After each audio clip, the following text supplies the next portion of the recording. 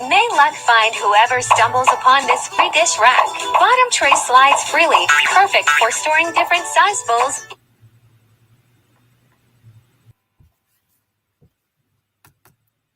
Can't go?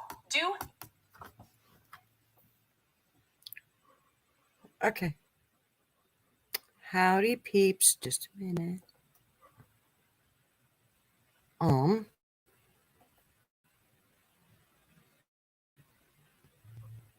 Hey. Hi, everybody. I'm trying to switch accounts here. Why is everything stalling? Do I have something on I shouldn't have on? All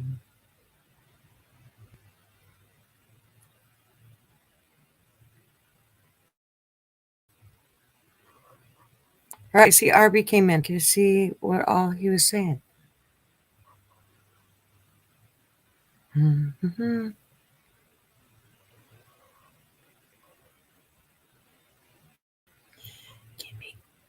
Oh, okay. Here we go. Hey, I just got another song. Oh, wow.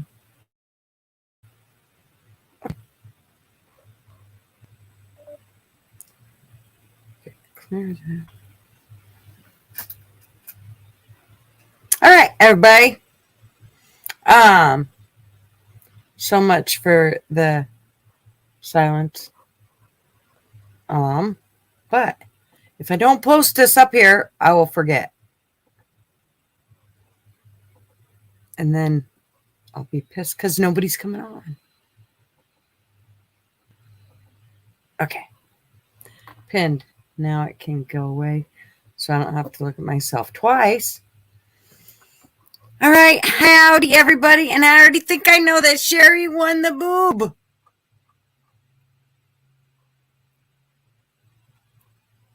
So lucky you, Sherry. I think you've already won like a pair by now. I'm sure of it. Anyways, so howdy. And Justine. And Kai. And Trigger Britches.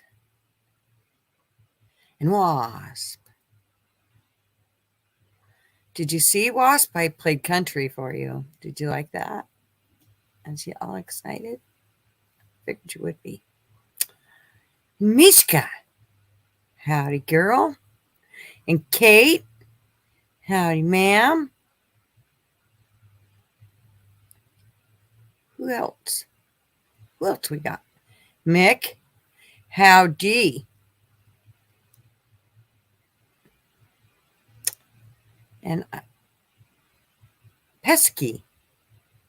I better not get ahead of myself here.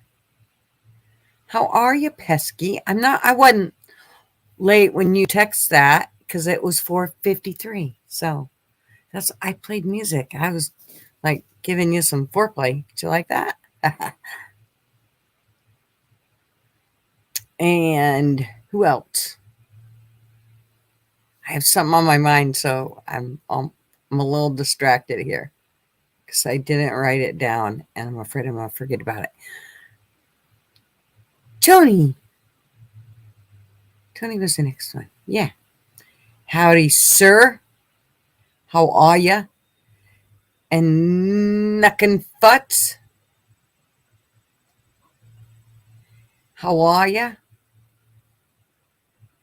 And Arby, who I believe might make an appearance tonight. He mentioned it, but I mean, no pressure, dude. I totally get it if you know.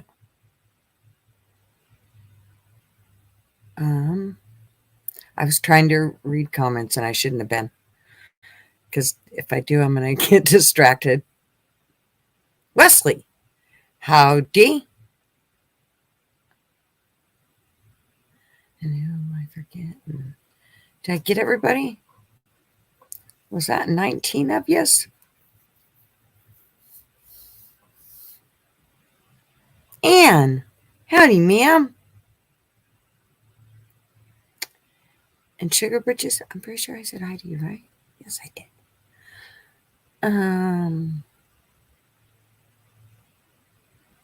I swear I'm getting you one of those looking glass things. Plus, I'm blind and it probably wouldn't hurt. I look really white. Oh, I forgot to put my thing down. That's why.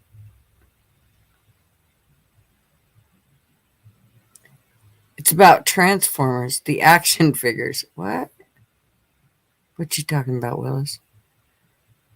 Give us the scoop first before you give the research to V Radio, right? I mean, come on. Are you talking to Arby?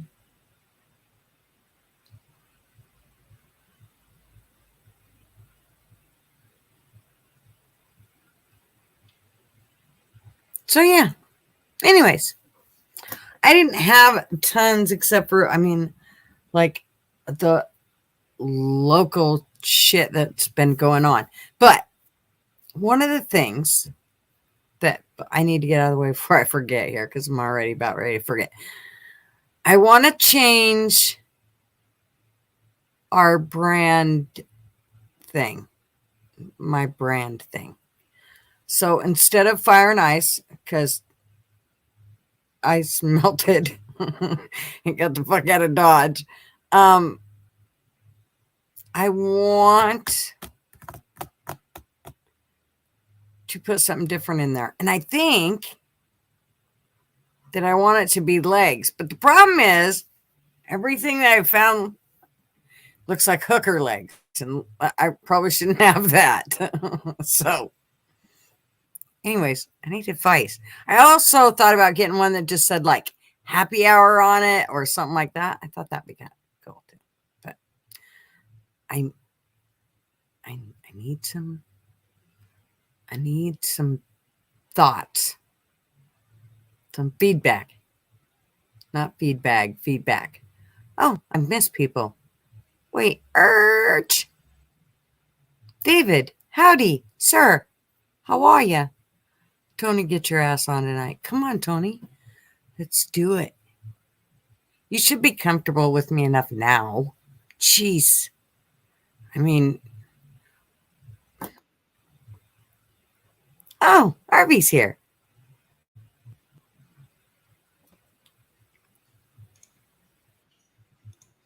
Howdy. Hey, hold on. You're muted in here for me. Is there something I have to hit to unmute in the StreamYard? I never used it before. At the bottom, does it say mute at the bottom?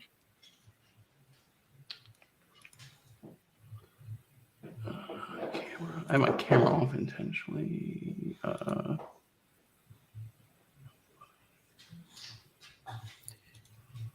Okay, now I think I should be able to hear you. Okay. Yeah. Maybe if I talked, it'd help. Yeah, I muted the stream. We're good. Okay. Turn the volume down. So what do the people want to hear about? Do they want to hear about...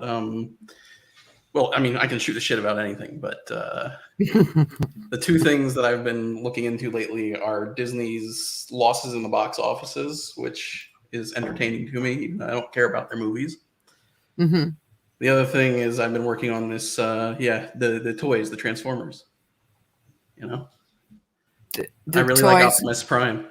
So you know how Megan Fox, the actress, has 3 kids, and all 3 of them are transgender?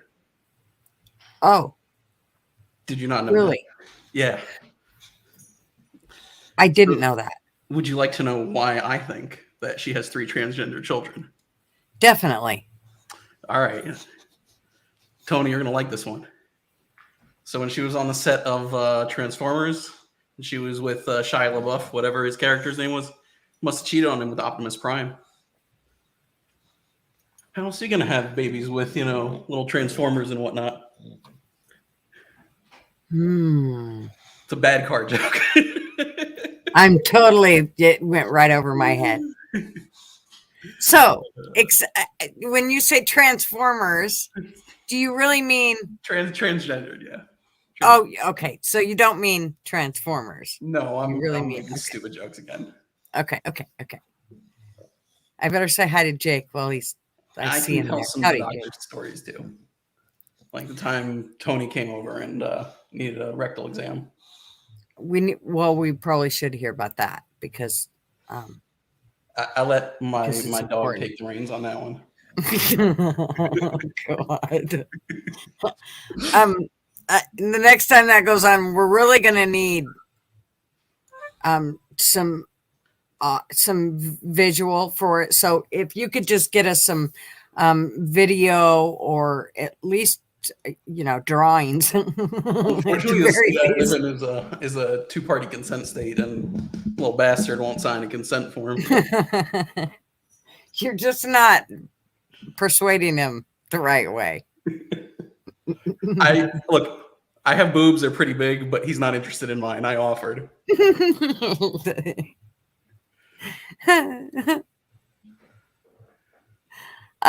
else did I just miss? Hi, Missy.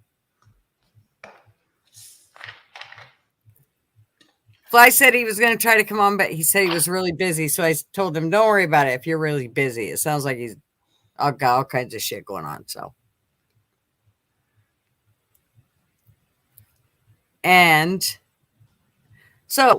one of the things what was it that I seen that I thought was hilarious was it's called a man catcher, and it's because this guy came up with the idea because they were killing old people with tasers and giving them heart attacks and they would die. So he came up with this thing called a man catcher. Have you seen it?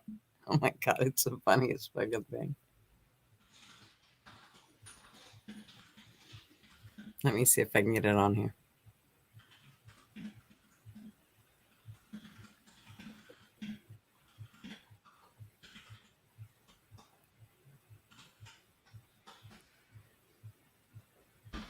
Where did it go? Here we go. It's like reloading. Slowly. Okay.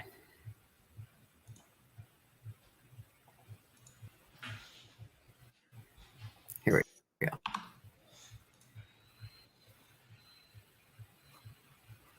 Why is it doing that?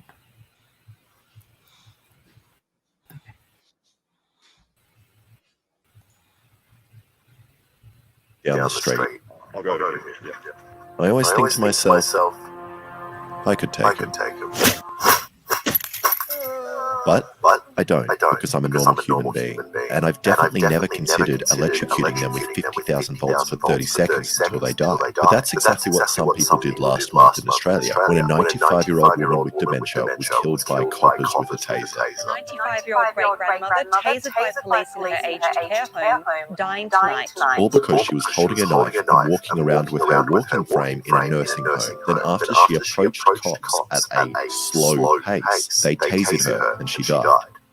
So today I'm going to try and make a device that shows that we might not need to kill unarmed people.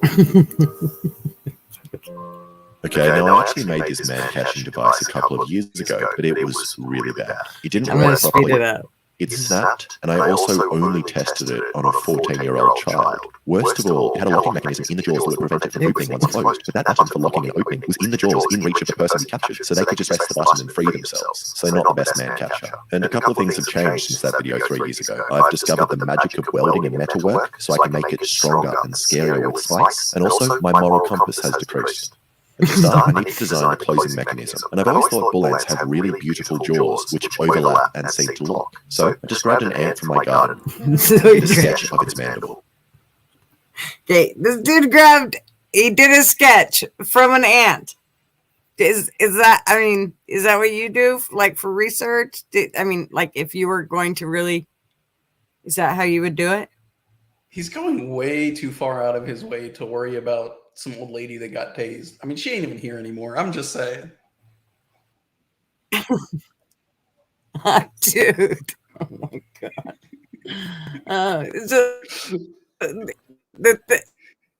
Some of the things that he said along the way is hilarious. Now I want this to work by having these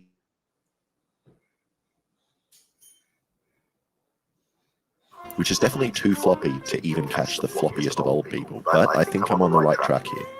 Then I made a prototype out of wood, and after fiddling around with the dimensions, it seems to close alright and isn't that floppy, which means it's time for me to spend $100 on metal and cut out my design with my mate's plasma cutter. No shoes? Jeez. And this really is the kind of thing you need a CNC plasma cutter for, as after only 10 minutes I'm already sweating, my back's sore, and my feet are pretty badly burnt. Yeah, Is it 'cause really you're not wearing choppy? shoes? Jeez. I know. Sorry. I'm like, Jesus, are you serious? You didn't no, even- I mean, you're- you would- Go ahead.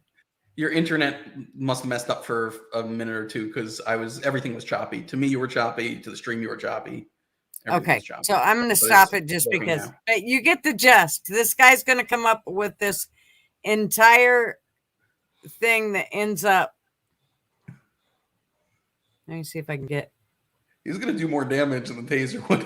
Oh my God. He uses it on this old man that basically could take it away from him and whoop his ass with it. It's so funny. Yeah, I cracked up. Here it is. Here he is. This old man's got a cigarette in his mouth. He's got a rubber fucking spatula as a knife. It's the funniest shit ever. Anyways, so I thought it was quite funny. But these were some of the things that were in the popular for right now that was going on. This was what was popular for YouTube.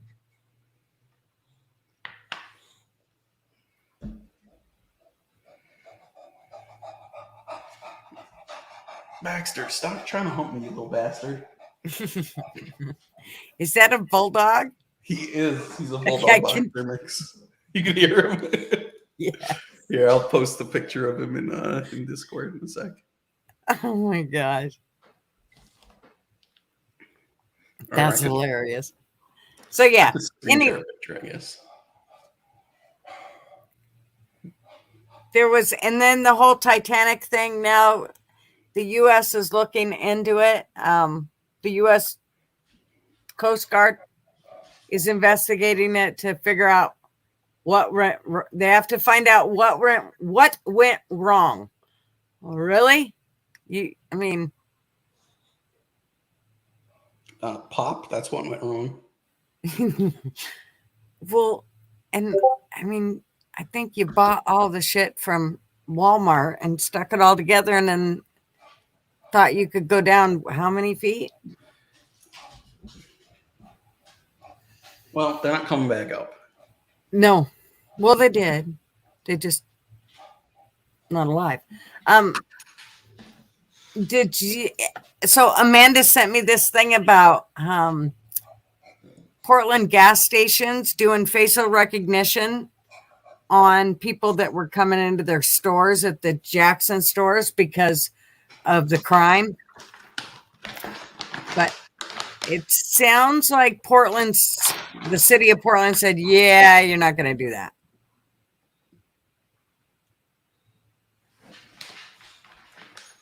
So I don't think they're going to get to, I think they're going to have to take that shit out of there. But you had to stand in front of the door with your feet in a certain spot. The camera would take a picture and then it would give you a green light and the door, you could open the door.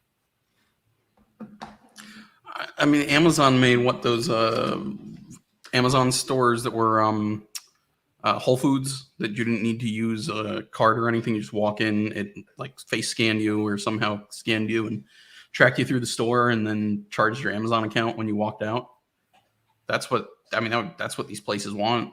Robbery goes out the door at that point. Yeah. I don't know, man. I got an issue with that. They're going to force me to make somebody go get my stuff. See, I got a whole issue with have it like I would have an issue if, I had to have people go shopping for me. I'll do my own shopping. I don't want you buying my shit for me. Wasp was talking about my dog. No, he's not neutered. And what's it matter if I don't plan to cut his balls off? If I'm not going to let him make babies unless I choose to. Maybe he likes his balls. Yeah, I do feel kind of bad about removing a part of him. Maybe I'm just partial to male genitalia because I had balls too, but seems a little harsh. I'm just saying. I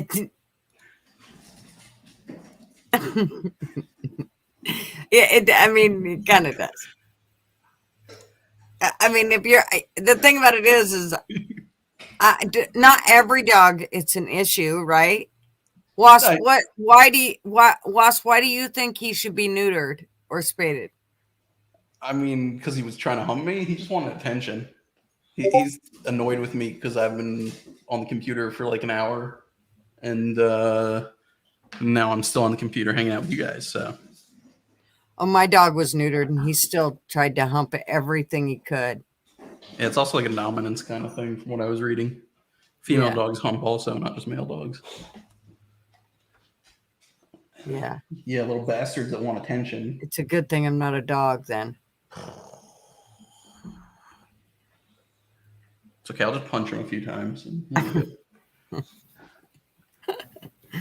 they're love punches. He likes it. No, my brother comes over and puts on a pair of boxing gloves, and then he boxes with my dog. He likes it. But yeah, I don't hit him. Only love. He's a good boy. I'm gonna stop this screen. I just realized that Jake and Wasp are down in the there. Hello. Hello, my guy, or my dear and handsome. Hello. I'll have to apologize ahead of time, but being a shelter worker and seeing all the excess that's born and wind up in kill shelters only to die, it's hard. It's very hard for me to accept someone not spaying or neutering their animal if they have no intentions of breeding them, because all it takes is 1 second and there's an oops litter that no one wants. Yeah, my dog was never out of my sight. There's no way. He probably wished he could get out of my sight, but I mean, he just was never out of our sight. So and we were never around any other dogs. So he stayed home. We didn't take our dog out and about, and so, but he was neutered. But I wouldn't have had no problem not neutering. I mean, if there was a health reason or something to say to neuter him, then I would see it. But if I'm not going to go out and let him,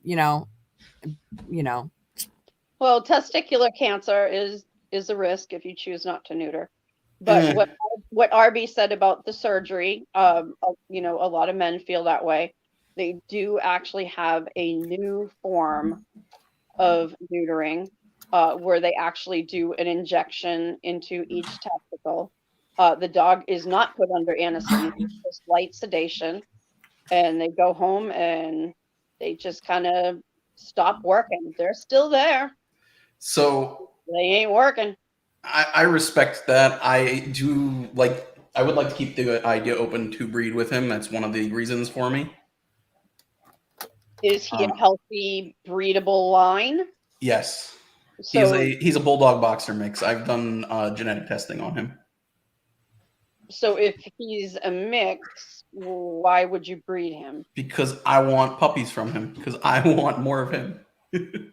So in other words, you're going to keep all the pups? No, I know people that would like. It would be like one litter, and then I would neuter him or afterwards. But I have other people that would want them. Oh, okay. So you already have homes lined up. Yeah, if I were to do this, yes. Responsible homes. Yeah. Come on, you think too little of me.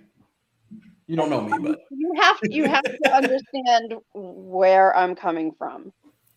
It's very hard. It's very, very hard to spend 10 years in an animal shelter where That was my mantra. Spay neuter. Hell, spay and neuter your pets, your weird friends and relatives too, please. Do the world a favor. But yeah, it's just kind of hard for me. And everybody has a different opinion, but I just wanted to state that, and I'll hop off. No, in my ideal world, I'd like to own some land and have a bunch of dogs and a bunch of other things too. Well, that's fine, but if they're not fixed, then that's where you run into a problem. Now everybody, that situation is different. Everybody, and if they run at large, then if of course they're not sterilized, you run the risk of you're impregnating either another dog, or if you have a female, oh great, it's pregnant. I have no idea what knocked her up. But chances are it was probably a pit bull, because that's mainly what we have. But no, it sounds like you've done your, obviously you're in the medical field. You know about, I would imagine that you would know about brachiocephalic dogs. So, so also I work for our county health department, not our health department, but like seeing the people that work at our health department, our animal shelter, our police, our fire, all that kind of stuff. So I have these conversations on a regular basis every time I run to an animal shelter person. Okay. They're always like, just bring him to us. We'll happily do it. It's no problem. Like $25. Why aren't you doing it? I'm like, well, it is a decision when I'm ready. It's a very simple procedure. Oh yeah, no, I know exactly what it is. Which it's no different than a vasectomy in a lot of ways. You're in the medical field, But anyway, I've said my piece. I'm gonna hop out. But isn't it different than a vasectomy? Because, Arby, isn't it different? But it's the same idea. It's the same idea, but it's different. But like the dog doesn't necessarily want to get laid. When guys get vasectomies, they still want to get laid. So, well, vasectomies, you're cutting off the ability for the sperm to exit the person's body. But right. You're in a dog stopping them the ability to produce it if you do the second procedure that Wasp mentioned. The first, you're taking their testicles. They don't produce any testosterone after that. Okay. I see. And I also wanted to let him fill out more from a muscular standpoint because he's got that bulldog in him. He's only 16 months. Oh, sorry to speak over you. Trying to remedy that. It's hard over the internet, especially when you can't see my face. I like Tony's idea of the talking stick. I need one of those, so when I start to run off of the mouth, someone whacks me in the head with it. But anyway, like I said, I've made my point. I've said my piece. I completely understand Arby's viewpoint, and every dog owner has, it's their dog. Granted, if you try and adopt to a shelter, if you have an unaltered animal, I wish you luck. But I imagine you'd be going through a breeder anyway. But it sounds like you've done your homework. You're a responsible owner. Everybody makes their own decisions, and like I said, it sounds like you really know what you're doing. But for your average citizen, please spay and neuter your pets. For your average citizen, get a bag of rubber bands. No, we're not goats here. Dogs and cats are not goats. No, or steer, or not steer, bulls, sheep or rams. All those are banded. No, you don't do that with dogs and cats. Oh, at least I wouldn't want to do it. It probably wouldn't take as long. Like I would think. Jesus, they do it to little bulls. You'd think it. You'd think it'd fall off fairly quick. No, thank you. I wouldn't want to find that on my floor in the kitchen or accidentally step on it when I get up to go to the bathroom in the middle of the night. Call me a sissy, call me what you want, but they probably eat it off. Yeah, see, David gets it. David S gets it. It's the women's problem. They got to be the ones. They're responsible. But anyway, thank you guys. Okay, bye, Woz. Thank you for coming on. She's so fun.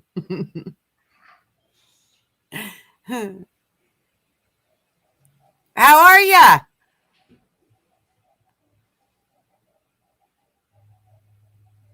I think you're muted.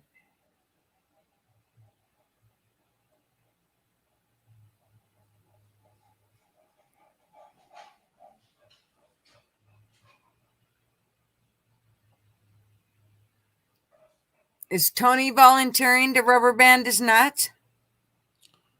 If you show boobs, I'm sure he will. You know how he's motivated. I know. He'll do just about anything. Hey, there you go. There you go, Jake. Yeah. How are you? Good. How are you? I'm great. Good. Did you hear about the coup? The coup. The coop. The coup. In Russia? Coup? Yeah. Oh. Yeah, I did. It was hilarious. It was hilarious. Like, Yeah, it was pretty entertaining. I'm still unsure of like if it was some sort of psyop of some kind to end it, but like it seems like Russia's been trying to end Wagner for a little while. yo, Uh-oh. He'll come back. But yeah, that was crazy. They got in a bunch of it looked, from what I saw, it was about 150 vehicles, and they drive up towards Moscow, get 150 kilometers away or something like that, and then finally Putin says, "Okay, you guys can all go to Belarus or whatever it is, and I won't charge you guys, and then I'm gonna take whoever won't go and stick you in the military, try and make my military better." They want to basically spread them out so that they, is my understanding, so that they can get better, like improve each of their units in their military, which is pretty mediocre for when it's done so far, as opposed to having just one centralized good unit. I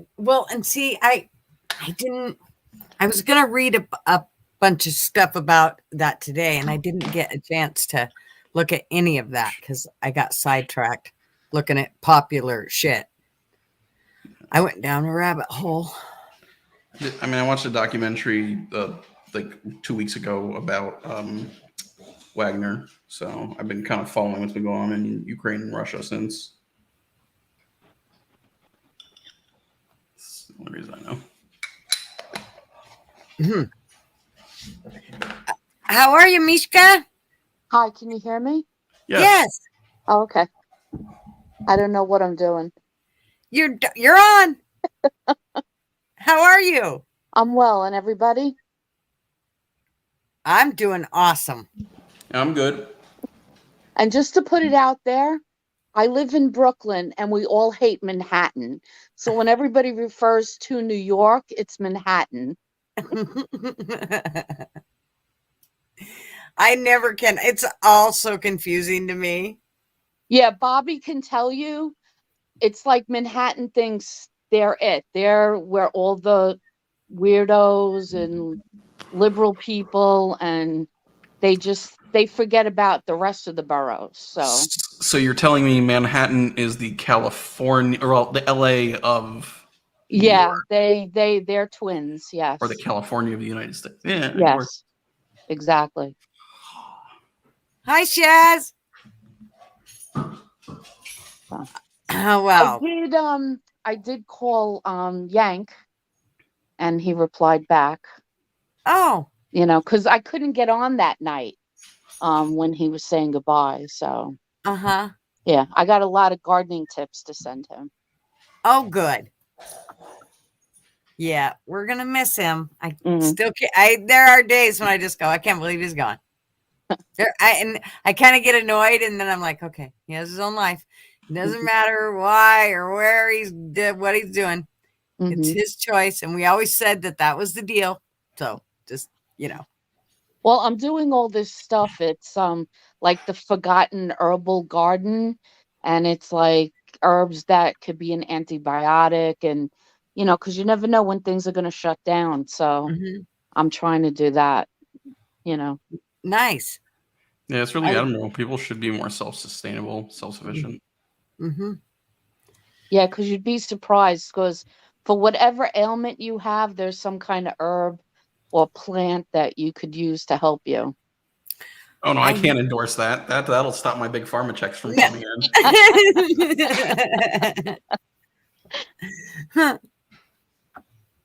Yeah, I actually have one book that talks a lot about the different plants in Oregon that have certain medicinal qualities, and it also talks about all kinds of other weeds, but plants, but also some medicinal ones. So, but I don't have one that has like all over. It's just for the ones here in Oregon.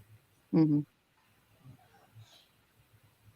So, because even if you're not prepared, everybody always thinks of, catastrophic, the whole country blowing up, but sometimes just the day-to-day stuff, and it's healthier than, you don't know what they're putting in our stuff. So Mm-hmm. getting back to nature is always not a bad plan. Yeah. One of the things that there was a time when Marvin had, well, it started out as it was all regarding his bowels and well, not necessarily his bowels, but everything that had to do with your whole stomach, but inevitably it ended up being the bowels. Started out as irritable bowel syndrome, then it went into here she comes. I don't know what I did. Who knows? But it went into basically colitis, and then they had him on this medication that, oh Jesus, he got so moody, and I just went, you're going off that.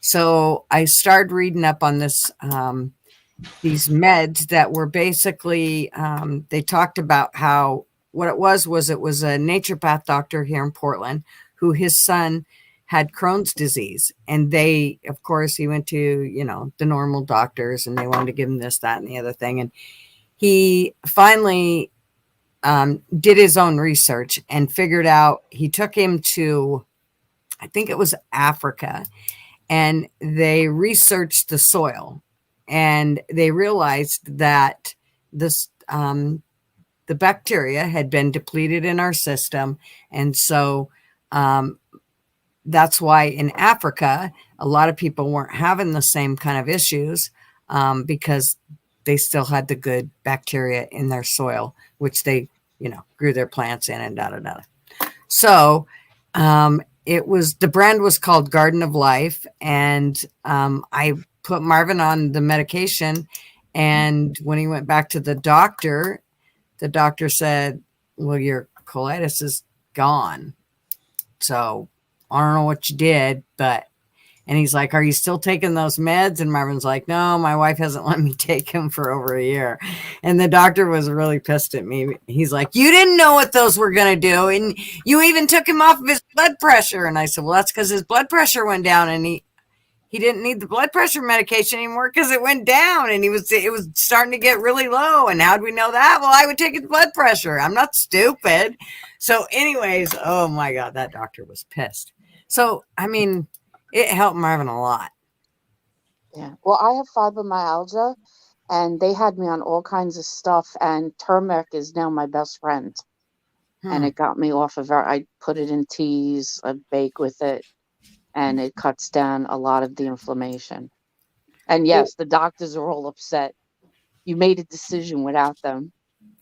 Well, one of the things that they talked about these meds, the Garden of Life product, was that they were fermented to a certain state so that your body was able to absorb them easier than a lot of other stuff other supplements or medications were. And so, you know, when a lot of times you were pissing it off or it wasn't affecting you like maybe it did somebody else, it was because your body wasn't necessarily absorbing it like it could have been. So, and it seemed to work for him. And so then we told a couple different people about it, and they actually tried it. I mean, one guy, he was on his deathbed and actually switched over to these meds, and it was amazing what it did for him. I couldn't believe it. Like his aunt and then a friend of his. So pretty awesome stuff. But you know, I'm sure it doesn't do that for everybody, but it did for them. So it was like, I kind of realized then that a lot of the pharmaceutical shit was not helping. I mean, it just wasn't. I mean, it turned Marvin into a raging. It was. I mean, he wasn't raging, but it was like he would just get really snappy, like, and I was like, "What the hell?" And then, of course, you know, we narrowed it down to those meds, and I said, "Okay, I'm taking all of them because I'm pretty sure that's what's doing it." So I took them, and it worked. It took a little while to get out of his system, but then he stopped being so moody and cranky, and I was like, yep, that's definitely what it is. Of course, we were still dealing with, you know, what was already ailing him. So that's when I started going, okay, I got to find something else that'll work better for him. I shouldn't have taken him off, you know, it was called sulfasalazine, I believe, or something to that effect. I'm sure Arby knows. It doesn't hurt to try and to read, and you have to be your own best doctor and patient. Yeah, I think too many doctors that I've dealt with are not open to the idea of like external stuff outside of, you know, allopathic Western medicine. Yeah. And I think that too many people have, like you said, a sort of self-focused medicine. I'm giving you something that you know, need to come to me for, as opposed to looking at it as a patient-focused, you know, care model where I'm just here to help advise you and help you make decisions and things like that, explain things to you. Ultimately, it's you. You know your body better than I do. It's your decisions that you're making. It's going to affect you in the end of the day. So I want you to be comfortable with the decision that's being made, not me telling you what to do. But yeah, as a whole, medicine in the West, you know, allopathic medicine is way too focused on care from a, you know, like pay per service perspective because of insurance and whatnot. And so it's not focused on preventative medicine, on people taking care of themselves and having better long-term life outcomes. It's focused on how much can I bill for the following procedures. Like I heard a clip recently where somebody said, oh, people aren't going into primary care because of all the laws against transgendered stuff that's affecting people's willingness to go be a pediatrician. That's such bullshit. The reality is people don't want to be pediatricians because it doesn't pay well. Because the things that pay well are things that you have, you know, insurance payouts for specific procedures. And also, everybody's getting sued. You know, you go home and get a cold, you blame it on your doctor and sue them. Yep. So Wasp asked a question about gabapentin or Neurontin. Yeah. I don't generally prescribe it because of the specialty I work in, but generally you would start with 300 milligrams 3 times a day. If you really think somebody's very sensitive, maybe you could do 300 twice a day, something like that. And you would taper up from 300 3 times a day to 600, like in the morning, 600 at night, 300 in the middle of the day. But ultimately, if I remember correctly, the max dose is 900 3 times a day or 600 3 times. I can't remember exactly. But yeah, I don't usually prescribe it. But you have to also be careful with all the over-the-counter because they say 100% natural, and because you could mix it, and you don't. First of all, you don't know where they're really coming from, you know, and you got to be careful with that. Anything, whether it's prescribed or holistic, you know, you just got to be informed. Yeah, I mean, like things like turmeric sounds like a wonderful thing if it's helping you. Great. You know, if like Gutter had came to me and I told me about this stuff she was treating. I was like, let's look into it and see what it actually is. Can we see if it's reputable? You know, if Right. it's working, I'm very open to looking into it and trying to understand what it is and see if it's actually something good that's useful. Or hey, Mhm. did he start eating healthier and lose weight and improve his diet surrounding it? And that was really what was improving it. And this medication really didn't do a ton, and maybe we don't need it. Like there's Right. other ways to look at these things. But yeah, Bobby, I'm a physician assistant. But yes, I'm very well versed in putting fingers inside of Tony's butt. I mean butts. That's how he got on here. See, that's basically the whole idea was. I mean, he found us from sticking his fingers in Tony's butt. No, just From one doing- finger. Not just one, because It depends. If we're disimpacting, then you might need a whole hand. What the hell did I want to do? you don't want to know, Jake. You don't want to know what you walked into at all. Good God. Y'all about what and then I get kicked off and now we're talking about asshole. No. The only part I understood of that was something about an asshole. Same.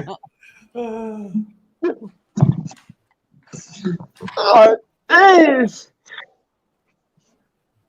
I came on here. We were talking about the queue. We were talking about I get kicked off. I come back.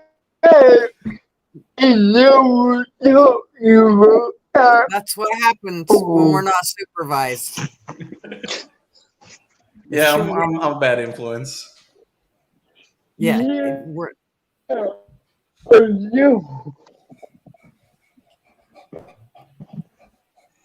If I'm not told to put it on, my filter is not. No. Oh, Gender has always been that way. I don't know.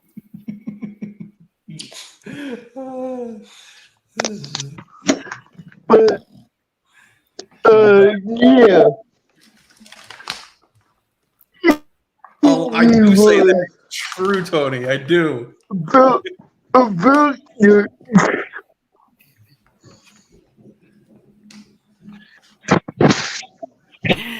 Oh, this is just so wrong on so many levels. yeah. Black sheep. Yeah. You know, Fly's going to be really bummed that he missed this. I think processed foods are bad. I'm not a big fan of plant-based meats. A cow goes sizzle sizzle. Have you noticed what my our avatar or icon picture is? The cow doesn't go moo. The cow goes sizzle sizzle. Right.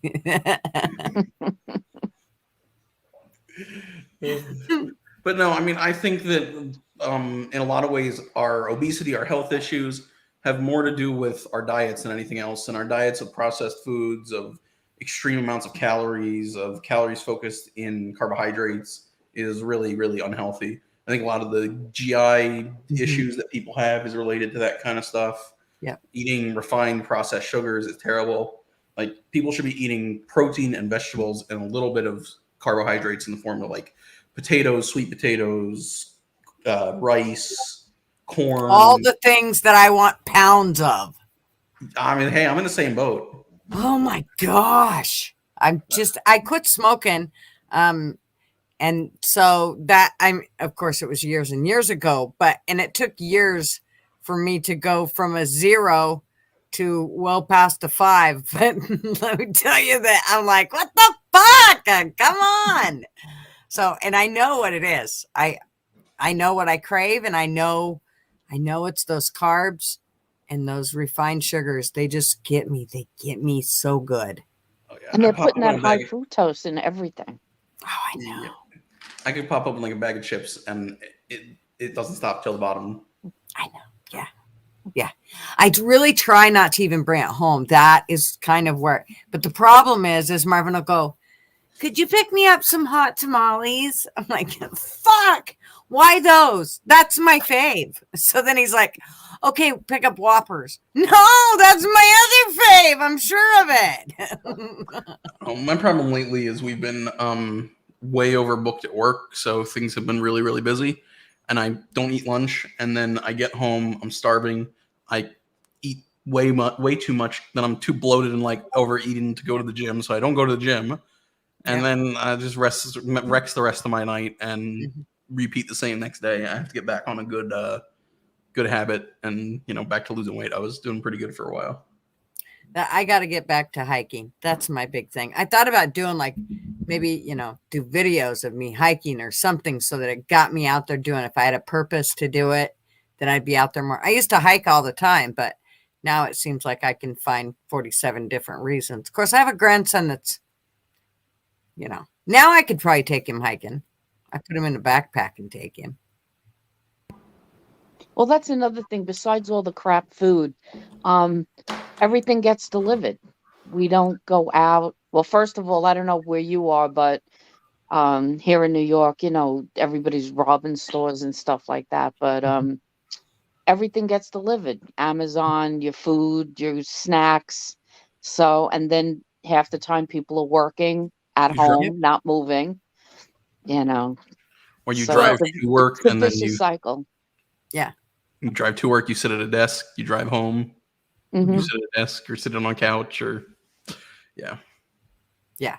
I used to walk every single day, and we used to hike every weekend.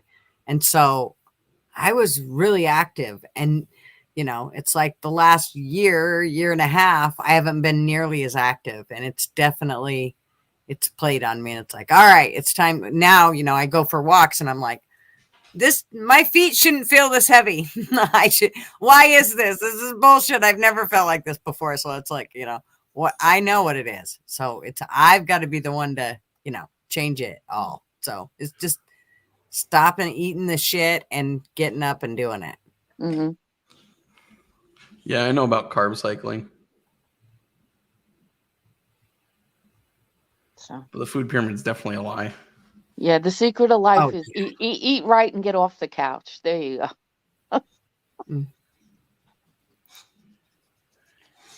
Yeah, they make it. I mean, the thing about it is there are kind of differences with certain people. Like, I have a cousin who she does circles around me, and she may eat, she'll eat a light lunch, and then she'll eat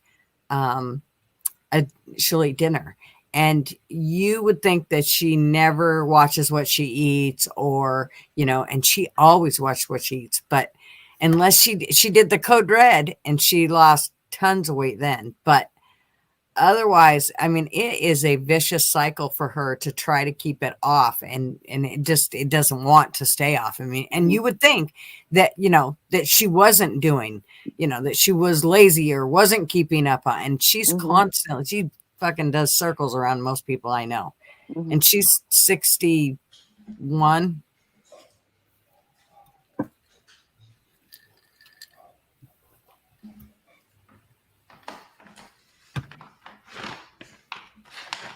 But when she did Code Red, man, she lost tons of weight. What is Code Red? That's some kind of diet they do. I'll look it up. Yeah, you have to. I mean, it's too much instruction for me. I just need something. Tell me simple shit, because I can't do, like, she was like, oh, you can use this stuff and you can use this stuff. It'll help you. Like, oh God, I actually bought some of the shit. Something, I can't remember what it was, but I just couldn't, I forget that it's in there, and then I'm like, fuck that. Here's my olive oil. I'll use it because, It's like that, it's like, I can't remember what it was. Sesame. No, I can't remember what the shit was. Something that normally I wouldn't use, but it's supposed to be better for you. One of them was a sugar substitute. Can't remember what it was. Fuck. I can't remember. But anyway. Yeah.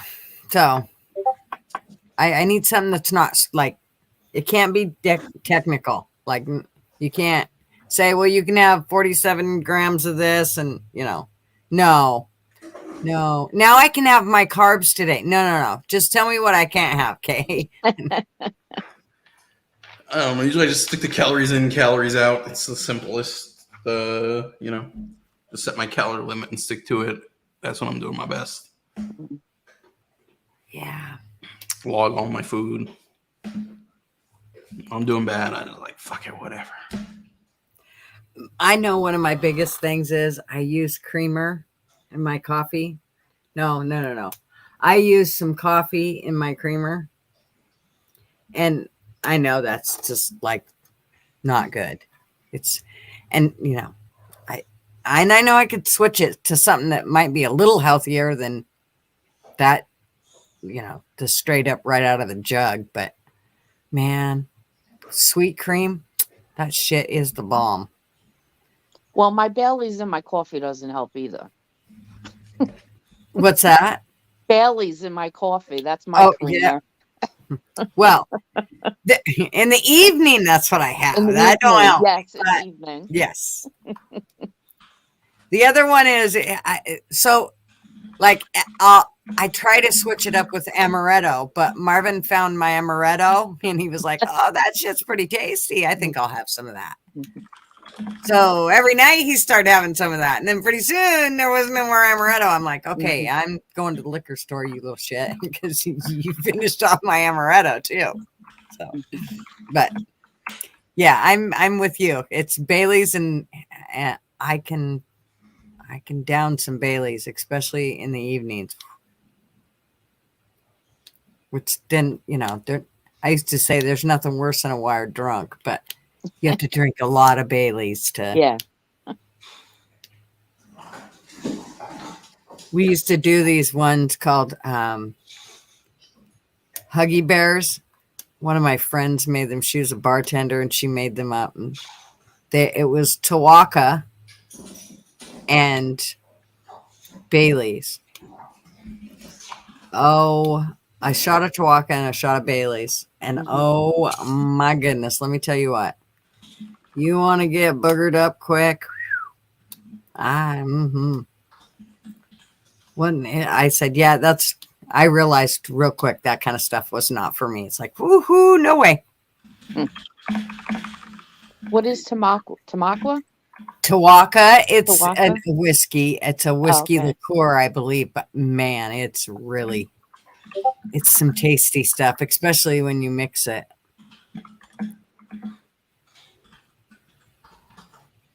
Yeah, it's definitely, but it's pretty, they go down really smooth is a problem. And then, 6 shots in, you're going, oh, hey, because you do a shot of one and a shot of the other. So it's quite a bit of alcohol.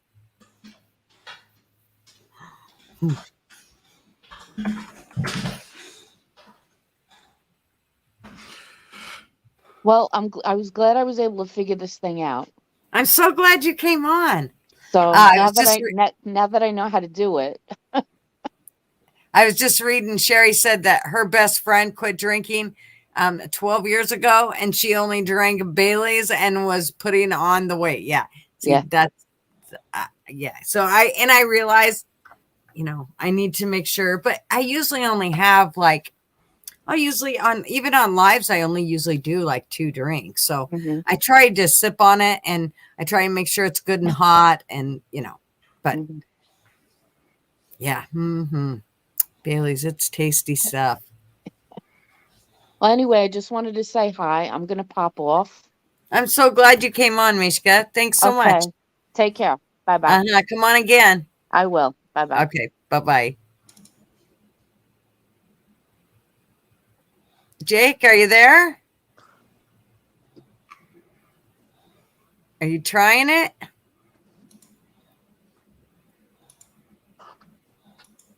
No, must be messing up.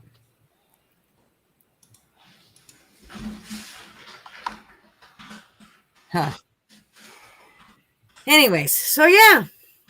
What else did I have to talk about?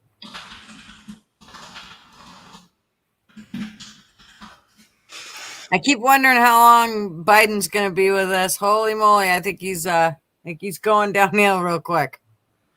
Who do they have to replace him with? Well, I know.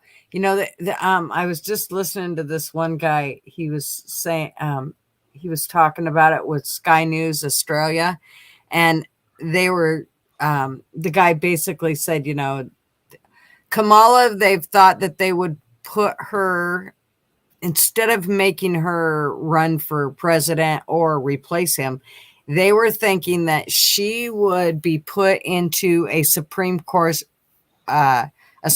justice position, because they have one lady that's about ready to leave. She's like 75, and they could just push her out and stick Kamala in there. Yeah, I don't know. Whatever. I know. None of us have any control over any of this shit. Nope. I thought Bobby was going to come on.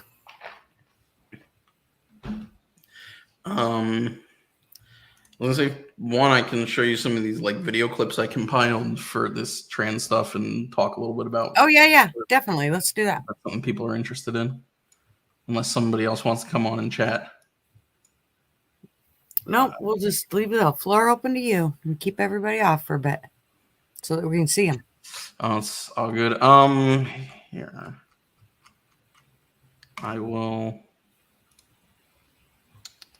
You know what? I'll just show you some videos. Let me screen share. All right.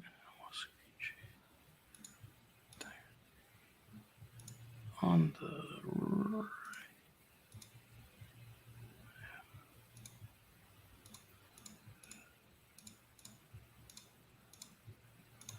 All right. You should be able to see my Google Drive. Yeah. All right. Yeah. Let's see. Where should we start?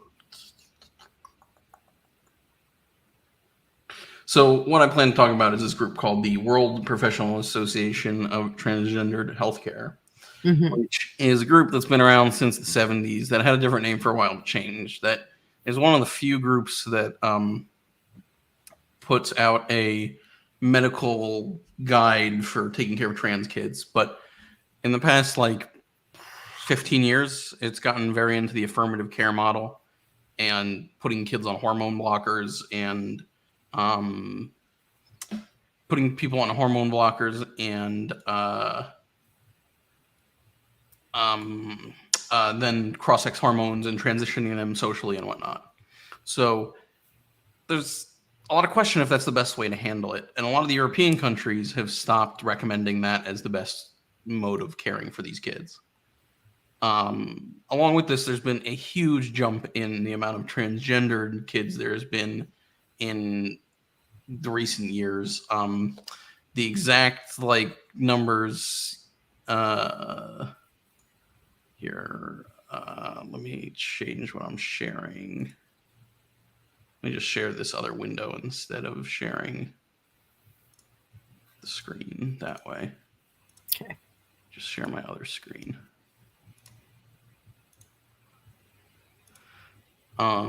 So this should pop up. All right. So here, guess you guys will get a preview for real. So I mean, the numbers have just skyrocketed recently. So on the left, you have Gallup poll, the percentage of by generation of transgender people 2012, 2017, 2021. That green line is Gen Z, and the one right below it, that is what, a bluish color, purplish color, I don't know, is millennials. But you can see those numbers are just, going up at an extreme rate. On the right, you see this graph that's on the left, the bars is the number, the percentage of people. The right, the line is the number in millions, but essentially same point. It's just going up like crazy. Oops. Here's another set of data. This is from the U.S. You can see the numbers are like relatively low, but the rate that they're going up is pretty crazy. This comes from a Reuters article from Medicaid and other insurance for states in the U.S. So, like, you see these things go from number of people on kids from 6 to 17 on puberty blockers. In 2017 is like 600 up to like 1,300 in 2021. You know, these numbers are just rising very precipitously. It's also a big money maker. So this is from Pennsylvania on the left. You know, each year the amount that their Medicaid spends on transgender care for kids 18 and younger since 2015. So in 2021 is about $4 million. It's not crazy numbers, but again, it's going up precipitously. Yeah. On the right, you can see these are estimates for gender reassignment surgeries, and that doesn't account for being on hormones and whatnot, which I can't remember the exact numbers. I have them in the info below, but it's tens of thousands of dollars in lifetimes. It's just, you know, these people are basically becoming medicalized and, you know, money makers for the system. So, yeah, cut me off and ask questions or say whatever you want. I'm not looking at chat, so if you see anything in chat, let me know.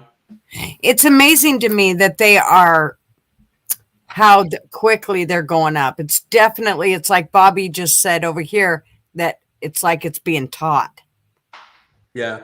So I'm focusing on part of this stuff in this kind of presentation. I'm thinking about making a second one that's talking about rapid onset gender dysphoria and different theories about what's going on, looking at more of the psychology of it.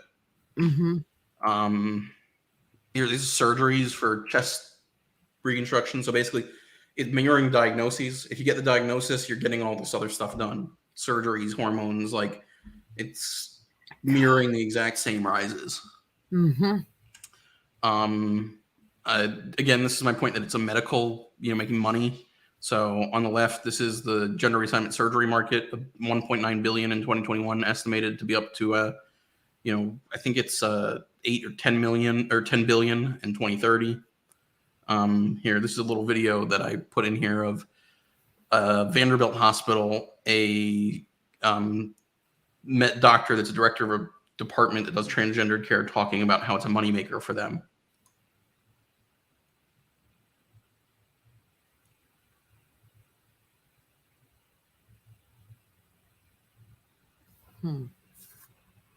That's weird. Why ain't it? Is it working? It's not playing for you? It's playing, but we can't hear it. Oh. Let me see here.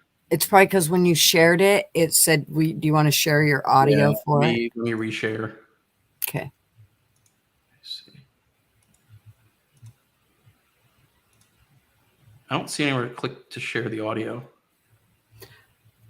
I can share the entire screen. Here, let me try one more time. Okay. Share tab audio, entire screen, share system audio. Okay. Because it wasn't a window option. I have to either do the screen or the tab. Okay. Yeah. Should be good now. Okay. All right. Let me know if you can hear this. Starting in January. Yep, we can hear it. All right. So starting in January 1st of 2017, according to the Affordable Care Act, insurance carriers are mandated to cover medical expenses for trans folks. Some of our BUMC financial folks in October of 2016, starting a couple years ago, put down some costs of how much money we think each patient would bring in, and this is only including. Is it a problem? Is it too loud, or is it hearing? No, it's perfect. Well, I don't know about you, but I'm asking in the chat. They're saying I got to do something different. It's got to do the Chrome thing. I think. Share my tab. I know he just gave a thumbs up, so I think we're good. I think he was just late at posting that, like it, you know. Or was it too loud? Or top surgery. This isn't including any bottom surgery, and it's a lot. Here, put sorry. down some costs of how much money we think each patient would bring in, and this is only including top surgery. This isn't including any bottom surgery, and it's a lot of money. These surgeries make a lot of money. So female to male chest reconstruction can bring in $40,000. A patient just on routine hormone treatment, who I'm only seeing a few times a year, can bring in several $1,000s because that requires a lot of visits and labs. It actually makes money for the hospital. Now, these I got from the internet, but it's from the Philadelphia Center for Transgender Surgery, which has does a lot of surgery for patients. And I just want to give you an idea of how much these bottom surgeries are making. And this is, I think, this starting in January 1st of 2017. Okay. And $40,000. A patient just on routine hormone treatment, who I'm only seeing a few times a year, can bring in several $1,000s because that requires a lot of visits and labs. It actually makes money for the hospital. Now, these I got from the internet, but it's from the Philadelphia Center for Transgender Surgery, which has does a lot of surgery for patients. And I just want to give you an idea of how much these bottom surgeries are making. And this is, I think this has to be an underestimate. This is for a vaginoplasty. They're quoting roughly around $20,000 for a vaginoplasty, but that doesn't include your hospital stay. That doesn't include your post-op visits. That doesn't include your anesthesia, your OR. So I would think that this has to be a gross underestimate. I think that's just like the surgeon's piece of it, which anybody who's ever been in the hospital knows that that's like 10% of it. And then the female to male bottom surgeries, these are huge money makers. Again, I think this has to be an underestimate that they're quoting around $20,000 for a phalloplasty. There's been different things that I've read that said it could be up to $100,000. Dr. Winokur, who's our surgeon, says that there's entire clinics where the entire clinic is supported just by their phalloplasties. And that is like a fraction of the surgeries that they're doing. These surgeries are labor intensive. They require a lot of follow-ups. They require a lot of OR time. And they make money. They make money for the hospital. Starting in January. So I do in my department get discussions about, if we're making money or not. It's, irrelevant. It's not a big deal. But again, it's a moneymaker and the hospitals know it. Mm-hmm. So this is a story I found in the Telegraph from last year, May 2022, about a doctor in the UK who was prescribing. He got in trouble for prescribing puberty blockers like this to 9-year-olds. He prescribed a 9-year-old girl in 2018 puberty blockers to become a boy after a 20-minute visit where he spoke to the actual patient for 10 minutes on the phone. Yeah, oh my God. Or over Skype. Like that's what these people, because they believe in this affirmative care model is what it's called. And it's coming from these groups called the W-Path, like I said. And you'll see, like, government, all these people, they're just like, well, we rely on the W-Path, insurance companies. I've just found everybody basically relies on them. So I have some basic science here that I was going to go through. If people are interested, I can. But essentially, you track puberty by body changes. Where we stop puberty is what's called Tanner stage 2. Which is one of the earlier signs of puberty development. Usually you see it between the ages of 8 and 9 in girls, like 9 to 10 in boys. So you're talking pretty young ages of starting people on puberty blockers. This is the Tanner stages here. You can look them up, but it's based on the size of the body parts.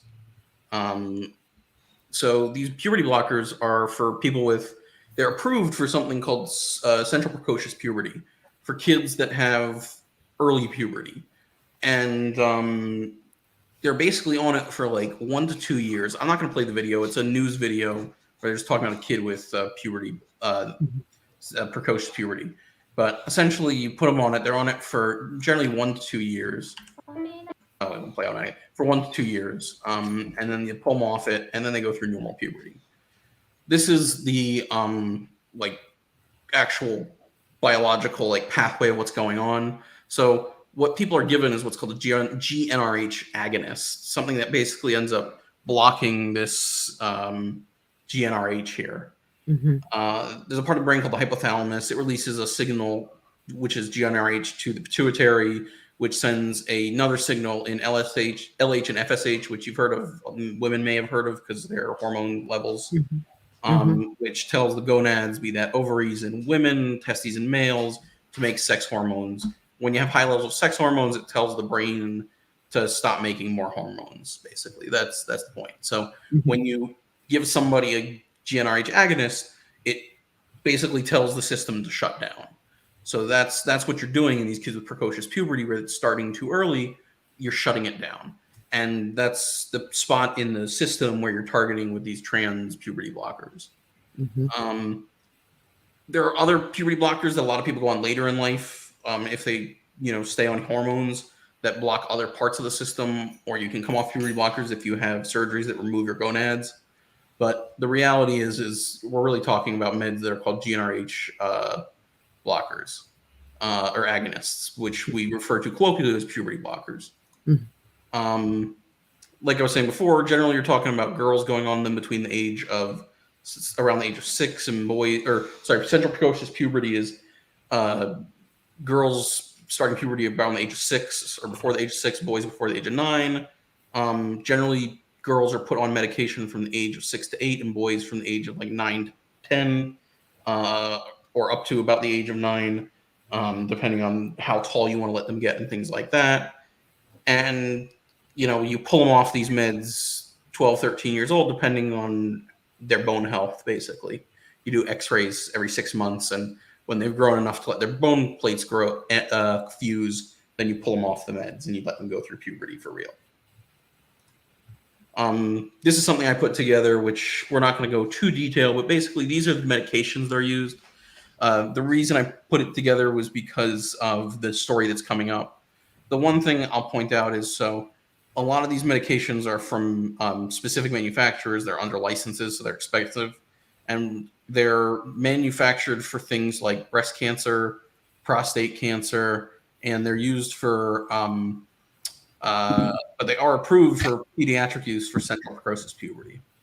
They're also used off-label. So off-label is when something doesn't have a high enough level of evidence to say that you should do it, but people are doing it without the FDA's approval so that insurance can pay for it. So that's how all these meds are being used in transgender care. But they're also how these meds are used in castrating pedophiles and things like that chemically. I don't know, just interesting note. So here's a news story. Can't remember how long this video is. I think it's pretty short. Last summer, Sudeep and Sarah Taksali started to notice something different about their daughter. She was developing a lot faster than what seemed appropriate. Now 8 years old, she's already taller than her 12-year-old brother. Just started to get the changes that you typically see for an older child. Doctors diagnosed her with central precocious puberty, a rare condition that causes early puberty and can stunt natural growth into adulthood. Doctors recommended a proven treatment. Some form of medication would be given to basically stop the hormone pulsing that was causing her to have early puberty. So basically kind of turning off that switch. An implant placed under the skin turns off that switch. Every day it releases low doses of a hormone blocker. Taksali researched the 2 implants available to his daughter. One option, Suprelin LA, is a treatment FDA approved specifically for children with central precocious puberty. An implant for 1 year has a staggering price tag, $37,300. A cheaper option, Vantis, has a list price of $4,400. It's the exact same hormone blocker with slightly lower doses, but it's FDA approved only for late-stage prostate cancer. Both drugs are made by the same manufacturer, Endo Pharmaceuticals.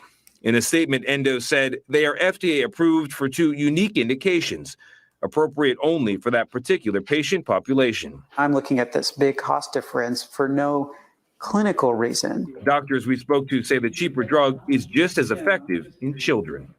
So Taksali wanted his daughter to get the less expensive option, but his insurer, United Healthcare, would only approve the more expensive drug, leaving the family with a higher out-of-pocket cost. But for this father, the problem goes far beyond money. I feel like the patient consumer is completely blind. And I think it's just, to me, kind of morally reprehensible. You're taking a predatory stance on families in need.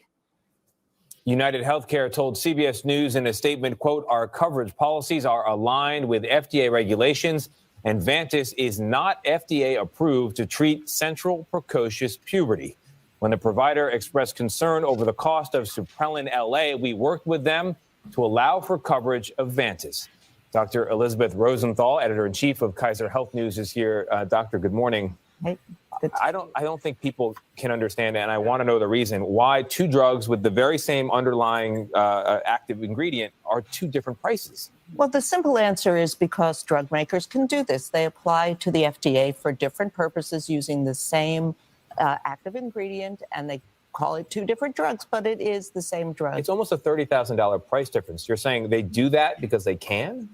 They do that because they can. So they're approved for different conditions. And that's why sometimes, insanely somewhat, your insurer will say, well, we'll approve the more expensive one, but not the cheaper one. Do we know how much the family ended up paying for the less expensive drug? Well, these things come in bundles, so you get it in, you get it implanted. So they ended up paying about $12,000 for the implant, which they were told with all fees would have been closer to $100,000 if they used the approved pediatric version, even though they were basically the same thing. And is there nothing consumers can do? Because I like what you said, insanely, because it does sound insane. Yeah. Well, this consumer happened to be lucky because he was a physician and said, whoa, but that for doesn't people, make that's the any thing, sense. yes. Yeah. So I think what normal people should do is It's ask normal, is who don't have that background, ask your doctor, is there something cheaper? Sometimes, this is an extreme example. The adult dose may be cheaper than the pediatric. Sometimes it may be you've been prescribed a 500 milligram pill, which is expensive, but the 250 milligram version is really cheap. So you could just take two of those. So always ask the price of a drug. But are the doctors obligated to tell you that there is a cheaper option? They should. They should be looking out for you. They're not making money from these drug sales, so they should be looking out for patients. It would be more. nice if they could make this easier for folks. Right. I mean, all right, that's enough of them. They made their point. So this drug, it won't let me exit full screen without doing that for some reason. Go to the next slide. Okay, so Vantis and Supprelin. So this company Endo, the drug Vantis is prescribed for end-stage prostate cancer for palliative care. These drugs are only approved for like a 1.5 to 2 year use, because then you have all the side effect problems, which I'll talk about in a sec. I don't remember if I have a slide specifically about them, but this company they made the same medication, but instead of a 6-month implant, a 1.5 year implant, and got the FDA to approve it for kids for central precocious puberty, but speculation is specifically so it could be used off-label for trans care.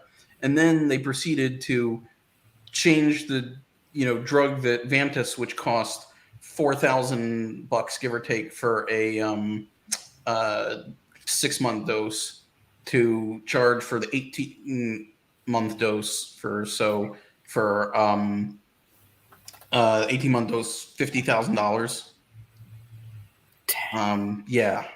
So wonderful pharmaceutical companies, love them, great people. Mm-hmm. Anybody that's ever had a birth control implant, it's the same sort of idea. It's an implant under the skin in the upper arm. It's a simple procedure.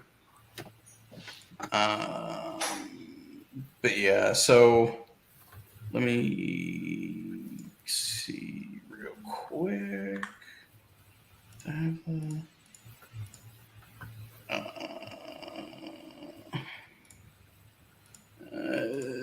Yeah, I probably have side effects somewhere. But anyways, side effects are things like over the long term, it affects your bone health. It affects your, that's the biggest thing, can cause osteoporosis in young people.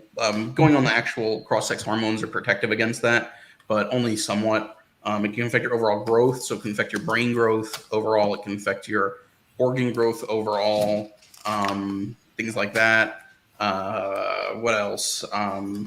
It affects mood. It affects weight. Yeah, bunch of stuff like that.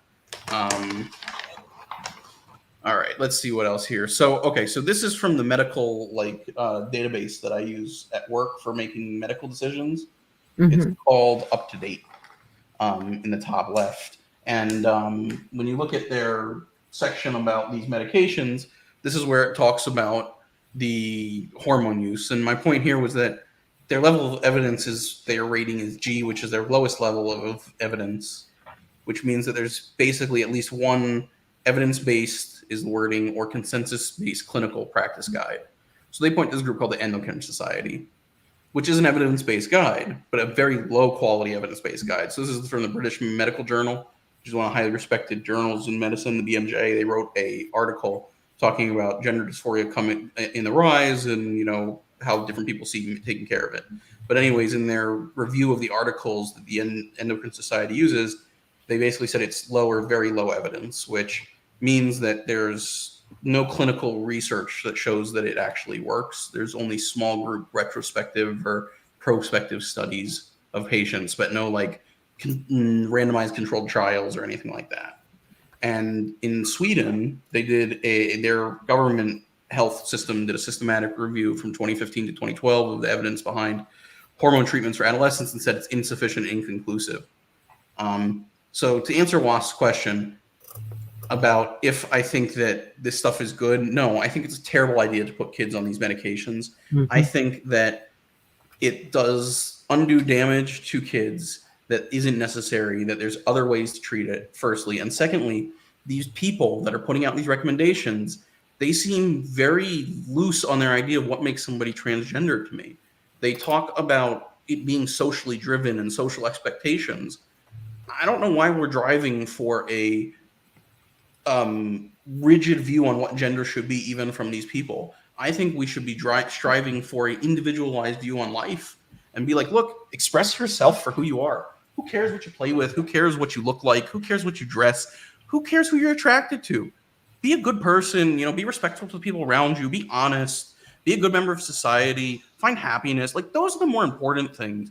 I don't really give a shit how you dress. You know, don't expose kids to inappropriate stuff, but like, as an adult, if you want to do things yourself, I might not think the best thing you should be doing, but if you're making decisions, I'm not too opposed to it mostly. So, yeah, I'm very much against the way things are going, and this is what drove me to doing this, because I got into an argument with somebody about transgender care, and I was like, well, I've been looking at what it is, and it makes no sense to me. It's unhealthy. It's, you know, putting people in positions where they could be in danger or under, you know, it doesn't improve things in the long run. The suicide rates don't go down. You know, and that's the big argument these people are making, is that suicidality is why we should do all this. And the person says to me, well, the system will figure it out. And I go, look, and the system is basing their decision-making off these two groups. To bring it back to where we were, it's good timing. But the Endocrine Society, the WPATH, the World Professional Association of Transgender Health, and Endocrine Society guidelines. So they base their guidelines. Transgender care started off the Dutch Protocol. The Dutch Protocol was this group in Netherlands that from 97 to 2005 treated something like 70 patients, and they came up with this protocol that basically involved putting patients on blocking hormones starting at about the age of 12. Here, let me exit the screen so I can make sure I get this right. Here. Yeah, puberty suppression at the age of 12, starting, and in their protocol, you had to have both a psychologist and a psychiatrist say that you had the diagnosis of gender identity disorder, which is something the WPATH has gone away with completely, which is ridiculous to me. We'll talk about that in a little bit. But then at the age of 16, they would put you on cross-sex hormones. And then if, you know, what happened is if you're female to male, you start seeing your voice gets lower, you get facial and body hair, you get masculine body shape. So your like upper body, you get wider shoulders. You know, you don't fill out with like fat in the butt and things like that. Your clitoris gets larger, and you get the breast tissue actually like atrophies, so that you have like chest, pecs, and not breasts. Some people still get mastectomies to reduce the size, obviously, because the tissue still there. And then in males that are becoming female, they start to develop breasts and get feminine fat distribution to an extent. And then in this protocol at age 18, if people wanted, they would get surgeries. So in males to females, that could be orchectomies, taking off the testicles, vaginoplasties, making vaginas out of penises, breast augmentations, giving people breasts enlargements from the small breasts that usually grow from hormones, feminine facialization surgeries, which can include anything from shaving of the Adam's apple to facial shaping and things like that.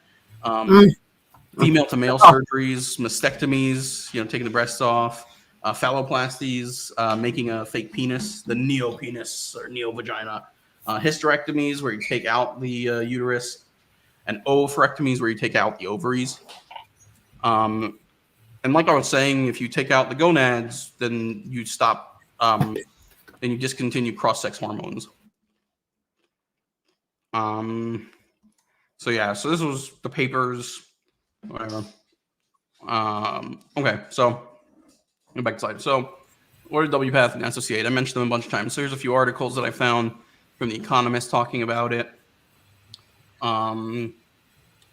If anybody's interested in articles, I can share them. We're not going to waste a bunch of time reading them. But basically, they're like, this is, questionable. We need to look into this. One of the things that I wanted to point out was up here. They talk about how there used to be ages requirements for the WPATH when they published a draft version. 14 for cross-sex hormones, 15 for mastectomies, 17 for orchectomies, testicle removals. But they removed that in a correction in a couple hours after they released the full version of it. This is the correction they released. This is another article that was published in April of this year. I took a snippet of it, but they're basically talking about gender dysphoria and trans care overall. Here's the rise in Britain at the Tavistock Clinic. We'll see it in a sec. But Endocrine Society and WPATH, they basically say the Endocrine Society's review is focused on side effects, which has really weak evidence for any of the side effect stuff, from basically putting people on, the whole path, not just the medications. And then WPATH basically shows no good evidence. It's low quality evidence for the use of hormone blockers and, that improving psychology, like I was mentioning.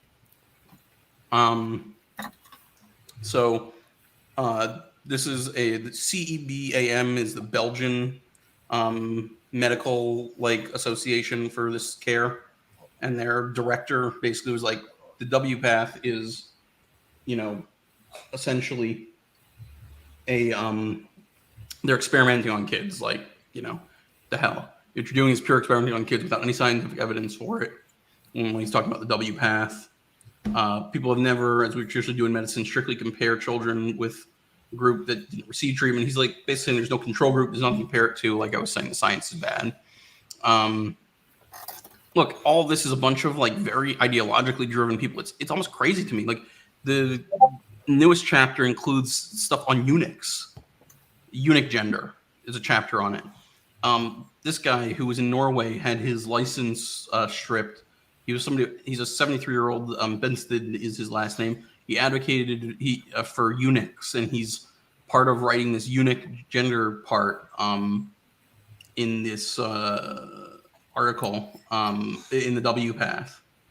It's just ridiculous to me, this stuff. I just don't understand how it's like they just write this like it's normal, and I just don't understand how they justify all this shit. I mean, again, like I say, the dog is a different thing. Yeah, I mean, part of it is definitely a personal issue because I'm a male. But yeah, no, I mean, again, people are blinded by this idea that the best that if you don't do this stuff, people are going to kill themselves. This is the best thing to do. That there's the WPATH doesn't recognize significantly that there's any sort of things desistance or detransitioning, and they just full steam ahead. And what's interesting is around 2003, a lot of the people that were part of this group that were scientists that might have been gay and things like that got excised for different reasons because they and replaced with people that they themselves were transgender. And so it's now a group of transgendered activist medical people that have written a medical, recommendations that basically say somebody comes in and says they're trans. If they say they're trans and you believe them, you don't question. I mean, there's no reason to question people. Just put them down this path. And again, they do it because they're, I think a lot of people are trying to do good. They're knee-jerk reacting like we do in a lot of things in this country and in our lives. I can't. I won't. It's falling in somewhere along my family along the way, and we won't get into discussions about it, but let me just say that I absolutely 100% disagree with the entire fucking thing. And I know that most of the people that are close to that person disagrees too, but because, they don't want to completely lose that person, they've kind of just shoved shit under the rug. And I mean, I just feel like eventually something's going to blow. And not to even get into the whole discussion about it, because it's kind of a muddy mess, but I cannot even imagine dealing with something like that in your family mentally, like how to even venture through that shit. It's just like, because for me, I never kind of gave my kids a choice. Like this was like, they never had to wonder what mom and dad believed. Never like about our beliefs or anything, or how we expected them to believe. I mean, while they were at least under our roof and la, la, la, la, la, and how they eventually ended up growing up to having our same beliefs, but there was no gray area. You know what I mean? I mean, we were very cut and dried with our kids. So I feel like when you're not, these are the kind of things that will fucking blossom if you don't make sure your kids I remember everybody saying, you are a strict bitch.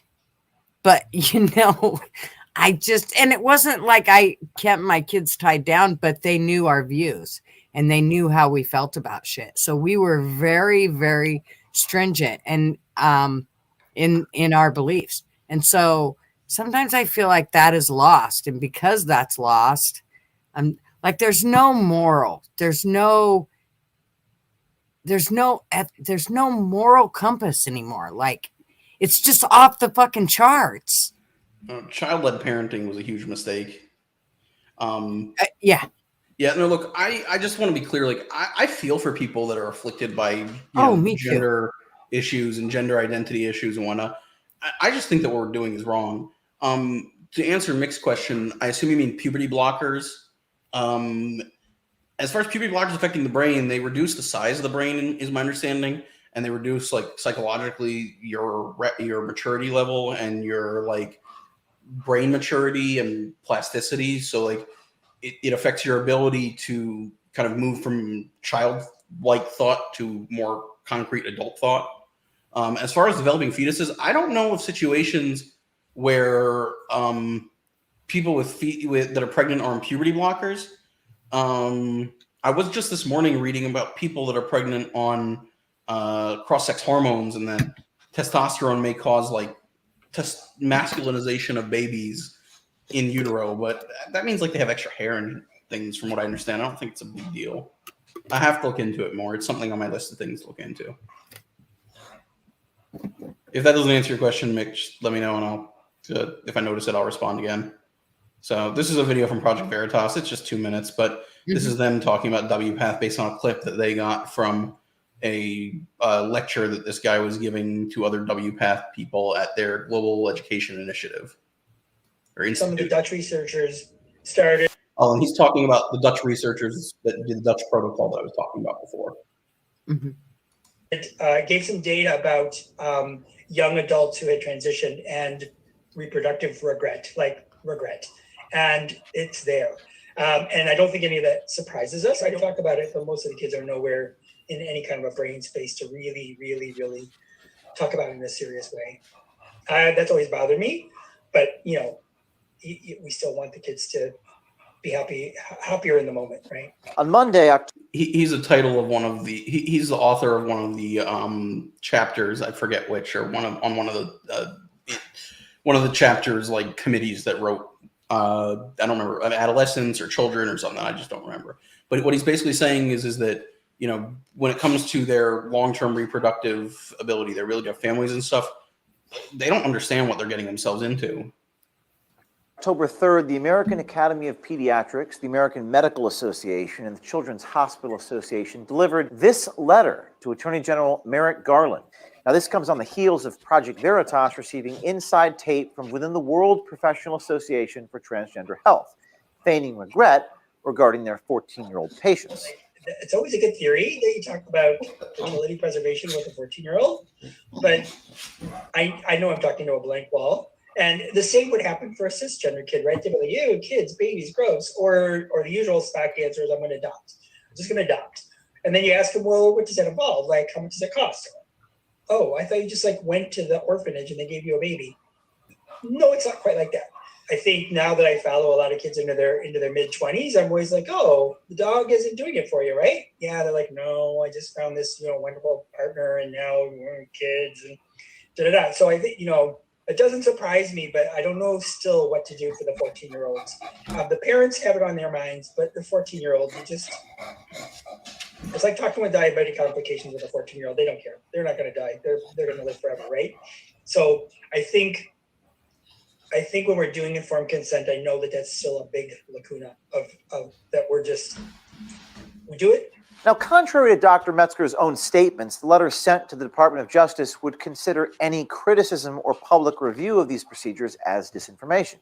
Providers of evidence-based gender-affirming healthcare and their colleagues are facing increased stress and fear, rooted in an intentional campaign of disinformation, where a few high-profile users on social media share false and misleading information, resulting in a rapid escalation of threats, harassment, and disruption. Yeah. So, and like the American Medical Association, the American Pediatric Association base their stuff off of the WPATH and the Endocrine Society. Yeah, Leah, or Leah, I don't know how you say it, but regarding transgender people getting pregnant, female to male people can get pregnant. They go off once we're talking about adults, we're talking about hormone blockers, not puberty blockers. So generally we're talking about a medication called spironolactone. That is an old medication. It's dirt cheap. It's used normally or historically before this. It was used for people that had PCOS, polycystic ovaries, which they have higher testosterone levels. So it was used to block the testosterone for them. It was also used as a diuretic for people with kidney problems or heart problems. And it's pretty cheap. So that's what most people are on once they become an adult. They're not on those GnRH agonists that I was talking about. They like puberty blockers. So if a transgender person gets pregnant, they go off the blocker, or not the blockers, they go off the hormone blockers, I would say, not puberty blockers, to just be clear. And they stay on their cross-sex hormones, I believe. And then after they give birth, they go back on the blockers. But people that are transgender that don't ever want to have kids or have that chance, they usually get hysterectomies if they're female to male, to take out their uteruses, and potentially they'll get their ovaries taken out with an oophorectomy also, usually in one surgery. If it's done laparoscopically, it's called a bilateral salpingectomy oophorectomy, laparoscopic. Baxter, it's okay, buddy. I'm busy. And no, I'm not cutting anything off you. It's okay. Don't worry. He's like, man, he's talking way too much shit. Sorry.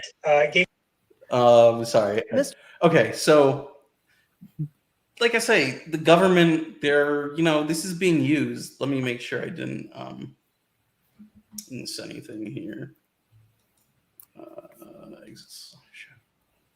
Yeah, we're good. Okay, so this is, the government is talking about this. So I'm not going to play the video because it's not that big of a deal. But Xavier Becerra answering questions about this Non-Discrimination Healthcare Act that talks about taking care of trans people. And he says that the department follows the law, and the Biden-Harris administration is basing the WPATH SOC8 is what they're using to base their stuff off of. This is Rachel Levin, the secretary, the Assistant Secretary of Health and Human Services, talking about transgender. Gender-affirming care is medically necessary, safe, and effective for transgender and non-binary youth.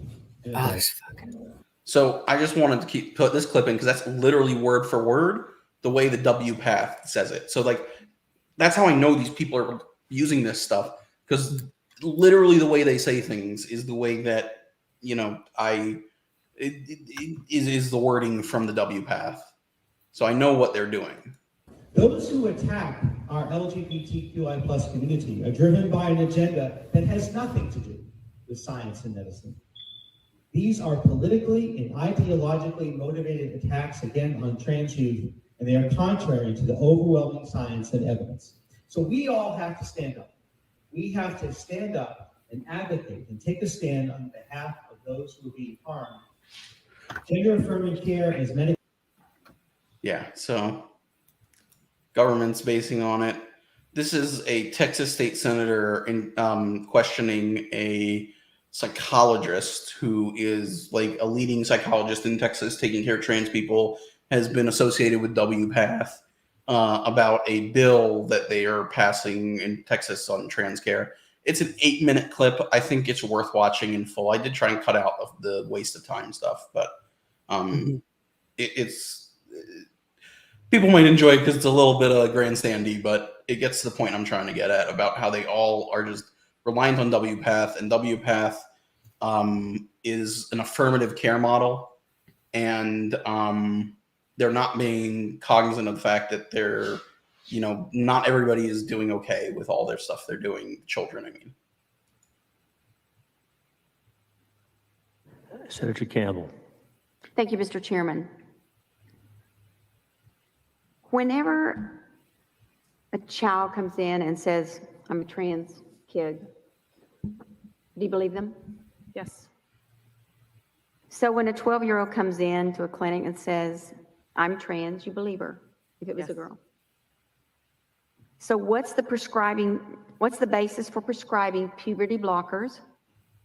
Is being trans enough, or are there some trans kids that you might say no to?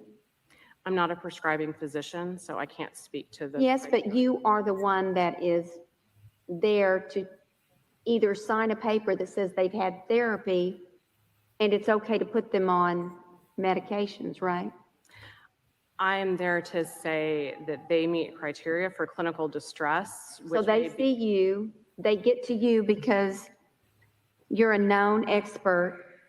So they're referred to you, you see them, you believe them, you sign a form, they take it to the doc, and they're able to they've had the counseling and they're able now to get the medicine.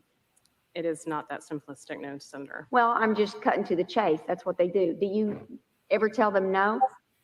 Do you ever not sign one? If they say they're trans child, do you ever not sign the form that would allow them to get therapy from a physician?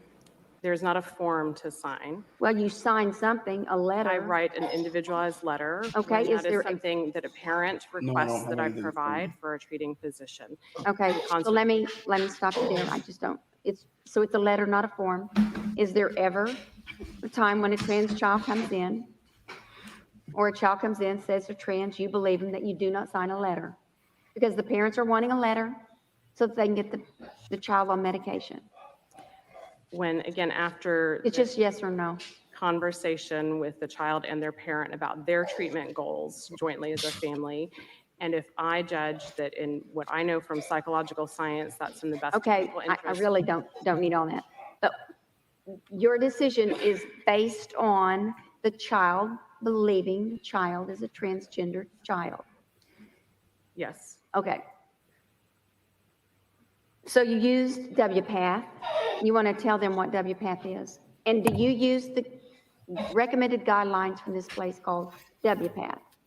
I'm sorry, can you say that last part again? Do you use the guidelines recommended by WPATH, and tell the groups what WPATH is, please?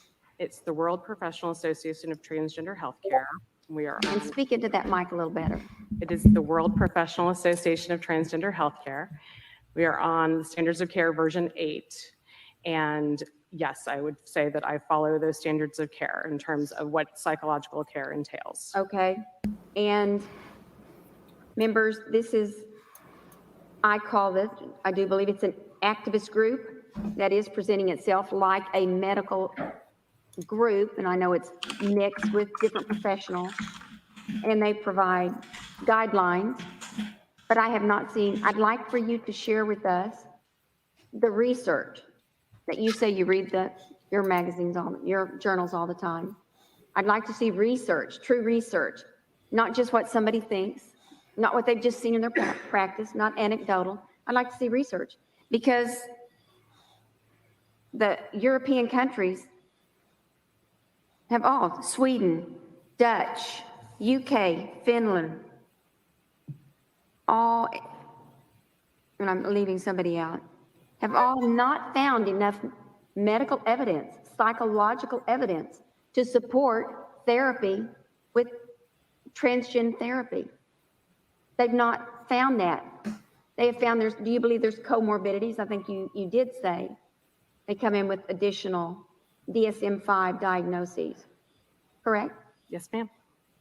So I'll just pause it a second. So, if I remember correctly, the number is around 60 to 5%, give or take, of transgendered patients have comorbid mental health conditions, be it anxiety, depression, OCD, whatever. You go down the list, a bunch of other stuff too. So if they come in with those, are you directing care for if they're depression with an anxious mood or an eating disorder?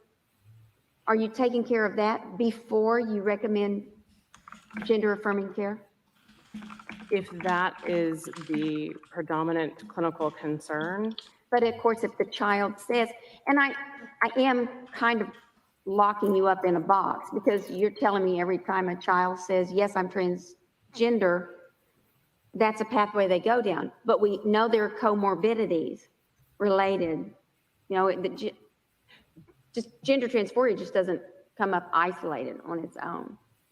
Well, let me do say, this World Professional Association for Transgender Health, their latest guideline, they deleted the chapter on ethics.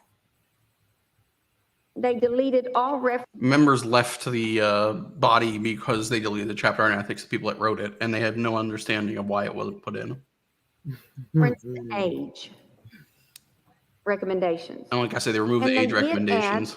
You recall what at least one of the new viable gender labels are that they added to the book? I'm not sure to what you're referencing. They added a new gender viable or viable gender, a new diagnosis that a child can know they are. They added a new one. Do you know what it is?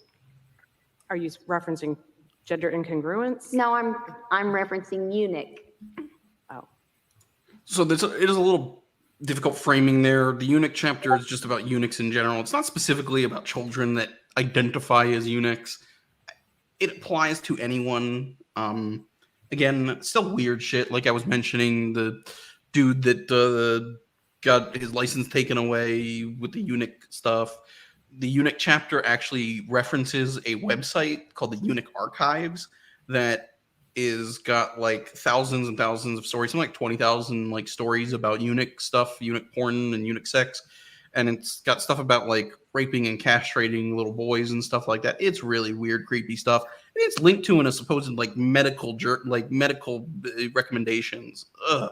You aware? Oh my God. Yes. What do you think about that? Would you like to tell them what that means? I'm not sure how WPATH has defined that term, and that sounds like a medical term that would be outside of my scope to provide. All right, well.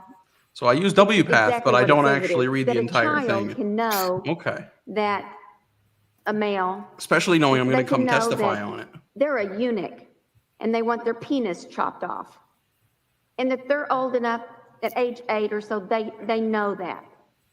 So this WPATH, that you follow their guidelines, and their guidelines are not standards based on science, but they have added that diagnosis. So at some point, I'm expecting Standards to see it in based the on DSM-5, weak data, weak unless if I let the science. DSM-5 more. The American insurance companies look at this group to base, Cigna, Kaiser Permanente, Blue Cross Blue Shield, like all of them. I found a whole rely list. on what they feel is necessary, medically necessary. Do you know who Dr. Rita Catalia is? No, Senator. And that's really probably a loaded question, I'll admit that, because that's a chief psychiatrist at University of Pediatric Gender Clinics in Finland. So who's going to know about that? Except somebody who is an expert in their field reading journals. She's a top expert on pediatric gender medicine. She said, quoted, I'm quoting, "It is not justified to tell parents of young people identifying as transgender, that a young person is at risk for suicide without medical treatments, and that the danger can be alleviated with gender reassignment." She added, "The transition or suicide narrative is purposeful disinformation. Spreading it is irresponsible." So the association you used to get guidelines from is called the World Path, it's called WPATH, World Professional Association for Transgender Health. So they are aware of all the data from these countries, which again is just data. I won't go any further, but members, I want you to know that She's not going any further. I don't have anything else to listen to for her. That was just but yeah, Senator Campbell. next I have Thank you. an example in front of Congress. You guys might have seen these clips going around. I'm not going to play it. It's a lot here. We'll skip through to save time, but similar type of questioning. You guys might have seen the clip of this woman being questioned by what's his face? The eye patch guy, Dan Crenshaw. I mean, I don't know if you guys want to see it. I can play that clip from here real quick. It wouldn't be hard. But basically, she, through this entire testimony, talks about it being from a medical, that their recommendations are from a medical guide and they're from a medical group. And she's referencing WPATH without saying it. And finally, when he's questioning her, she says WPATH and actually says the name. That's why I included this clip, even though it's a like 20-minute clip that basically is in here. But she is a smug person who's basically just talking about how, you know, they're saving kids from suicide and things like that, like I had talked about. So I'm just going to skip it because it would save time, since we've been going for a long time. That's what she said. Yeah. Jake had a question. Yeah, I'm gonna skip the slide, so if he wants to hop in and ask. He actually put it in chat. Oh, I didn't see there's a chat in here. Oh, there. Okay. People in with multiple. I'll read it. I was treated for PTSD, so I went to a treatment center, and they got people in with multiple mental illness, and they had some trans, and they had personality disorders. Isn't it true that people who transition are more likely to commit suicide? Yes. I think these numbers that I have in this slide I didn't show are a little high, but 20 times more likely is what this group of advocacy people say. And that's after sex reassignment surgery. So, yeah. And from what I've seen in the research, Jake, the rates after surgery go down, but only for the first like 5 to 7 years. And then once you look 10 to 15 years out in a lot of these people, they're predicting the rates are going to go up. And this is something, I want to get into because I'm going to do another part of this, I think, looking at the different types of transgenderness. Because like one of the things I've learned about while looking into this is that the group of people that transitioned in the 70s and 80s and 90s and early 2000s, they were people that had long-term gender issues and, you know, had actually had to give up a lot as adults to be able to transition. But people now are a lot of like young people that are making decisions very quickly and just being put down this pathway. And I think a lot of it is socially, you know, affected basically, or for a couple of other reasons. There's a lot of association of autism in addition to mental health with this transgendered stuff. So I think there's a lot of issues here that need to be better addressed. And I don't want to just be a bummer. Like at the end, I do mention there are some changes that seem to be occurring that are coming. Like I say, European countries have stopped doing this. There are now groups in the US that are starting to build to try and push back against WPATH, especially since some of these researchers have been kicked out and like smeared and tried to be canceled by these groups. So there's a lot more to be hopeful, I think, about this than sad about it, depressed about it. But I do think there's going to be a lot of people in the short term and in the medium term that are very significantly harmed by this. And there's going to be people that in 10 or 15 years hit their 30s and 40s and are extremely depressed because they don't have the ability to form real deep connections with other people, sexual relationships and things like that. And you're going to see suicide spike from these group of people, I think. I hope not. I mean, I hope this solves problems and they're happy, but I have a lot of fears that this is going to end up with a suicide epidemic, you know, quote unquote, for another reason than what's going on now.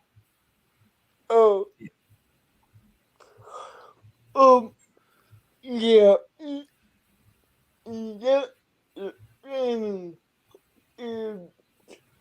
People don't get that they want to entertain the idea to make them better, but in reality, the people who do become only ordinary, they have a lot of mental health issues, and because, I mean, a lot of it has to do with the parent and how they dealt with the matter, but I don't think it's appropriate that we let kids under 18 make that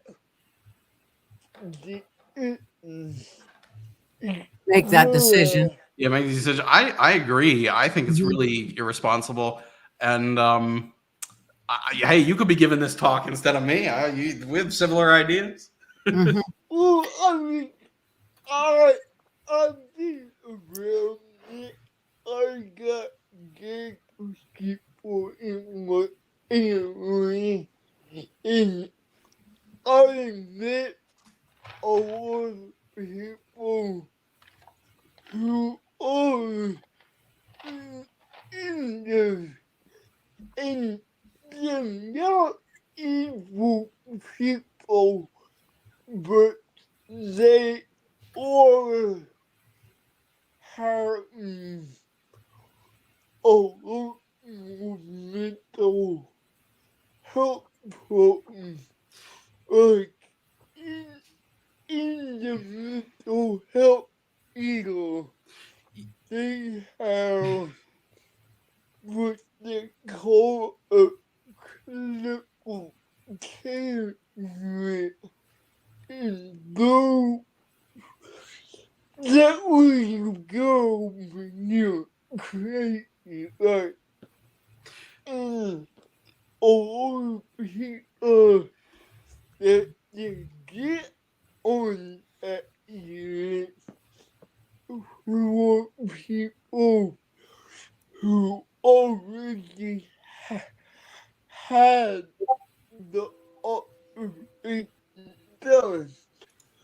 So I guess the real question is, is the government looking at the data, or are they going by the political narrative? Dude, like I say, I'm going to get to all these things. You could be talking about all this. These are all points I get to in a few minutes. So let me keep going, okay? I can't stay up too late, so. I'll be quiet. No, you're good. Thanks, Jake. Thanks for appreciate it. asking. These are all a bunch of points I'm going to get to in a little bit if we have time. So let me keep moving. All right. But I appreciate it. So this guy is the guy that basically started evidence-based medicine as a movement. He's like, the WPATH is a joke. They're not evidence-based. This is craziness. All right. This video is from Boston Children's Hospital. And this A child will often know that they are transgender from the moment that they have any ability to express. she wrote a portion of the WPATH. She was on one of the groups. And Themselves, and parents will often tell us this. We have parents who tell us that their kids, they knew from the minute they were born practically, and actions like refusing to get a haircut or standing to urinate, trying to stand to urinate, refusing to stand to urinate, trying on siblings' clothing, playing with the quote opposite gender toys, things like that. so these are the ways she describes recognizing kids that are trans. These are social things, and these are child development things. Kids mimic people around them. Yes. If you're a girl and you're around brothers, you're going to want to try and pee standing up. If you're a boy and you're around women and girls, you're going to want to try and pee sitting down. If you're a boy around girls, you're going to put makeup on because that's what your sisters do to you. You're going to wear dresses. These are not things that are necessarily indicative, data shows, of transgenderedness longer in life. And gender confusion in childhood is often more of indicative of the data shows. If you don't do anything, all this hormone shit and whatever, it's much more indicative of ending up as a homosexual adult. But yeah, they all base it on this social stuff that they're imparting, as opposed to saying, hey, have an identity, be a human being. They're saying, oh, we see you playing with things you shouldn't be or things we prescribe that you shouldn't be. That makes you different. That there is more and more a group of adolescents that we are seeing that really are coming to the realization that they might Rapid be trans or onset gender gender diverse a dysphoria. little bit later on in their life.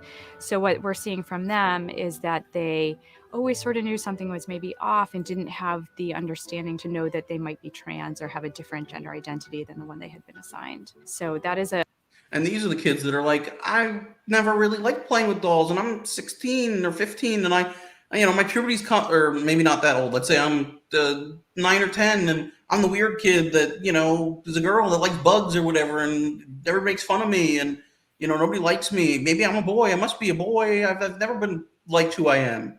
You tell them I don't like who I am, and I think maybe I'm a boy, and suddenly they're like, yes, you are. That's incredible. a child will often know that they are trans.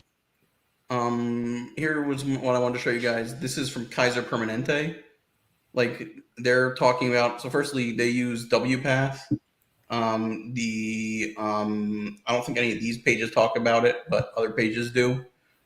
They're talking about doing mastectomies on people that have a letter for a recommendation with 12 months being on hormones, that if they're under 18, parental consent. They need to be on hormones for 1 to 2 years and get approval from a committee. Tracheal shaving, like I was talking about, similar rules. Facial surgery, similar rules. Vaginoplasties, they'll do on somebody under 18 if they've been on hormones for more than a year with parental consent.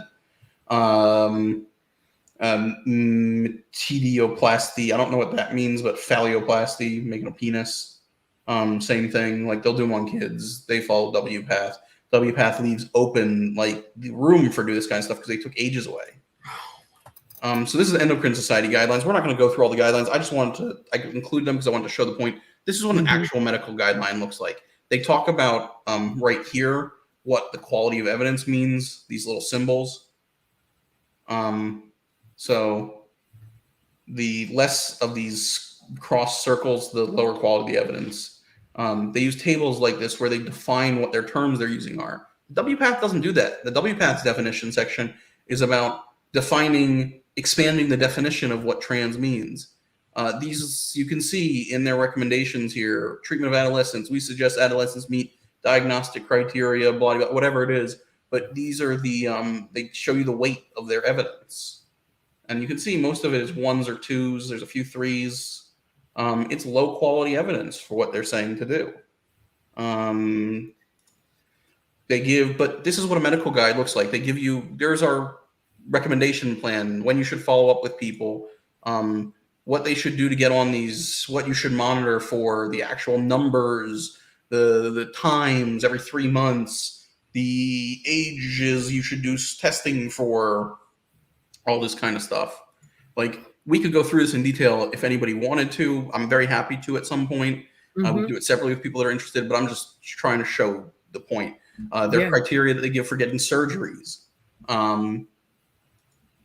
These are the protocols for inducing puberty once the person is old enough and they're ready to do puberty once they're on hormones.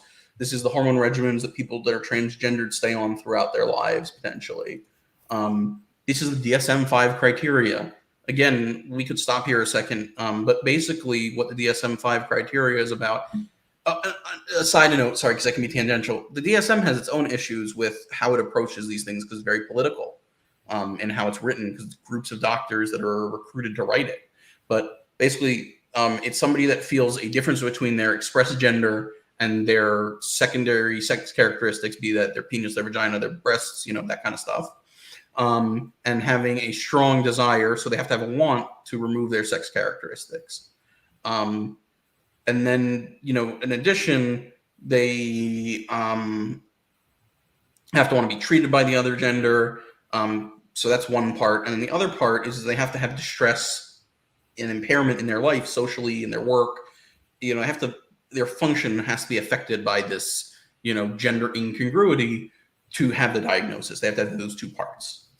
And then there's ICD-10, which is the insurance coding database, ICD-10. Now they're on ICD-11. But on what it means to be transsexual, that's their term for it. And it's basically you have to have a desire to live as the opposite sex. And then you have to be persistent in it for 2 years. And the other thing they say is it's not necessarily related to having a disorder, a genetic disorder, DSD, chromosomal abnormalities. There's somebody in the radio Discord, if anybody's interested, will love to talk your ear off about DSD, which is where a certain condition where you have XY chromosomes, but your body doesn't respond to hormones, so you don't ever get testosterone effects. You primarily just feminize somewhat. So they're very hot on that because there's a South African runner that has DSD. So if anybody wants to talk about that, I can point you to somebody who'd happily talk to you about it until your ears fall off, I think. This is the criteria for gender-affirming hormone therapy for adolescents. Again, we can go through it in detail, but again, it's all this kind of stuff we've been talking about. Well, one thing I will say is that the Endocrine Society will stick with us giving an age of 16 years old, and which is their recommendation, but it's not like, hey, you have to be 16. It's about saying mental capacity sufficient to make these decisions. But one of the things I did want to point out with these slides is this is a section here on the right from the WPATH, the section on the left from the Endocrine Society. They just reference each other back and forth. You can see Endocrine Society references WPATH, WPATH references Endocrine Society. It's a circle jerk. And then this is the SOC8 from the WPATH. And again, we're not going to go through them all because it's a lot of shit, but their definition section is terminology. They don't want to define what words they're going to use. They want to define how you should use words outwardly. They want healthcare professionals to use culturally relevant language to describe things. They want them to use dignity and safety and respect. This is very activisty type language. This is chapter 2, which is about the global applicability. You can see there's no grading system here. Education. Finally, we get the assessment of adults. Again, no grading system on what they tell you to do.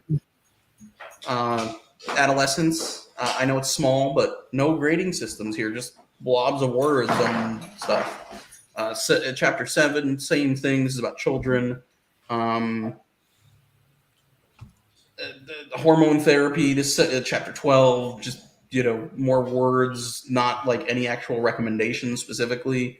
And one thing I did want to point out here is they do talk about, and it's small again, I had a box around it before, but I must have taken it off by accident, where they talk about you can go on hormones at Tanner stage 2, which I'll mention it again later, but Tanner stage 2 is so early that you don't produce enough tissue when you go through puberty. Your penis doesn't get big enough and your vagina doesn't get big enough to make these not your vagina, that doesn't matter, but your penis doesn't get big enough to make a neo-vagina.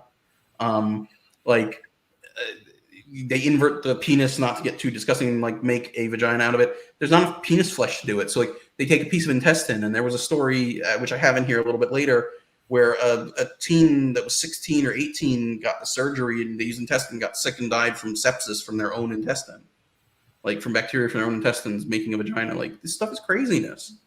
Oh, it's I don't understand how they do all this, and like nobody medical wise looks at it and goes, like the powers that be, when I say the medical mind, they don't look at it and go, no. I mean, nobody's going to believe this shit because you've got no facts. All you do is write a bunch of words on a piece of paper and expect all these people to believe it. It just amazes me how all this shit, they have no scientific facts. It's just word. It's just talk. I mean, for the most part. But yeah, then surgery and whatnot. So yeah, here in the mental health section, one of the things I did want to point out is they do recognize that there's depression, anxiety, all this type of stuff associated with it.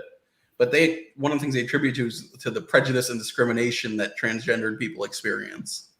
Like, and they talk about minority stress. And then I found this new study from 2023 that I was going to talk about that found that it's a small study of 19 patients where they basically said that these patients were unhappy with the body. They had different expectations than what they actually got. And so they called it internalized transphobia. So even the trans people are transphobic. Like, oh my God. Like, how many circles can you think in? Like, wait, I don't like this one. Fuck that. I want to be an elephant. I don't want to be a dude. I don't want to be a chick. I want to be an elephant. I mean, I don't get it.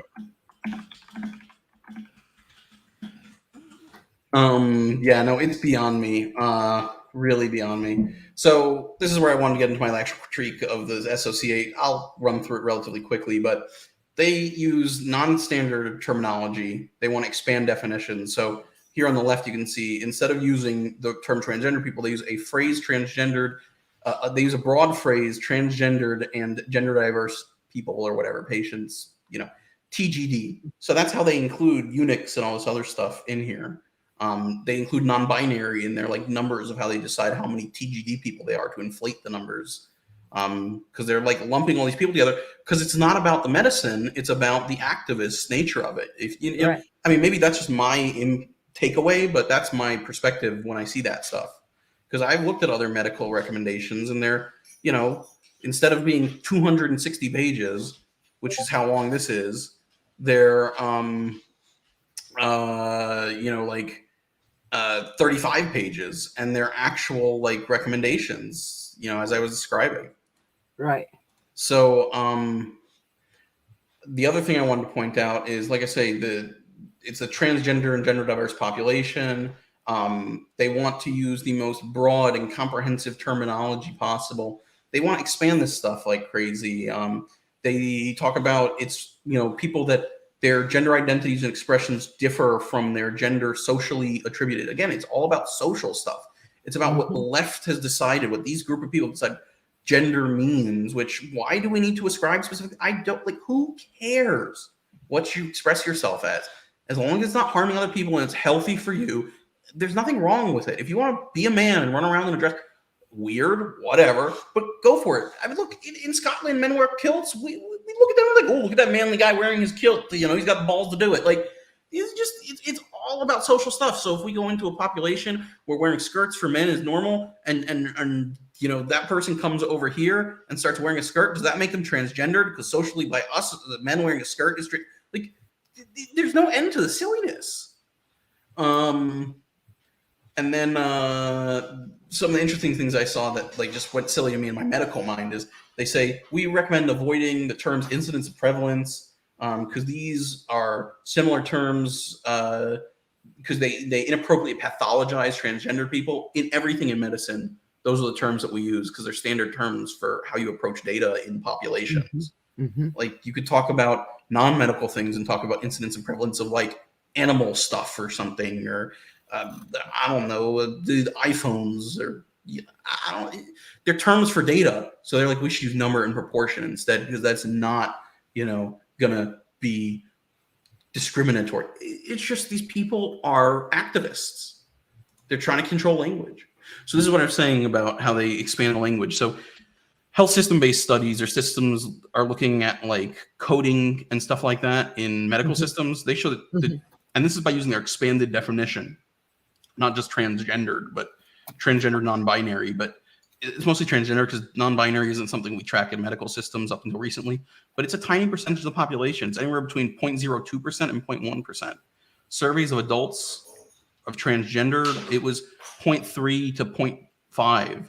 Including all the stuff, on surveys, it's the same amount, like up to 5%. So you're talking about a bunch of people that say they're non-binary. And I think I have the stuff in here, but I might not. I might have saved that for later, but or for the next piece I was going to do. But a bunch of these people that say that they're non-binary, they only have sex with, straight. They have basically a straight lifestyle, but they're like, I'm non-binary or I'm queer. What does it get you besides buying some social capital in some sense, or expressing yourself? But again, just express yourself. It doesn't need to be a big social movement or whatever. And then they say with respect to children and adolescents, they're transgender. It's 1.2 to 2.7% of the child and adolescent population. So yeah, the numbers are going up like we talked about in each of these generations. And they say all transgender. And that's why I say like up to almost 8% of people, including people that are saying I'm non-binary and whatnot. And if you look at numbers out of Canada based on a self-identification on their census, they found that total population 50 years and over that was non-binary and trans is 0.33%, which is their population, which is low as all hell. And then they say in Gen Z it's 0.79 and millennials is 0.51. And what's interesting is they say down here, oh, this can't be extrapolated to other countries because populations differ, and it's Canada. But like you could have other Western countries that aren't too dissimilar from Canada. I don't see why you couldn't compare the data from, Canada to the US or Canada to the other Western countries. It seems on par for me, from my mind. But what do I know? I'm not special scientist with my name behind a bunch of publishing stuff or whatever. What do we have here? Okay, this was another point that it's all about social stuff. They have figured out their place in the world and they are claiming it. It shouldn't surprise you then that some transgender kids are also claiming their identities as young as 3 and 4 years old. They know the categories. They know how they should feel inside based on their anatomy. And they also know that the way that they see themselves doesn't line up with other people's expectations. From as young as some kids can talk, they're explaining to their parents the truth about their identities. Now, as kids move beyond into the age of 4 and 5, they're starting to figure out gender role, or what does it mean to be a boy or a girl? This is when kids are understanding how they should act based on their gender identities. And they're learning about concepts like boys' toys and girls' toys for the first time, which even if we don't teach it to them, all it takes is one trip to Target to figure out which toys belong to who. And so they're first figuring out what do they like. They're trying on different ways of dressing, different costumes. They're doing pretend and imaginary play. They're playing with different types of toys. They're figuring out first what they like, and then is it okay or not?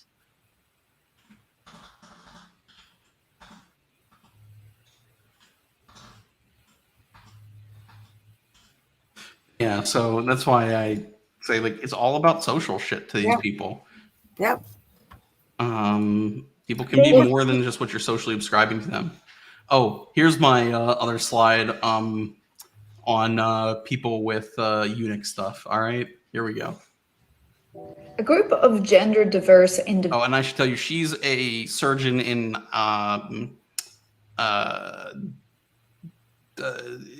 UK somewhere. I forget where exactly. Ireland. somewhere, and she is like one of these leading surgeon people who was part of writing one of these chapters. Individuals who haven't been very visible are eunuchs, and there's an entire chapter devoted to these folks in the most recent version of the WPATH Standards of Care. WPATH is the World Professional Association of Transgender Health. And so basically a eunuch is somebody who's assigned male at birth but may not be comfortable. A group of gender may not be comfortable with the masculine features and may also benefit from gender affirmation care, which could mean orchiectomy in some patients. Now, we have to be very careful because we know that if we just take away sex hormones completely, patients can have problems with osteoporosis and cardiovascular disease. So usually the patient will supplement. Oh, but we're cool doing that to little kids for 10 or 15 years, potentially, to let them take time to decide. Mm-hmm. On either low-dose testosterone or low-dose estrogen, and it requires specialized care. But sometimes this is an important part of gender affirmation surgery for this group of patients.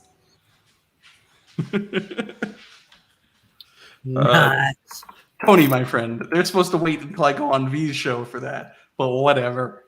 They'll get it again. Sucks to be them. It'll get better the next time. You'll have to just watch again. If Tony's not there, I don't do it. Detransitioners, they totally ignore the fact that they're detransitioners.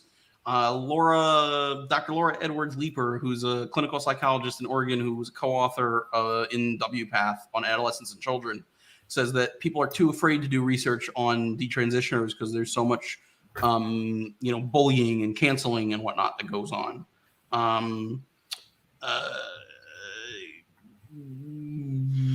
Yeah, I don't remember why so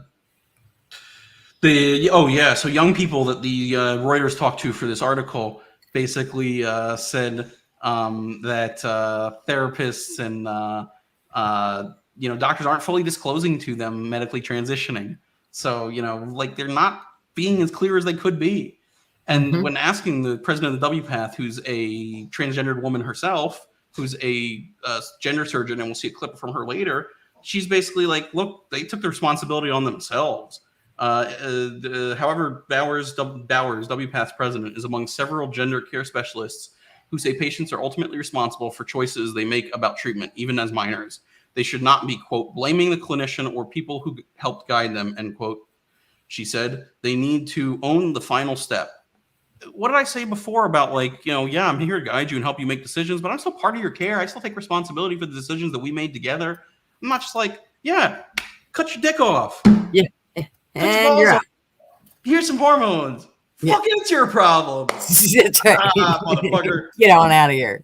You signed a waiver. You can't sue me. Woo! $120,000.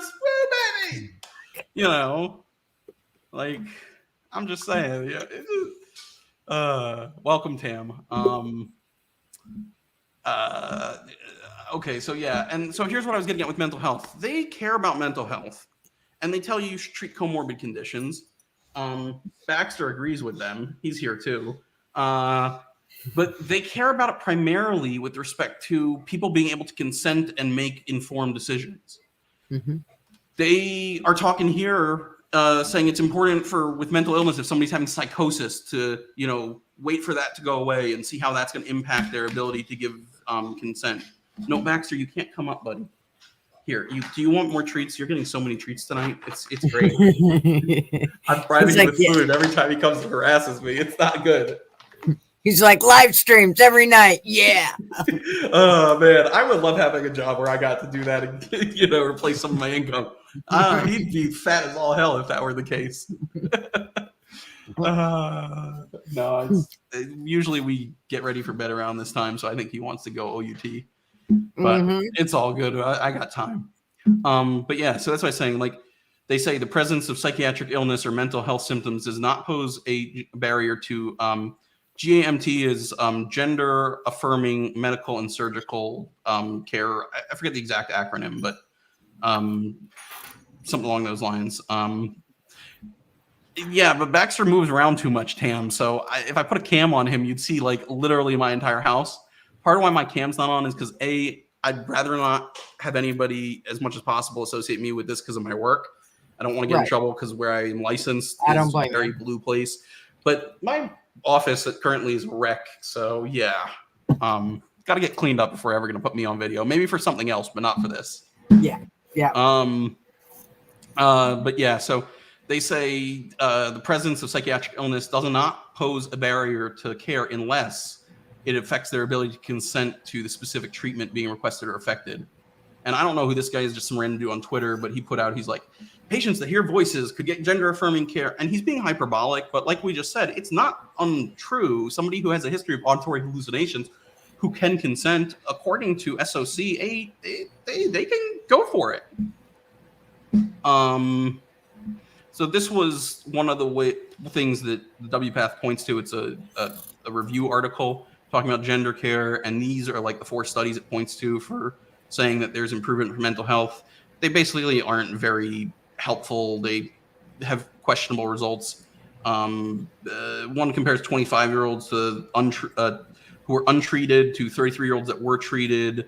Initiating transition around 24 showed a slight improvement. There was female to male transgenders in one of the studies who showed improved mood after going on testosterone, which we know happens because of testosterone in and of itself. So like that doesn't tell me too much. There was a review that was one of the articles that showed numerous studies that had high potential bias to their outcomes were showing improved outcomes maximum 5 years out. This is like a review article that had 15 studies in it or something.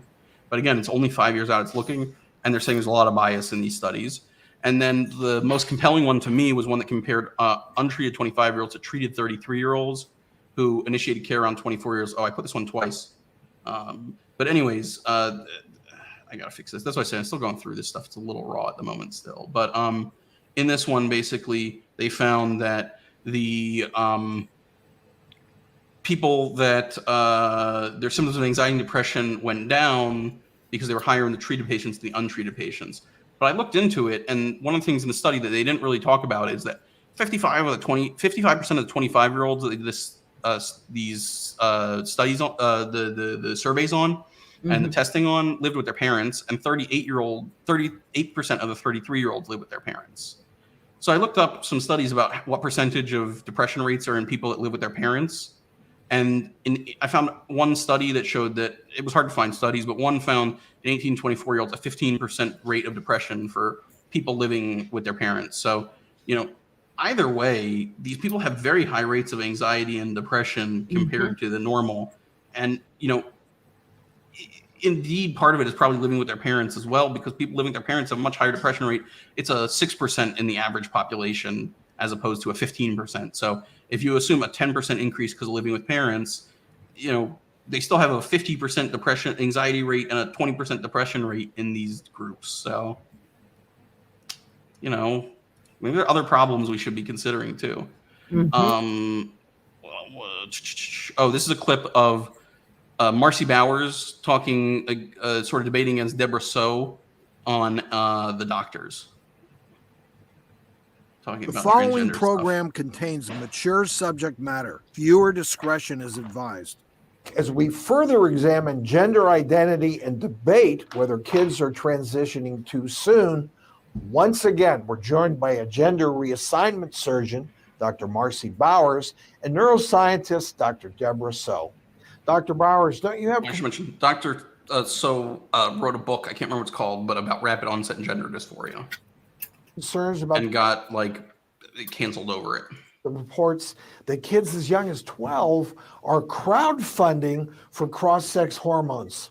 Starting hormones at age 12, no, I don't think anyone's in favor of that. Puberty blockers at age 12, however, where you're given a chance to get that time that you need to see if it is a real phenomenon, yes, that makes a lot of sense. As a physician, I just feel uncomfortable. Why would you block a natural physiologic part of your body development?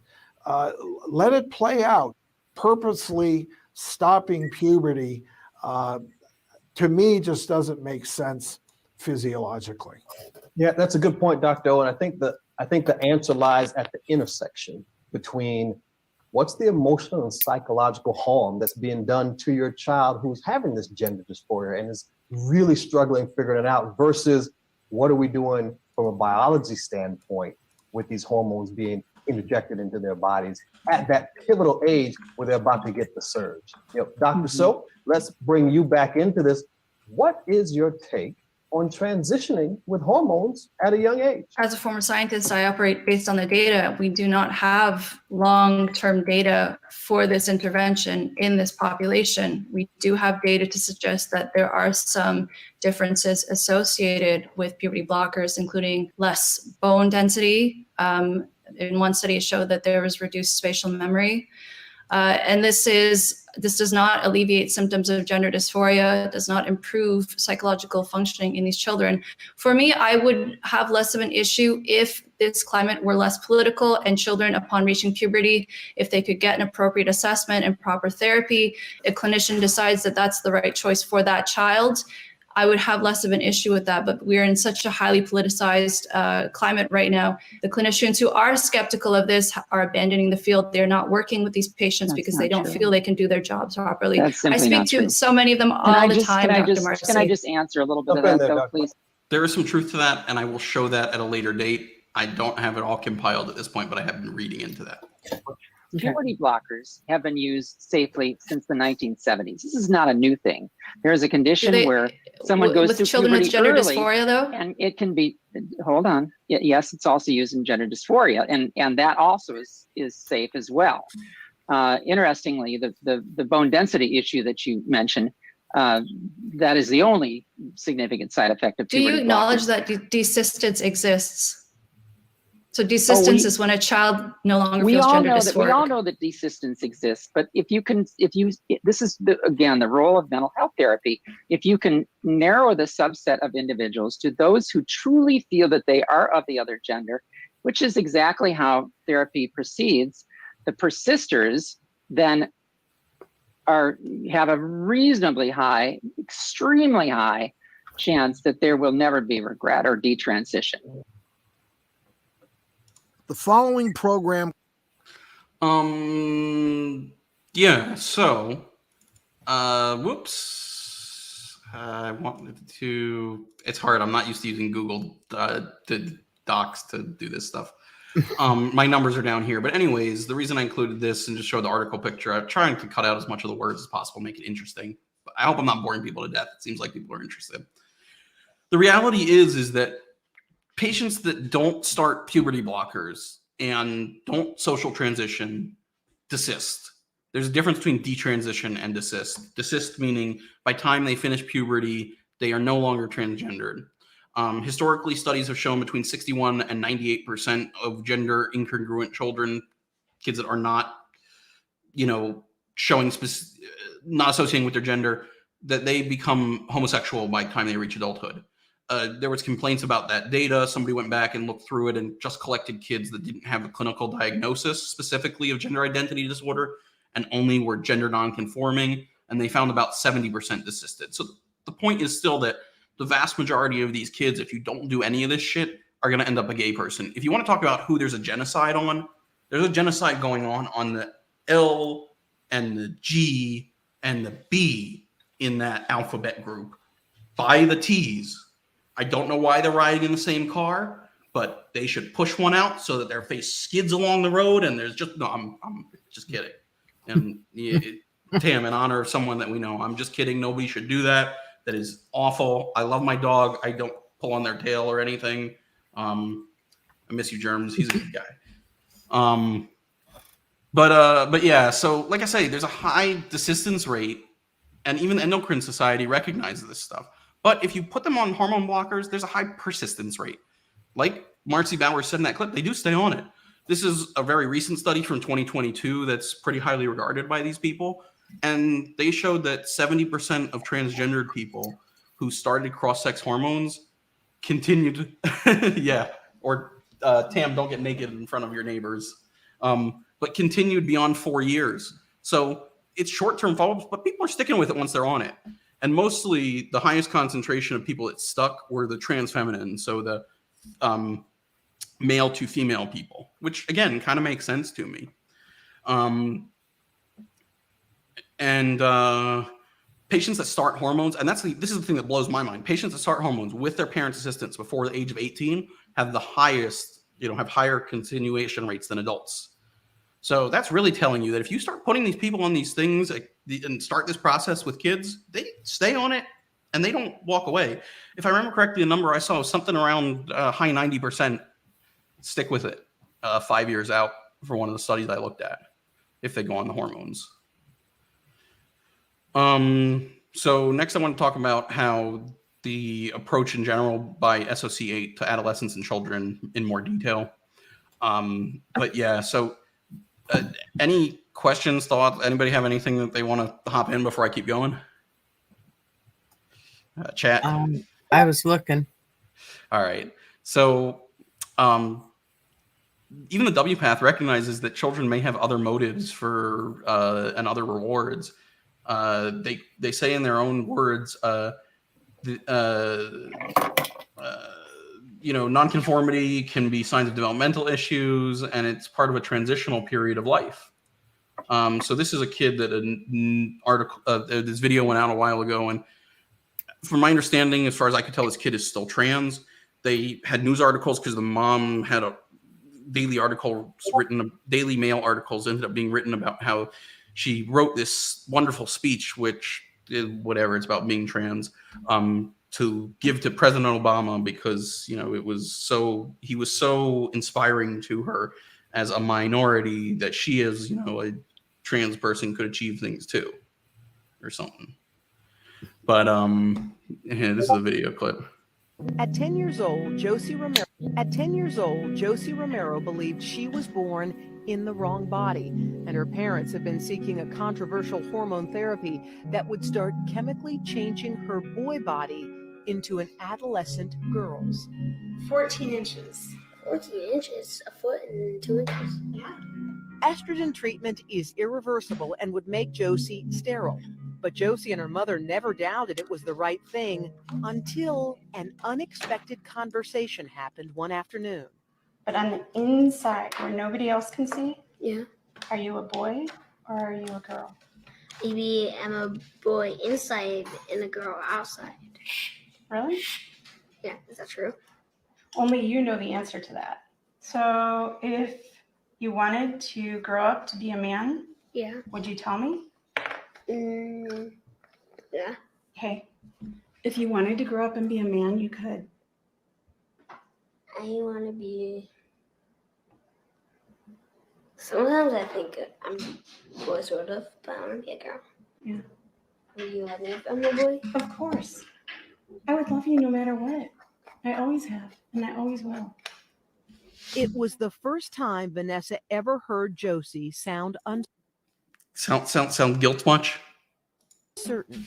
I feel like maybe there's a part of you that's afraid to tell me what you really want. What if I said, oh, please don't be a girl? So I guess I'll be a boy? No, honey. I need to listen to you, my mom. Well, yeah, you need to listen to me about, what's healthy to eat, and you need to listen to me about what time to go to bed. But This child understands I need to listen to you because you're my mom more than this child understands gender. you are the one. I have to listen to you. Yeah, well, if you said I need to be a boy, no. I have to. No. For her to have any indecision now, I don't know what it's rooted in, and I really need to find that out. I feel like I'm about to cry. I'm just kind of surprised by some of these answers today. It's the first time you've given them to me. Everything I thought I knew is kind of in question. Had Vanessa's wholehearted, unwavering support of Josie's transition actually pushed her child too far, too fast? The thought of her having made such a huge decision in her life, all based on what she thought I wanted, that would be traumatic for me. Bioethicist Dr. Margaret Moon, who opposes opposite-sex hormone therapy for kids Josie's age, says most 9 and 10-year-olds are not mature enough to participate in life-altering medical decisions. They're not sure of who they are, and they can't really offer their parent that sort of reassurance. Even Dr. Olson says there is no exact science that can determine who is truly transgender. What's missing in the data right now is these exact characteristics mean that this person is for sure going to be a trans adolescent and adult. We don't have that. Like I said, we have no idea. We're playing with fire. You know, we don't know what is or isn't. Tam has a good comment there if you want to pop it on screen, but I agree. It's unlikely that was the first time it got heard if they caught it on camera. I agree. Or at least at bare minimum, it's possible it's the first time they've really had that conversation in that way. But still, like I say, I mean, it's very clear that kids have incentives that exist outside of just their own expression to make these decisions. Again, I plan to to address this. I want to read a few books. Like I want to read the book on rapid onset gender dysphoria that I mentioned. There's a few others, but I want to approach this issue as well later. I'm more focused on WPATH in this presentation. Mm-hmm. Yeah, we don't need to worry about that. So this is, I think actually I had words on that slide that I maybe wanted to present on the bottom. Let me just look real quick. Just double check. Here, I'll move this. No, that's all good. No, nothing. Not matters. So this is data from referrals to different clinics. This is referrals to the Tavistock Clinic. Remember, we mentioned them. Tavistock is in the UK. 2009, 2019, just skyrocketing boys, girls mostly. Down here on the left, I believe this is the US, the Fenway Clinic in Boston. Just numbers skyrocketing from 97, where it's like nothing, to 1,200 in 2013. And these are new referrals, so they're holding old patients too. So you got to remember, it's stacking these numbers up. Whoops. And this one in the top right, this is Canada overall, not just one clinic. But again, numbers aren't huge, 1,000 referrals in a year, but adds up. You know, 1,000 plus 500 plus 400 plus, you know, or look in the, this one clinic in the US, 1,200 plus, 900. And this one in the bottom right, I think is like a Swedish clinic. I don't remember. It says, I have it on my speaker notes, but it doesn't really matter that much right now. So here, talking about the Tavistock Clinic, they've been sued to hell, and they shut down recently because of financial problems. Especially since now they've overturned some of the healthcare treatment guidelines in the UK. They found in their data that they buried the fact that they had 372 of 1,069 patients from 2011 on in the under 18 group were autistic. There's a huge crossover with autistic children in these groups. Look, even the WPATH sees it. Higher rates of suicidal ideation, suicide attempts, and self-harm have been reported in transgender groups. In addition, eating disorders occur more frequently than expected in non-referred populations. Importantly, transgender and gender diverse adolescents show high rates of autism spectrum disordering characteristics. Other neurodevelopment presentations and or mental health challenges may also be present, and psychotic disorders, intellectual disability, ADHD. I mean, look, these people have a lot of comorbid issues. It's not just so simple to start putting them on a bunch of medications. Thanks to Tam for helping find a bunch of these clips. This was one she found about them talking about how to approach dealing with autistic patients, but we'll see that in a sec. They say when talking about patients that are neurodivergent, I shouldn't have said that way, that are neurodivergent. I said it like it was a bad word or something. Neurodivergent children. But yeah, they say to discuss, you can review body parts and their functions, but they say in their own words, ways the child's body may change over time with medical intervention, impact of medical interventions on sex function, fertility, and you're assuming a kid can understand this stuff. Acknowledging that there's not enough data, importance of sex education, and then you have to do it in a developmentally appropriate language and style of teaching that's geared to each individual child. So what this can mean is this. This particular patient I'm thinking of, despite their quite severe autism, is very clearly trans and clearly benefiting from being on estradiol and if anything is, you know, this impatient for more feminization and you know, wishes they had gotten earlier. Yes. Oh, I was just thinking to add to that. I think it's really important when we submit an assessment to basically say the problem is with the assessment requirements and that they're very neurotypically designed. And that just preface it by, due to that, I use other methods and information to find out about this particular person and essentially educate people around there's different ways of knowing. And if we use the standard template, we're not going to find out. We may have to depend on parents, we may have to depend on drawings, but we can't. You guys caught what she just said? She's going to rely on drawings to talk to a kid? Say, well, until you can be verbal and answer the questions as we have in this assessment packet, we can't clear you. That's really discriminatory. It's considered an education opportunity maybe for those above us that don't understand ASD as well as, you know, some clinicians do. Because even though there was obvious communication in some of the assessments that I did, I still got pushback because there was not enough coming from the person themselves and instead from the parent. So it's very, very frustrating because you're correct. It's very, very neurotypical and it drives me crazy. And I'm hoping that in the future we can change that. Well, it's interesting you mentioned drawing because this particular patient is able to draw her feelings better than speak them. So sometimes and enjoys drawing much more than enjoys instantly. Yeah. And so I think that's a good point. This particular patient I'm thinking of, I mean, I have nothing to add. Like, speaks for itself, if you ask me. Somebody asked what LGBTQ2S plus means. Lesbian, gay, bisexual, transgender, queer, or questioning, and two-spirit. So, you know. What's that? What's two-spirit? I think it's like they're supposed to Native American transgender thing or something. I don't know. I'm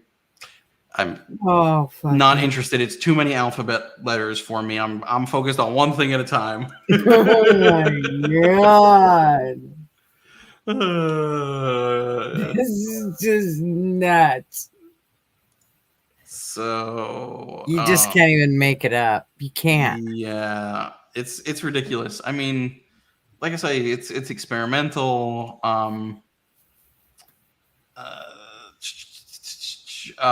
So this is that, you know, a lot of them have trauma.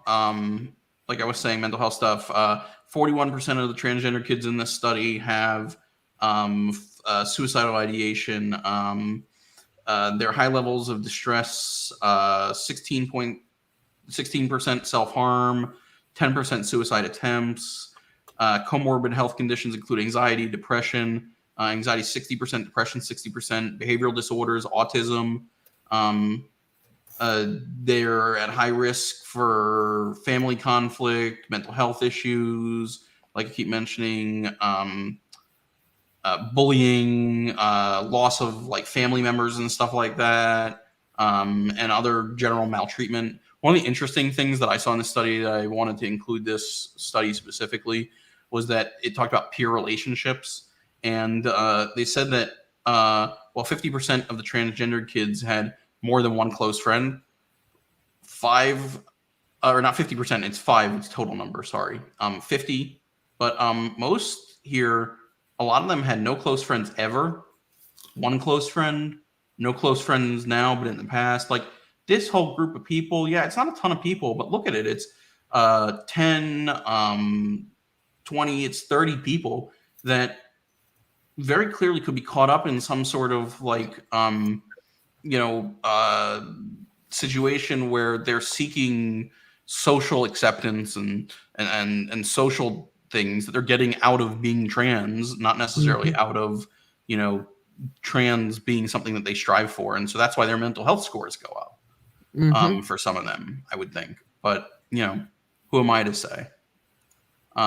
This, again, is more examples of them having trauma. They look like, I'll probably take this slide out, but they have psychological distress and whatnot, similar to loss, trauma, you know, things like that.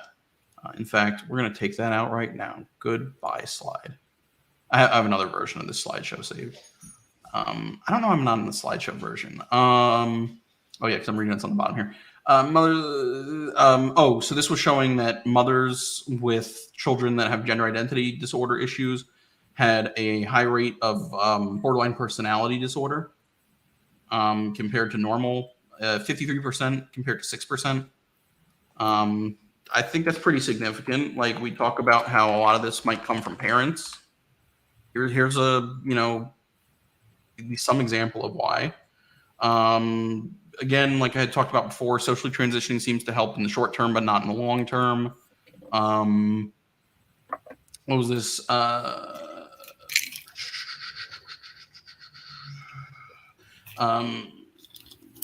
This was saying that being gender incongruity doesn't necessarily show that you're going to be transgendered.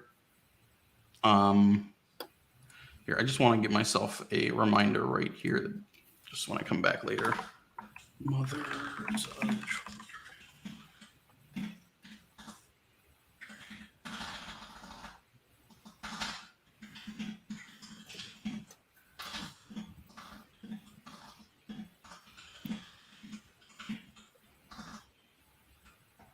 I gotta say, this section is the first time I've gone through it since I put it together.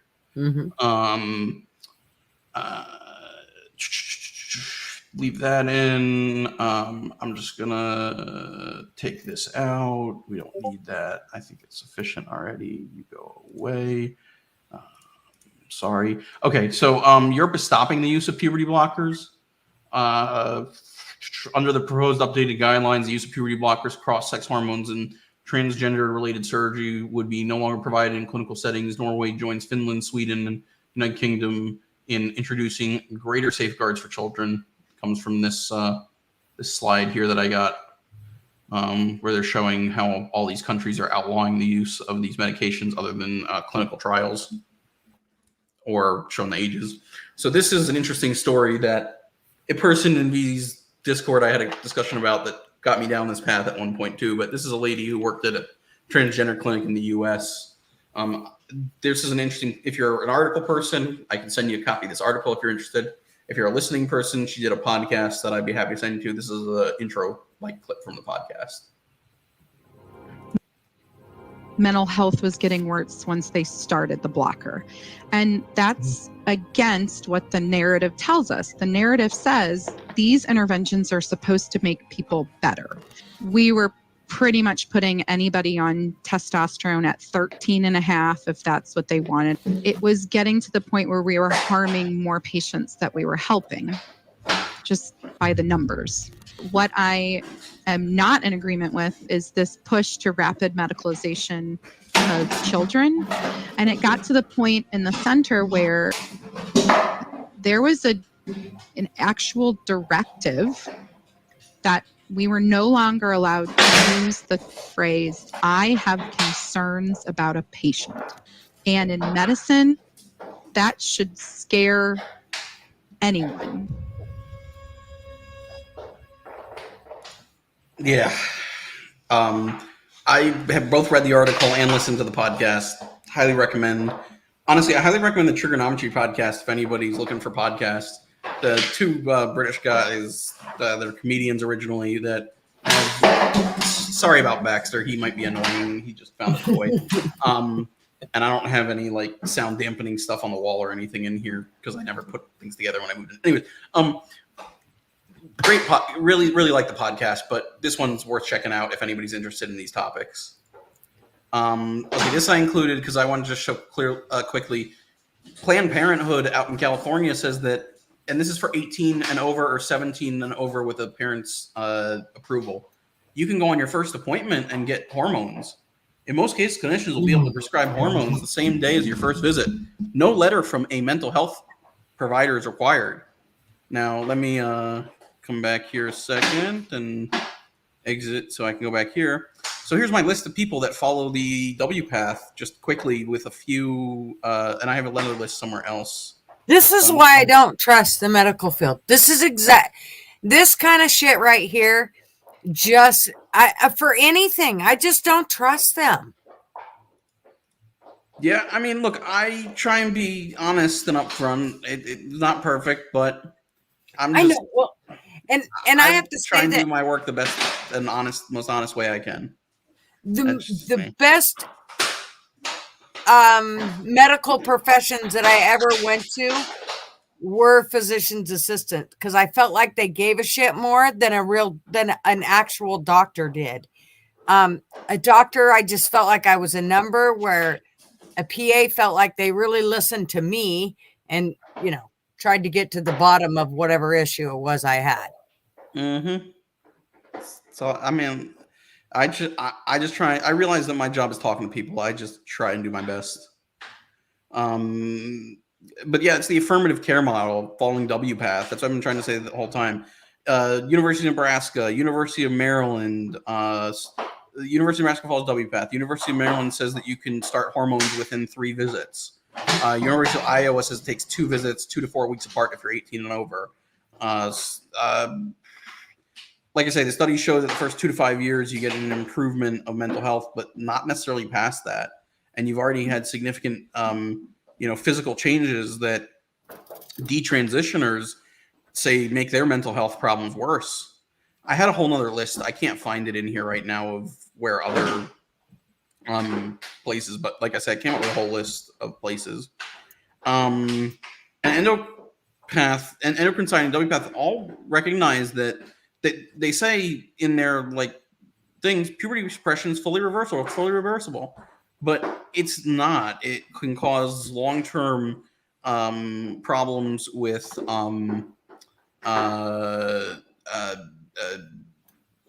I'm sorry, I'm getting tired, but with fertility and like we talked about, bone problems. Those are the 2 major ones you get with them. But going on puberty blockers for more than a few years can cause you never to be able to have kids of your own. Mm-hmm. And if you start that stuff before you're old enough to even get eggs or sperm and put it on ice or whatever, you've lost that ability completely. It's just, yeah, I mean. Yeah, I'm not much into messing with nature. If you just leave shit alone, it usually works its way out. I mean, for the most part, unless you. And that, like we said, that's the case. Desistance, if you just leave people alone. You do therapy, all that kind of stuff is wonderful, but you leave them alone, they desist.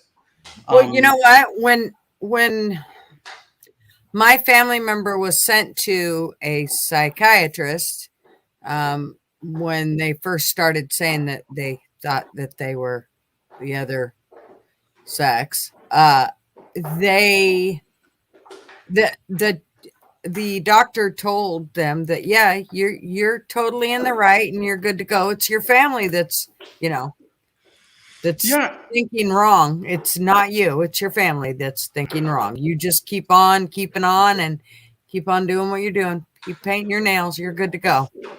I mean, this is why on some level I compare it to cult or religious-like behavior, because you're basically telling people that, they should just stick to this central idea and don't listen to anyone else. We know everything. We're going to give it to you from on high. It's very disturbing to me. Oh, here's my list. Let me cut it and I'll put it down there. So when I get to it next time I present this, it's in the spot that I wanted it to be in.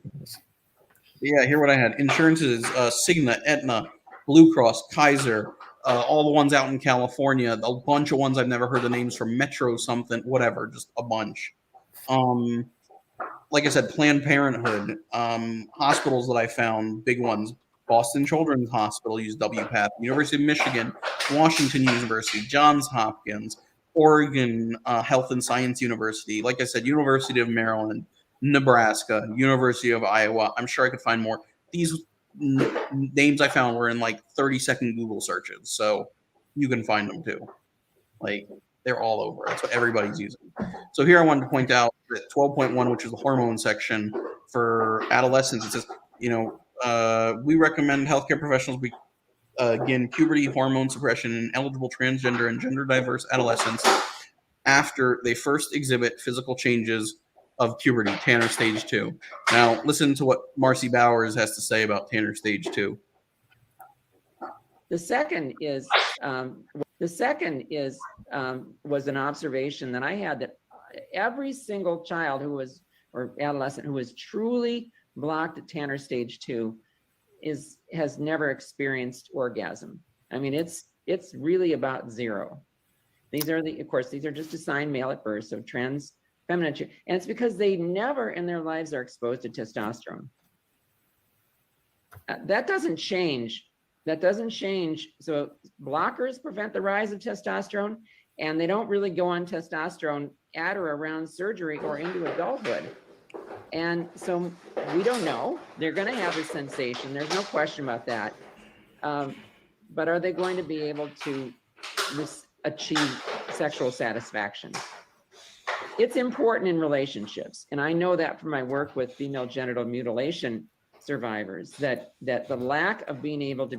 Oh yeah, that's how she started her career, doing like genital surgeries on women that were in Africa having female genital mutilation done to them when they were kids. The intimate. Oh my God. Important. And so this is what really raised the red flag for me, is to say, look, we're going to really. Yeah, and then she became a woman and started doing trans surgeries on women, on girls, on boys and girls or whatever. We need to have our eyes open about it. It's not a cult. I think it's been beneficial talking about it. I know Joe and many others have reported to me, they've changed their approach a little bit in their informed consent models, and that we're talking about masturbation now. We're talking about, okay, that's an area of the body that's got very dysphoric for you, but you know what? It's all a penis is just a large clitoris. I mean, it's all the same material. It really is. So use it for the pleasurable purposes, partially that it was intended. Now, remember from way back, Tanner stage 2, anybody recall what age that was? I was 7, 8, 9 years old. For boys, right. For girls, 8, 9 years old for boys. 8, 9, yeah. You're putting these kids on these hormones. Do you think those kids can understand what masturbation is? You think they can understand? I mean, I get that kids are having sex at younger and younger ages and they're exposed to this. Do you think they truly understand any of this stuff? But no, full bore ahead. Intended, and we'll see what happens. But these are to be answered questions. So can we avoid puberty and get? And there can be answered questions with these patients being guinea pigs, but we're not going to be clear about that. And she told you before, if you recall from that article, that it's on the patients if they're unhappy with the outcomes or detransition. Like, they shouldn't blame her. Good adult results. And secondly, how do we assure someone that they're going to be able to be sexually responsive? Do we remove the blockers during the course of their adolescence and let a little bit of puberty come back? Do we delay it a little bit, maybe into Tanner's 3 or 4, maybe before they have their first orgasms? Maybe. Look, and the other thing I want to say about this being an activist is in one of their sections, I can't remember which, I think it's just the general care sections or the adult section, they talk about how you should essentially be an activist. They talk about how you should educate those around you, how you should lobby politicians, basically how you should be an activist for trans care. So not only does this group have questionable recommendations, questionable evidence for their recommendations, and is not your typical medical guidelines, is like activisty type stuff. And like I say, there's evidence of them trying to cancel people and things like that that I can talk about at another time. It's starting to get late and we're almost at the end of this, and that's another whole story. But and then you have government and medical organizations, hospitals and doctors and insurances all basing their care off of this group of people. That's fucking nuts. So if trans people have gender dysmorphia and the answer is to give them a sex change, then why don't they allow people with body dysmorphia like anorexia or bulimia to continue their behavior?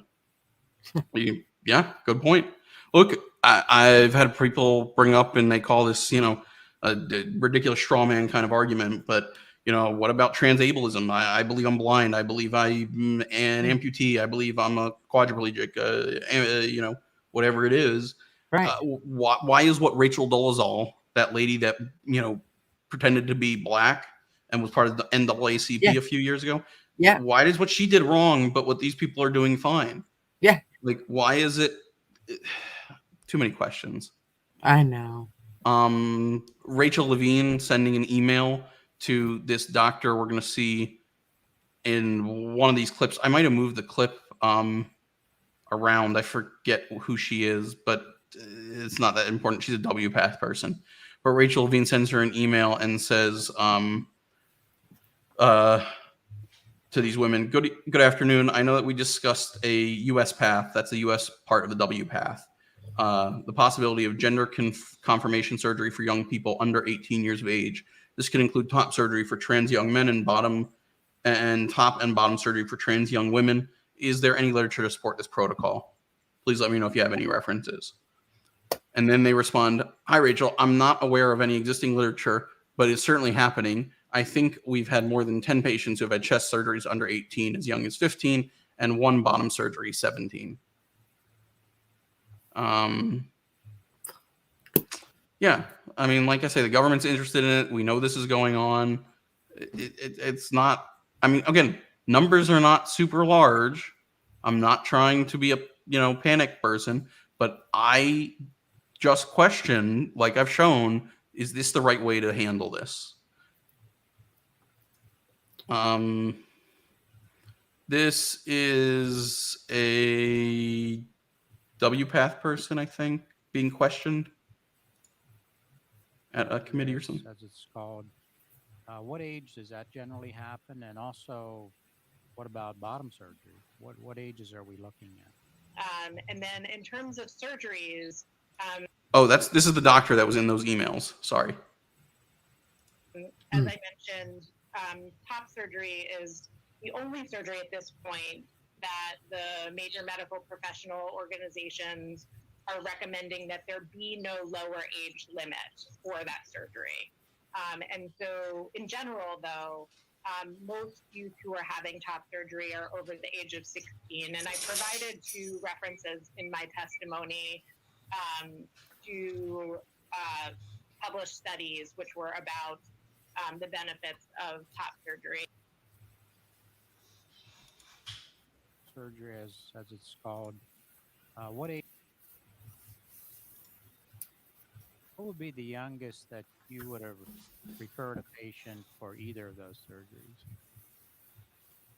So for top surgery, we have referred, and again, we don't recommend the surgery. This is based on over time working with a young person and their family and what decision seems right and developmentally appropriate for them, that they would be sometimes receiving a letter of support or a referral to a surgeon as young as age 14 is probably sometime between 14 and 15 is the youngest. But again, like I said, the majority are happening closer to 18, more between 16 to 18. And again, I think it's really important to remember that age is a number, but as an adolescent medicine and developmental specialist, we know that where a child is cognitively and socially is more important than that exact number of their age. Yeah, top surgeries are happening on patients as young as 13 years old. This study is on the, how happy people are 3 months post-operatively from top surgery, and the patients that they looked at were between the ages of 13 and 24. And they also had to be on testosterone. Of course, they found happiness. Wonderful. I just wanted to show this in adults. These 3 studies basically showed. So they say that reproductive, you need to do reproductive care in adults. They talk about in this section because you might not be able to, once you go on hormones, have kids. They don't seem to think that's very important in children as much. These 3 studies talk about how in male to females, if you go on hormones and stuff, your sperm doesn't work as well. It can damage your eggs. Your sperm doesn't come back even if you go off. That's the only point I was making here. Mhm. And then here's one last video clip from these guys questioning these people. I want to make sure I understand the full range here. So puberty blocking drugs, followed by the cross-sex hormones. It's my understanding they can prevent the full development of the penis and the breast, and can even result in loss of fertility. The questions about fertility, these are important ones that we discuss with patients and families early on and often. So we certainly have discussions prior to starting puberty blockers and prior to starting gender-affirming hormones, testosterone or estrogen. And, what's interesting is that the field of assisted reproductive technology is rapidly evolving, and our understanding of the impacts of these medications on biological fertility are also evolving. I also want to take a step back for a second to say that, transgender youth in their families, just like everyone else, may, are aware of the fact that there are other ways to build families beyond having a child biologically, right? That So I love that move. I won't acknowledge it. I'll kind of sidestep it, and then I will go, but adoption's a thing, or surrogacy. These people are so, Wasp, to answer your question, what are they removing at 13 on a top surgery? Whatever bit of breast that has developed up to that point, but also, like we said, you go on the hormone blockers and it reduces what's grown up to that point, but it doesn't go away. So if you ever went off the hormone blockers or decided to become female again, you would get breast growth back if you didn't have to cut off. That's one of the real arguments against. What are you looking at me like that for? Don't know. Sorry. But yeah, a lot of these kids, if they go off it and they have had surgery, they can't get anything back. They can get fake breasts done, but yeah. So this clip was pretty much over. And then, here's our lovely Rachel Levine again. I'm on reproductive stuff. And then, my transition was very different because for many reasons, professional and mostly personal reasons, I transitioned over 10 years. Okay? Most people don't take that long to transition. First of all, young people are not willing to do this.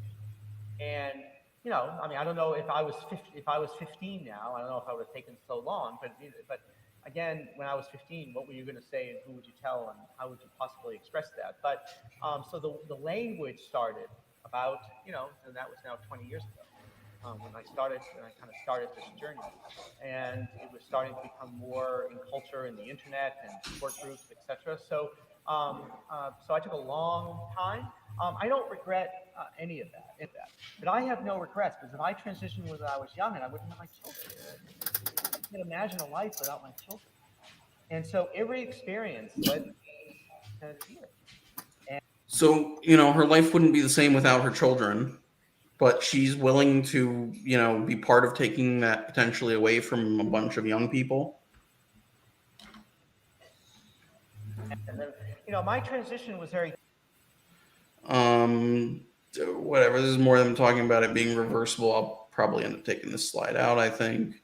Again, they recognize that there's long-term reversibility problems. This is the story I was referring to about the person that died from the 18-year-old that died from the E. coli infection from having a vaginoplasty using a portion of the colon, which, I was going to say this before and be an offensive asshole, but, you talk about sexual pleasure. The only thing that has gotten that these people are getting is they're getting a hole for somebody else's pleasure, or in the case of Jazz Jennings, for their mom to rape them with a dilator.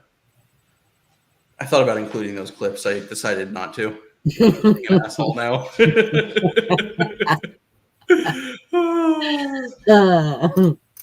I could find a way if I ever wanted to turn this into more than just a PowerPoint presentation. Oh man. And then, like I say, I'm not going to go through all of them, but here's a bunch of studies. I could send people studies. I've gone through a boatload. I have a bibliography I'll show you guys in a minute. I can't remember how long this is, but it's a little long, but I think I'd like to just play it to summarize everything I had to say. This is a guy that got chased out and left the W path years ago because of their care. People are cool with me playing this on like 1.5. It's not too bad. Is that okay, you think? Yeah, I think so. It's 15 minutes. It's not that long. I had the longer one, but he talks slow. We'll try 1.25. First encountered a patient suffering from what we now call gender dysphoria in July 1973. In 1974, I founded the Case Western Reserve University Gender Identity Clinic.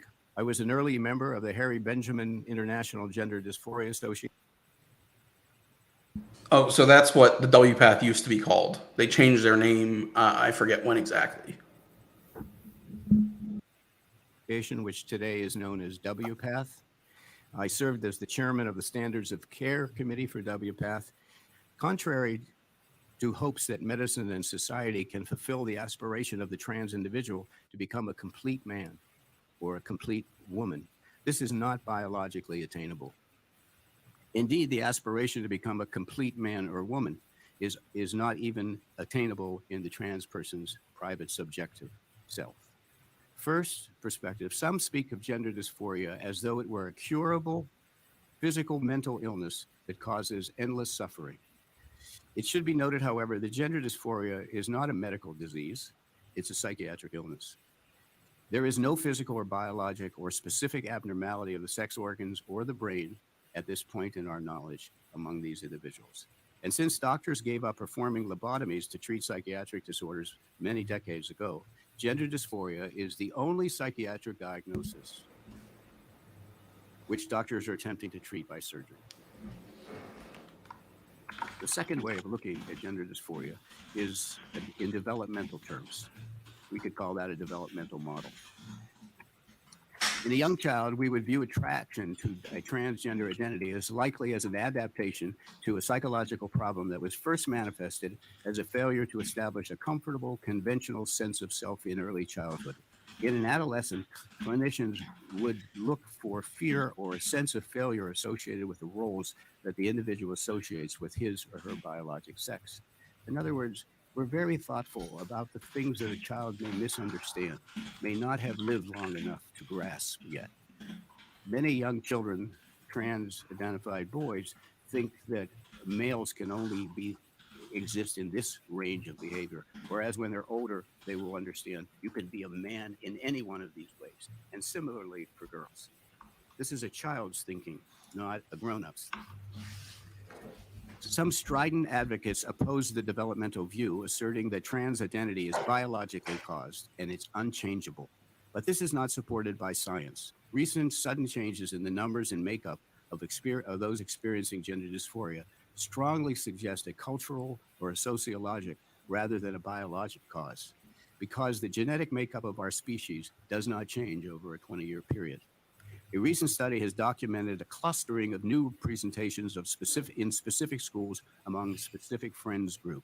All these observations point to social influences on the construction of the gender identity or transgender identity. The first approach we would call watchful waiting.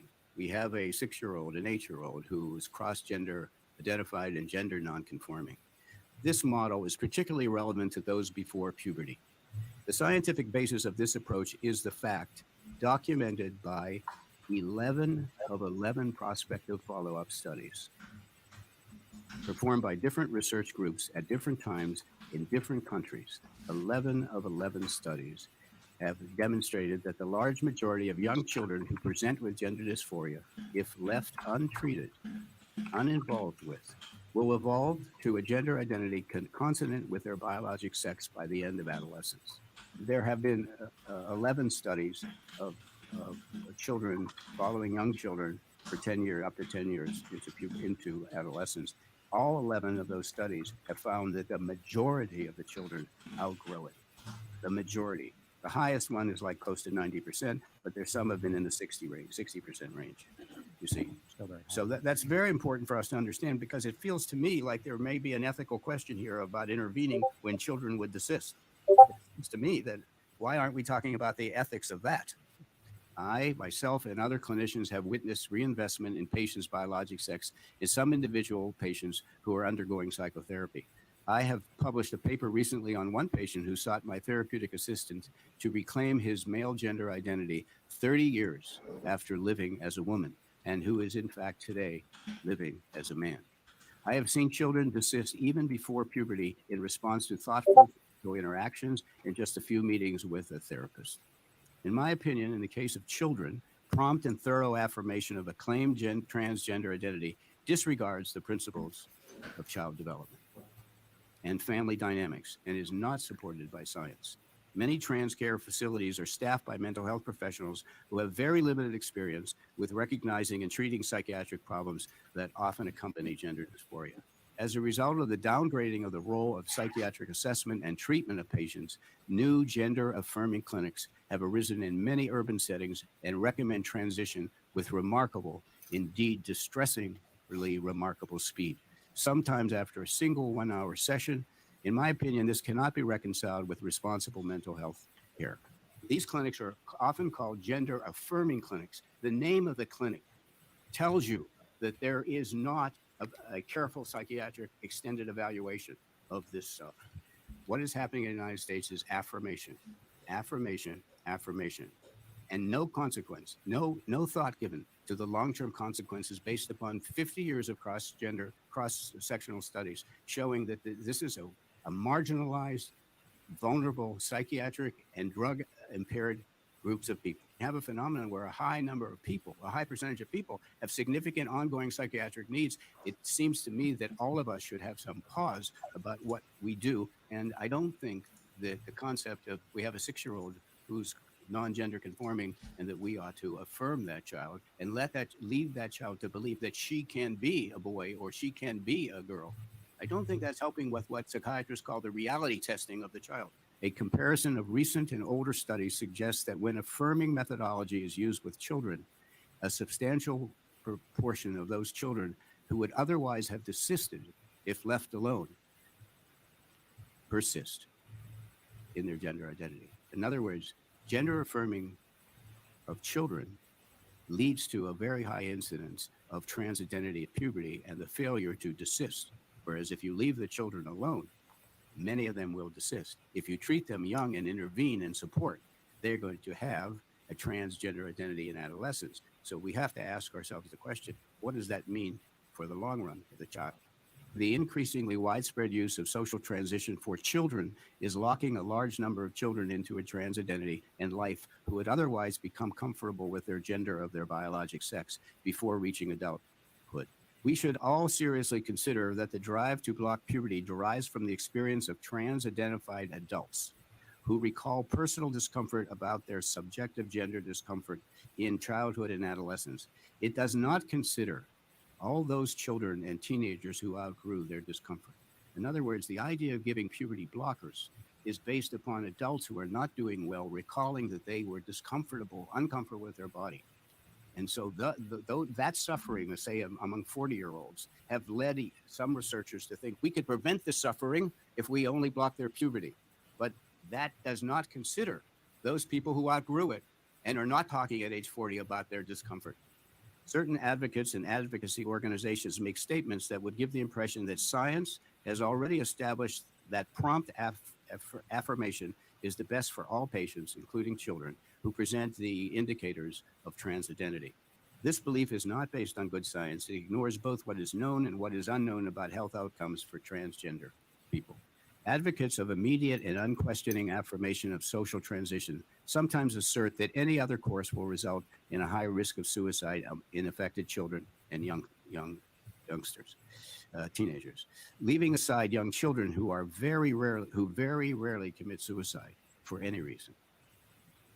It is certainly true that individuals with gender dysphoria are well known to commit suicide at elevated rates, but this is true both before and after social transition. and before and after gender conforming surgery, which it used to be called sex reassignment surgery. No studies show that affirmation of children or adolescents reduces completed suicide rates, prevents suicidal ideation, or improves long-term outcomes as compared to either watchful waiting or a psychotherapeutic model of approach to these children. Claims that affirmation will reduce the risk of suicide for children and adolescents is not based on firmly established science. A Swedish follow-up study tracked almost all individuals in that country who underwent sex reassignment surgery over a 30-year period and found the suicide rate, I am not exaggerating, ladies and gentlemen, the suicide rate in Sweden among people who are operated on for this problem was 19 times the general population. We do not know that kids who do not transition have a higher risk of suicide. We do not know that. That is not an established fact. But what many people believe that unless I transition my kid, they're going to be dead.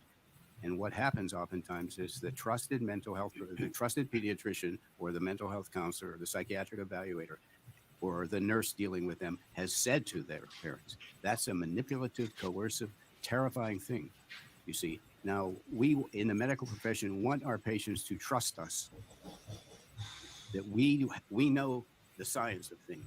And if we summarize that your kid is going to be dead unless you transition them, they either trust that and, oh my God, we better do this, and let me put aside all my intuitive worries about the wisdom of this, you see, or they get another opinion.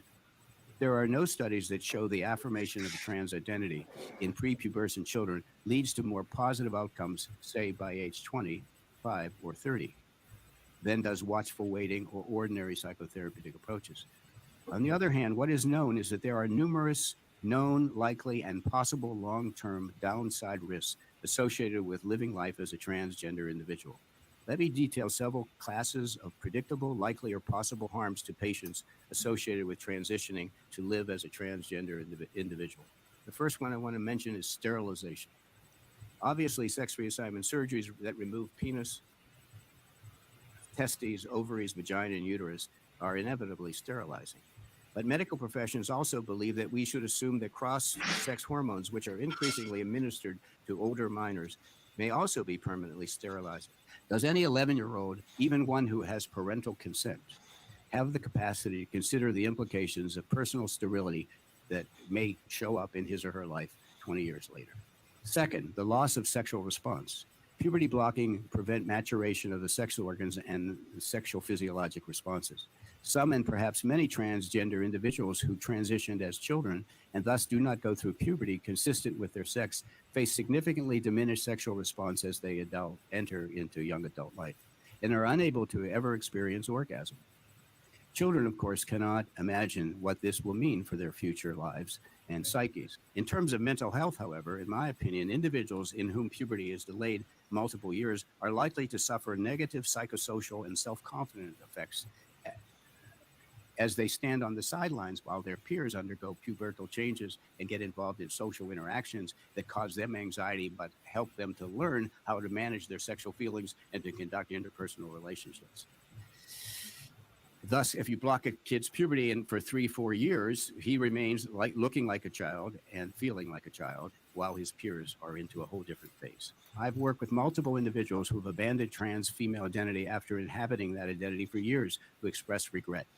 A surgical group prominently active in sex reassignment surgery has published a report on a series of 7 male to female patients requesting surgery to transform their surgically constructed female genitalia back to their original male form.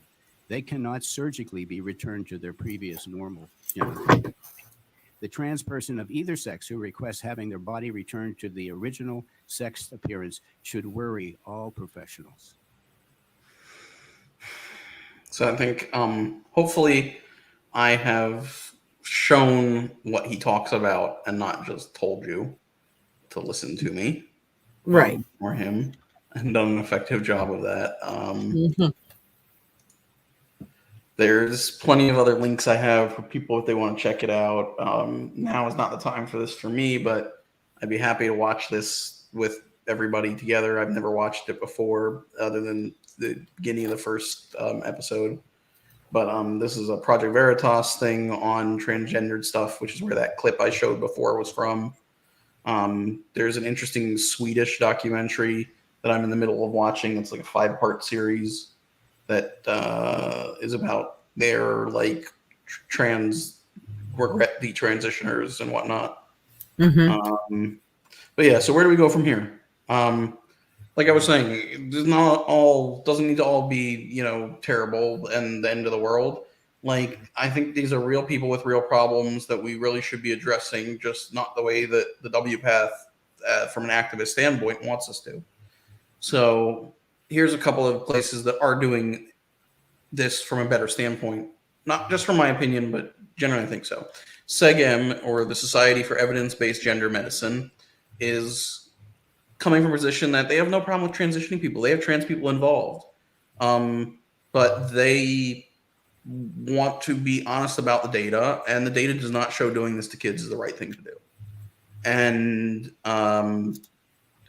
GETA is this new one I just found recently, the Gender Exploratory Therapy Association, which recently launched and put out their first version of their guide for treating trans children. And they're a psychotherapy, association, which is great, I think. And they very much are about, I've been looking at it. It very much is about giving a certain path for going down, for exploring these histories and how to approach these kids. And then there's this group at the moment, it looks like it's just a declaration to sign for healthcare professionals and scientists and whatever, called Beyond WPATH.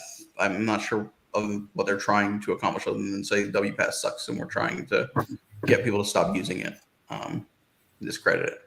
And SEGM has a lot of studies. Let me just show you some stuff real quick before I call it a night, because I got to get off at some point sooner rather than later. But I want to show you something interesting. What she said.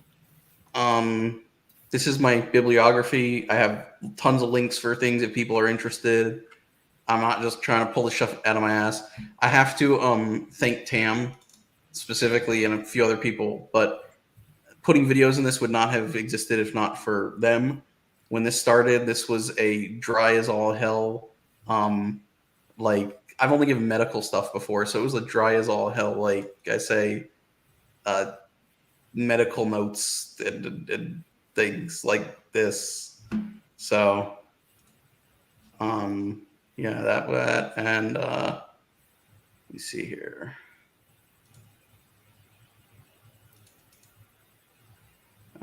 Yeah, here's these GETA guidelines. Let's see if it loads yet. But they're talking about a couple of case studies, how to assess young people from a psychological standpoint, things like that. Yeah, that's why I was saying I need help turning to a video because it'll be more accessible, I think, as a video. I apologize. I can't remember what the last thing, what I wanted to show you was after that video that I just turned off.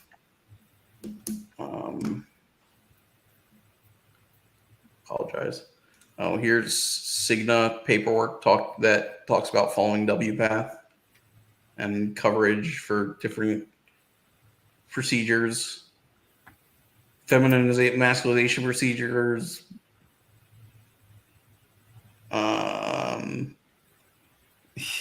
yeah, rhinoplasties, laryngoplasties, jaw reductions. But yeah, so I don't know. I don't think all hope is lost, but it's not, nothing's perfect.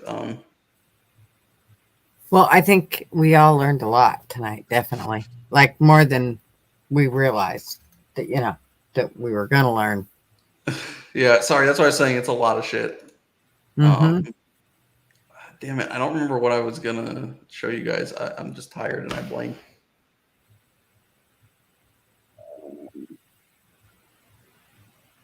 I apologize. I sincerely apologize. No worries. No, I mean, I just talk about it. But yeah, I don't know if anybody has any questions that they had, or other things that they're curious about. I was looking. I don't see any. Yeah, I skipped over that video. But yeah, I mean, that's why I say, like, this stuff is just, we're listening to the wrong people, and it's leading to this. Yeah. Huge increases, not a lot of improvement overall. And yeah, so to quote the person that got me down this path, the system is clearly going to eventually figure it out, I hope. But it currently isn't, and hopefully these groups get more of a following and can make an impact. Mm-hmm. But clearly Europe has made changes, and the US stands out as an anomaly. Let me just look here 1 second, see if I had anything else here that might be interesting.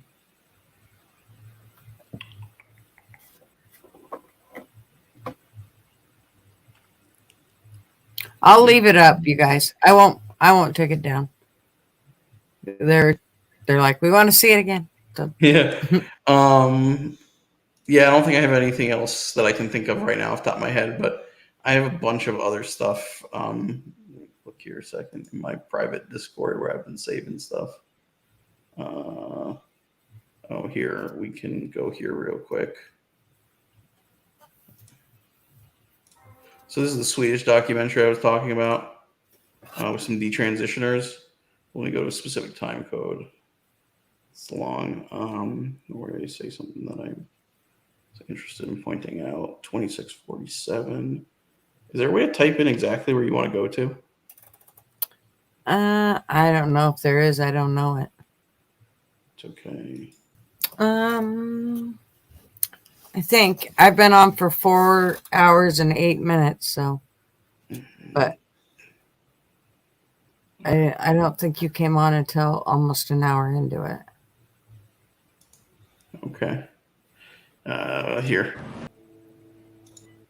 All right, and then there's one last clip we'll end it on. This was stuff, honestly, I literally just saw this last night and wrote time codes, took my screenshots, but haven't, pulled down. Part of the issue is I don't really know how to edit. The extent of the editing skills I have are downloading a video, cutting it out the bits that I want, and mashing them together with no transitions. Although I could probably put a transition in. Yeah, I hate editing. I have a hell of a time with it. And then compiling it. Like, I did really simple stuff just to get the clips I wanted from this. Female role. We're one giant experiment. We're guinea pigs, something that there's no science to back up. Where in the medical field do you do that? Where do you gamble with people's lives like this?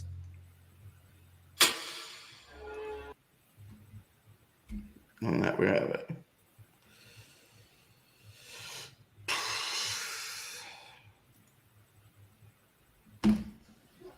Well, that's all I got to say about that at the moment. That's all he's got to say about that. Wasn't a lot, but it was a little. I'm done with this guy.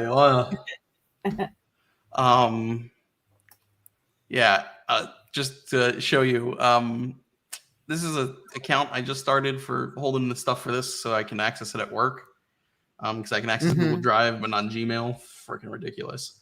I put 2 gigabytes worth of crap on here. This is I'm not asking for pity or anything, or for anybody to care for me or tell me I'm amazing, because but this is like 3 months of me reading through this crap, going through the studies that underlie it, spending this past weekend 20 hours plus throughout the week another probably 10 working on all this stuff. So I hope it was a lot of work and reasonable. And like I say, so my bibliography thing that I put together here, I did links to make life easier for people. If your guys are ever interested in taking a look, I'm happy to just share it to individual people directly. But if I make a video, I have a list of things to post under the video for people like what to go look at next and whatnot.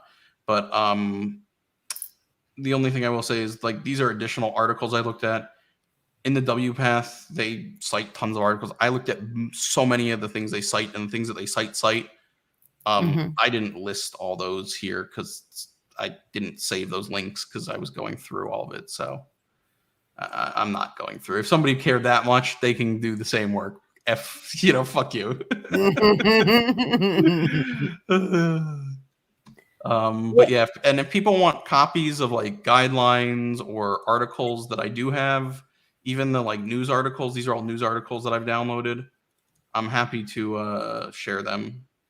I can share probably a Google Drive link or something if people want for you to post under the video or whatever when you save it.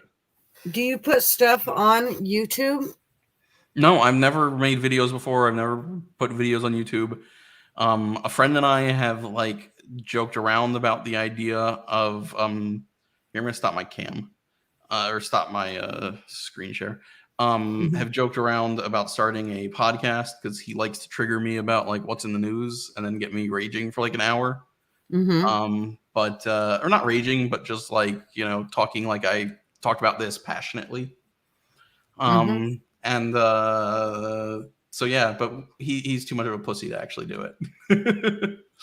So it's not hard. I mean, it's not hard to get it up. It's that's what she said. I mean, but it's not hard to get it up. It's just hard to keep it going. That's you know what I mean. You need somebody to like be doing research or whatever on a regular basis. You need a producer. Yeah.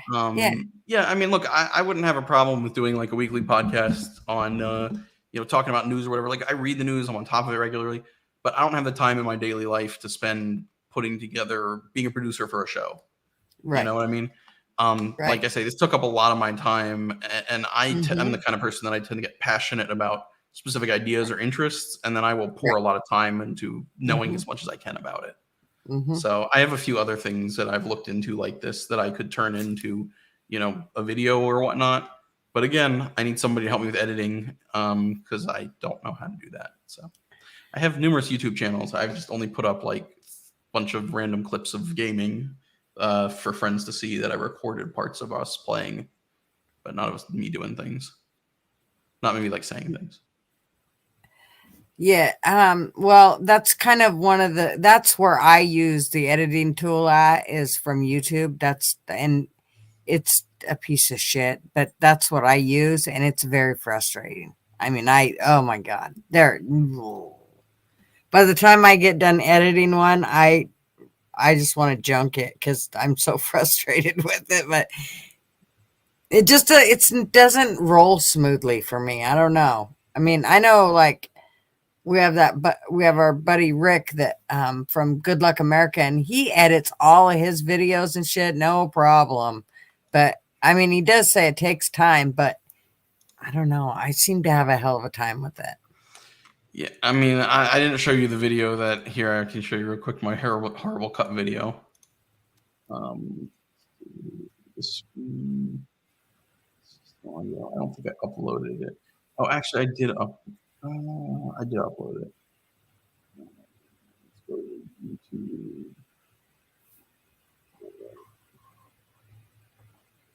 My other Arby. Yeah, see, I have a lot of Arby's. Let's see. Uploaded my unlisted managed video.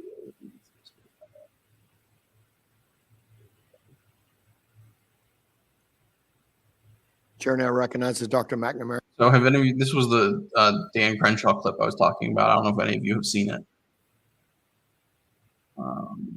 This lady is, let me see here a second. I have the time codes I wanted to show written down so I can point to those.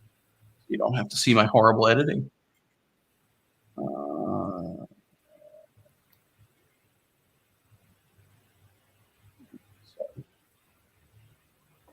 One sec. Okay. So, like I was saying, she talks about that there's something wrong with them. I'm sure there are many parents in the room, and you'd never want your kid to go through that. Suicidality is a debilitating way to endure adolescence. A suicide attempt is a traumatic interruption in a young person's life. Let's be clear. Pediatricians know that life-saving means life-sustaining. When trans youth receive the standard of care, they thrive. They develop talents. They discover their strength. To trans youth, I think that one of the reasons See, shitty edit. I guess I could put one of those black fades there. That would solve it. why suicidal ideation over the past couple of years and other mental health harms in trans youth has been going up is because of how they've been demonized. Yeah, and the rhetoric leads to depression, leads to anxiety, leads to suicidal ideation. It also encourages others to use the same rhetoric, their peers, that leads to bullying. Transgenders are already number one on the hate violence crime list. So I'd like to pivot to another topic.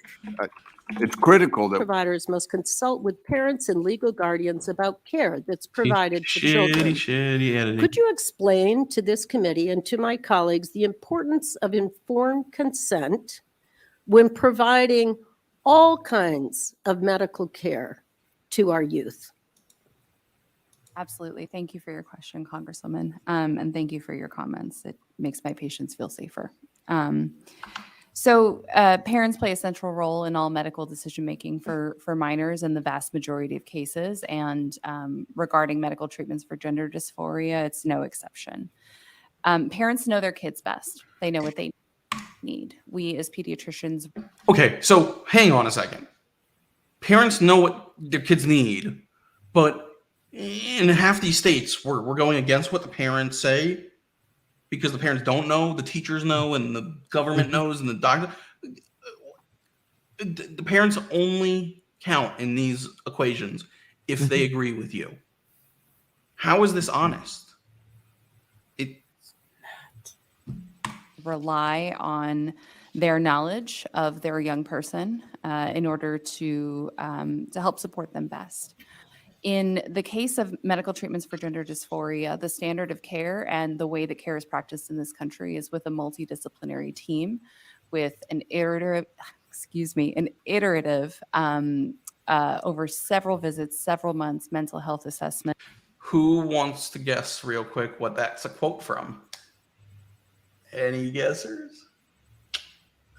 Yeah, you're right. The WPATH SOC8. And long conversations that don't. 5 minutes. Thank you so much, Mr. Chairman. I'm incredibly disappointed to see my Republican colleagues today taking what has always been a bipartisan effort to reauthorize a program that we've always supported and twisting it into a partisan process that undermines parents' rights and ignores evidence-based care guidelines for the treatment of trans youth. We should be here today to support a clean reauthorization of the Children's Hospital Graduate Medical Education Program. But oh no, you're putting the program in jeopardy in support of your continued culture war crusade. Look, I have a newsflash for my colleagues. It is none of your business what evidence-based care a parent in consultation with their healthcare provider decides for their child. In fact, after listening to you today, I am absolutely certain that most of you have no idea what the range of gender-affirming care actually is. You notice that again? We talked about it, gender-affirming care. So let me start with that. Dr. McNamara, can you define for us what age-appropriate, gender-affirming care actually is for my colleagues? Just a little bit. This is absolutely crucial. Thank you so much for the question. Gender dysphoria is real. It represents a discordance and distress that emerges from the difference between, I mince my words. It's the difference, I mince my words again, I'm so sorry. She comes across this throughout this thing because I've watched the whole thing twice, more times because V did a video on this or used it a few times, and I watched it through a few times.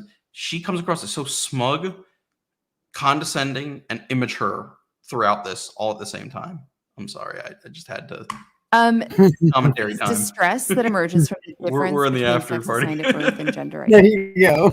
Without treatment, this care with this condition is dangerous and debilitating. Gender affirming care starts with affirmation. It starts with very simple things like, is it okay to get a haircut? Is it okay to wear certain clothes or to change your name into something that feels more authentic? And from there, we see that youth begin to blossom. Some youth qualify for and desire medical aspects of gender affirming care. And it's a highly individualized process. It depends on who the young person is, their parents, and the conversations that evolve from there. There is no endpoint and there is no prescripted plan of care. It depends on the person who's before us. And Dr. McNamara, that care has been supported by 20 major medical associations, including the American Academy of Pediatrics, the American Psychological Association, and the American Medical Association. Am I correct? Absolutely. Can you, just for a moment, rebut the claim that has been made here today that the United States is somehow an outlier in the care that gender affirming care represents? So I urge this body to make any decisions based on sound information and science. No other country in the world who is a peer of the United States has gone as far as to ban and criminalize the provision of medical treatments for gender dysphoria. What you have heard today is a cherry-picked collection of unverified information that portrays outlier views in some countries in this world. There are many countries in this world that nobody has brought up today that I could list off, like Ireland, Australia, Spain, Portugal, Canada, Mexico, among others. But this is the greatest country in the world, right? And our medical science and innovation here is amazing. I'm so privileged to be able to practice this care. That in the remaining minute, but I also wanted to ask you whether this direct primary care model, how that would affect your practice and the relationship you have with your. Oh, so this is something we didn't talk about much. I'll talk real quick, but one of the things WPATH talks extensively about is not needing secondary opinions, not needing to talk to psychiatrists. They really only talk about needing secondary opinions if you are dealing with detransitioners, not transitioners, which is ridiculous to me. The other thing is that they talk a lot about wanting to have a multidisciplinary group that understands, has master's level or higher care, that understands trans care, but not specifically that they have to be psychiatrists or psychologists or anybody. They just have to be, familiar and trained in mental health care for these types of kids, but they don't necessarily. So you could have a practice that's like a physician, a surgeon, a physician assistant that works under the surgeon that does the hormone care and the puberty blockers, and then a master's level licensed therapist who's very activisty that's signed on and writes the clearance letters if your state requires it. Mm-hmm. It just that's what they're talking about here. We didn't talk about it before. Your patients. Thank you, Congresswoman, and it's a pleasure to speak to a fellow pediatrician. Primary care is the foundation of health and wellness in this country. It's a privilege to take part in our primary care system and to see children flourish into adolescents who become my favorite patients. As far as correcting the record, it is difficult to do so in a way that does justice to the amount of misinformation that we have all heard today. I urge this body to deliberate over the extensive documents that have been submitted to the record that debunk this disinformation and misinformation, and to base their decisions on science. Okay, and we're gonna skip a little bit, but yeah, she's just like, it's on the science. We don't need to see him, Dan Crenshaw grandstanding a whole bunch. So I'll skip forward. We'll see him grandstand, obviously, because that's what the whole clip went viral for. But we'll watch from here to the end. But that hasn't stopped healthcare workers. 70% of Americans oppose. So we are just saying here that taxpayer money shouldn't be used for it. That's all. This should not be that controversial of an issue. Questions are for Dr. McNamara. I just want to ask you, honestly, you're not concerned about the unknown effects of puberty blockers, hormones, and surgical interventions in kids, the long-term effects, not concerned about that? Everything I've said here today comes from a place of deep honesty and conviction for the care that I provide and the community that I'm a part of. You've said that we've cherry-picked data. How do you mean by what? How do you mean that? So It is very unscientific and flawed to pick a single study or a single statistic and to discuss it in isolation. Totally agree. Medical experts are able to talk about all of the evidence as a whole. Totally agree. So it's good to look at systematic reviews, right? That's the gold standard of evidence when you're trying to understand whether something works or whether it doesn't. So the British Journal of Medicine looked at 61 systematic reviews with the conclusion that, quote, there is great uncertainty about the effects of puberty blockers, cross-sex hormones, and surgeries in young people. Journal of Endocrine Society came up with the same conclusion, even the American Academy of Pediatrics. They all cite the lack of evidence. So here's the thing. If you're doing a therapy and it's, temporary, whatever, fine, maybe let's try it. Let's see if it works. But when you're talking about permanent physiological changes, do you not agree, just from an ethical standpoint, that you might want extremely strong evidence of the benefits? And there is no systematic review that states that there is strong evidence of benefits. Sir, are you aware of how the quality evidence grading system works and how it's applied? Yeah, we read through it. That's why I'm citing these journals. So which journal says something different? We should have that debate. Tell me a journal that has done systematic reviews that cites different evidence, that cites strong evidence for benefits of these therapies. The only two systematic reviews that I know of from the U.S. were paid for by the Endocrine Society. I can't remember where the second one was done, but one was done at Johns Hopkins, and it was one of the ones that showed either very low or low quality proof for its, findings. The standards of care were developed based on extensive. You're not telling me any journal. You're not telling me any study. Don't say That's not standards what of care. Yeah. So. Tell me one. The standards of care. That's the standards of care. Yes, That's standards of not care. a journal. That's not a study. That's not an organization. That's not an institution. You're just saying words. Name one study. The thriving Dr. McNamara talks about is because of hormones or surgery and psychotherapy, family support, regression to the mean, placebo effect, or some other confounding variable. After all, there have been no randomized controlled trials. Have there been randomized controlled trials, Dr. There McNamara? have not. Randomized controlled trials are what are the gold standards, that gold standard. That is what we're always looking for in medicine. We do not have those kind of studies. As you said, there are variables, confounding variables that can interfere. If a child is going through these gender affirming cares, so-called, the child may also be getting psychotherapy. The family may be getting support. How do we know that the improvement on the other side is due to the hormones or the surgeries or the psychological support? Yeah. Thank you. And I think to say that the federal A champion for our young children. I thank the gentleman, and look, I just want to make a few more points, and I want to run everyone through this thought experiment. So my daughter's going to grow up with a father with one eye, and at some point she might say, I want one eye, right? I identify as somebody with one eyeball, which, by the way, is far less important than your gender, just physiologically speaking.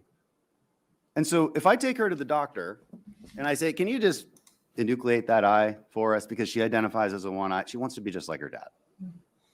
What would the doctor say? They'd say, you're crazy and I'm going to have you arrested. That's what they should say.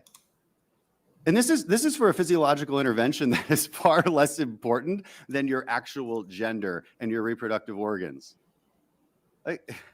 We have to stop this madness. This has gone too far.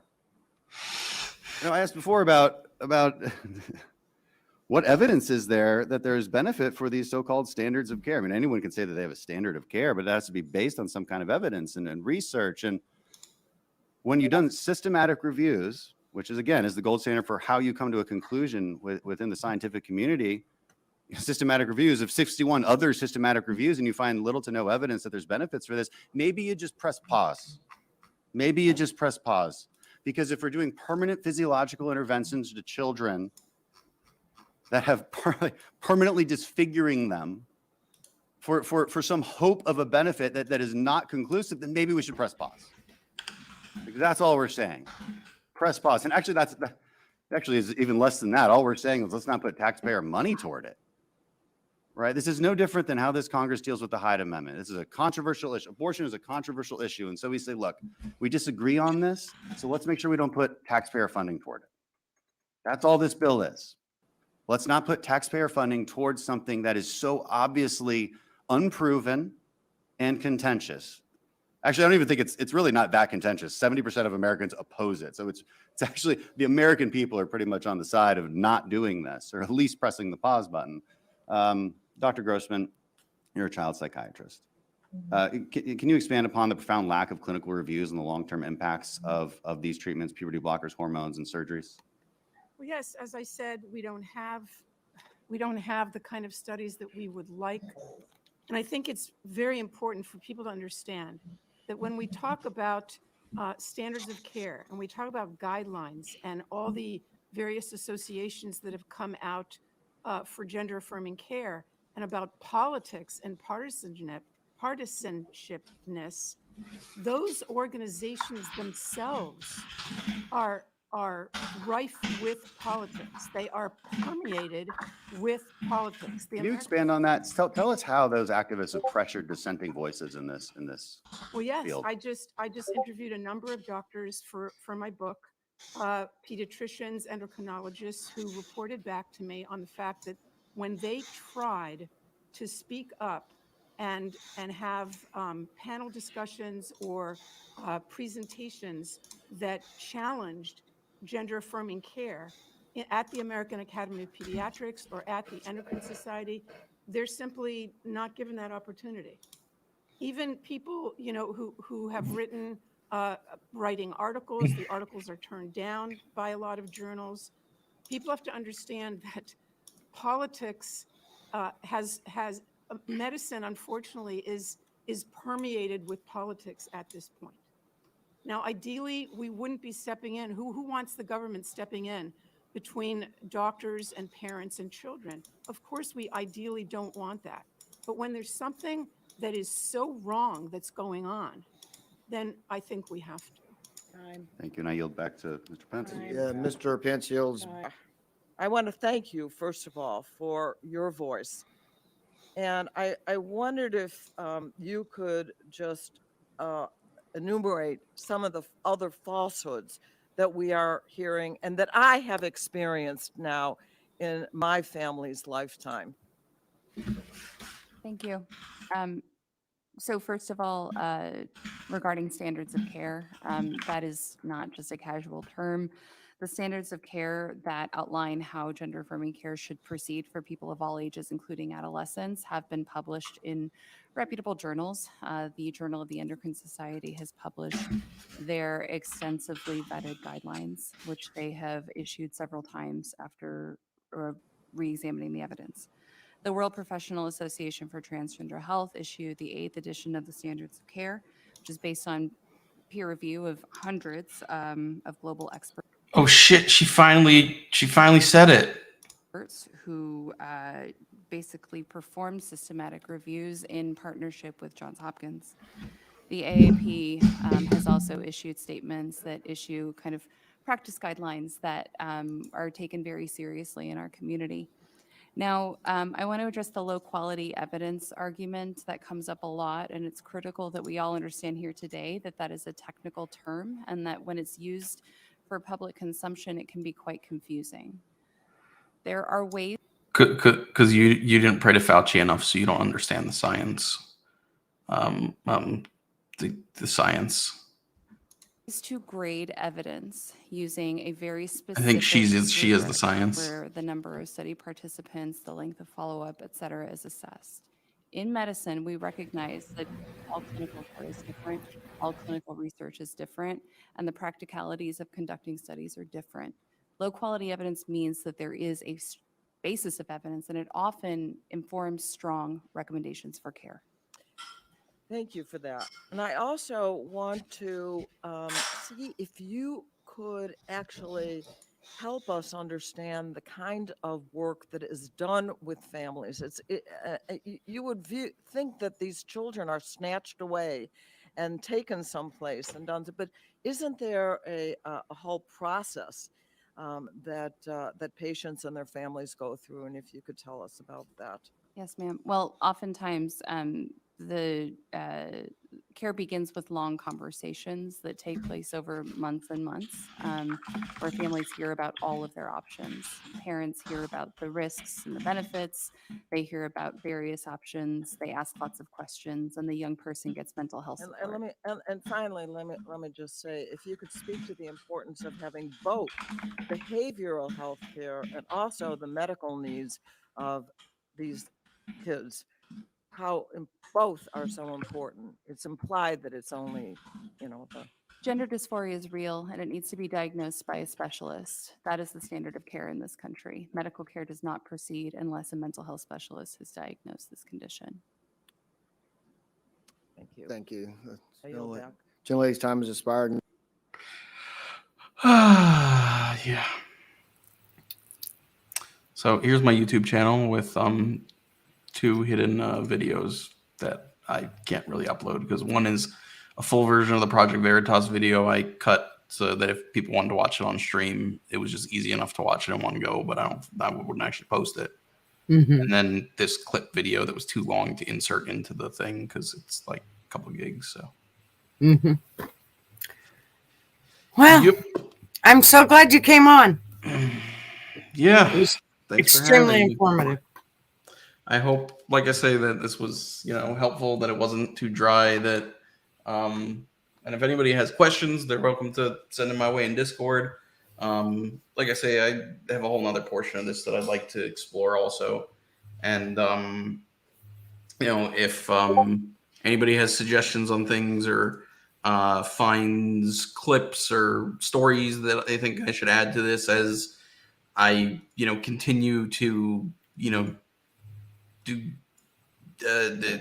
continue along here, because like we were talking in the side chat and in Discords with Tam specifically, I can definitely make this into a video at some point, but it can be added to, it can be refined, it can be improved. If people have suggestions on how I order this stuff, I'm happy to move things around. Anybody wants to help or has suggestions, I'm totally open.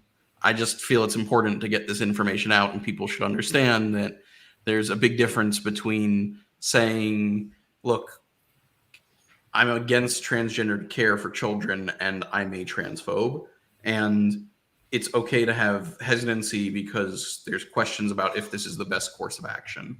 And people should be able to understand it and have something that's presentable for a layperson that is not, this dense 260-page document that's full of a lot of questionable information that takes 2 months of reading through to really get to the bottom of.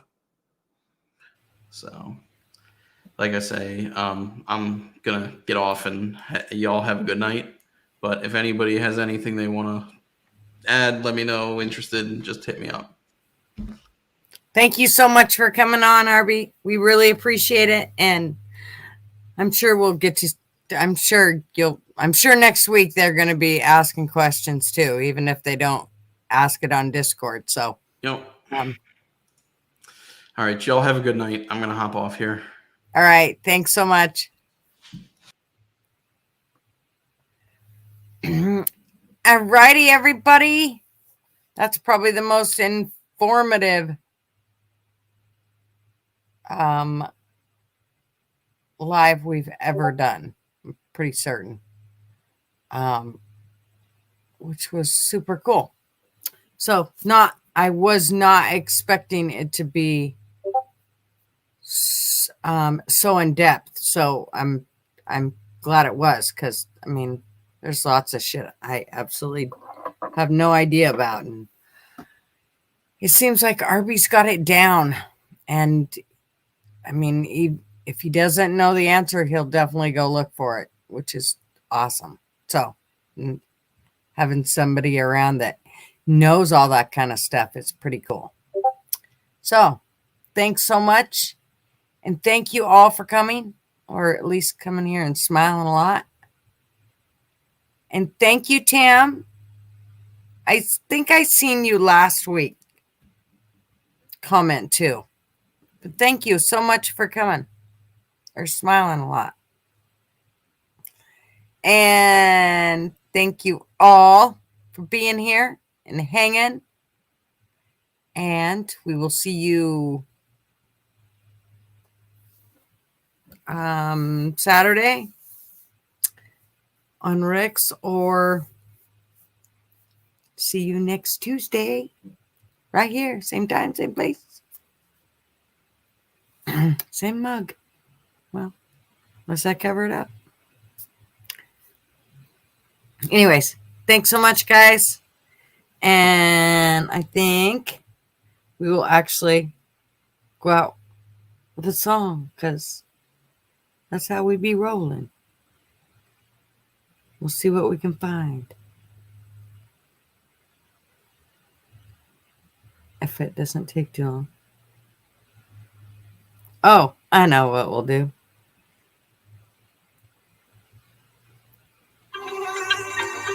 First, we got to get through. No, not 5, 4, 3, 2, 1. Hold on. Hold it, Bridges.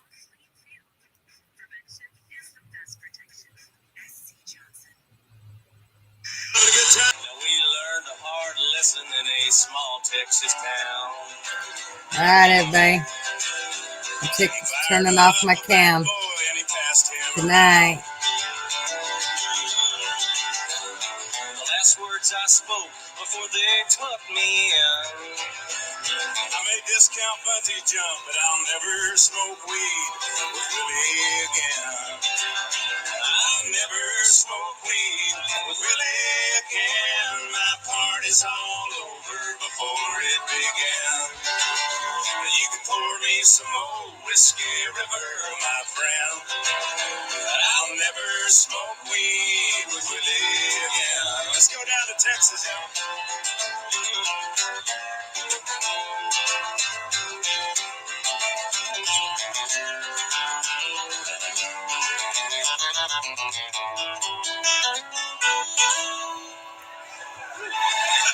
Now we're passing the guitar, telling good jokes.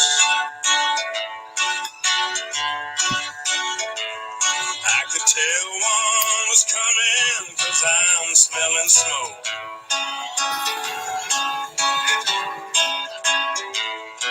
No, I do not partake, I just let it pass by.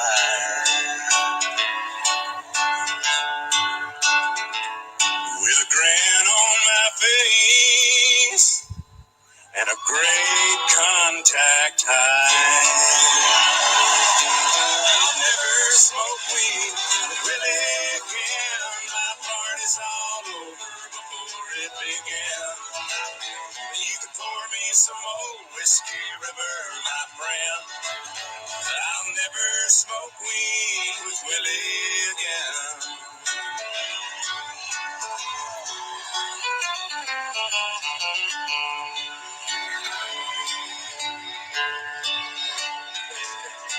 In the fetal position, with drool on our chin,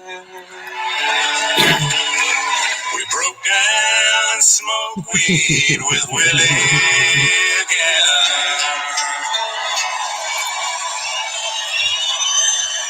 Good night, y'all.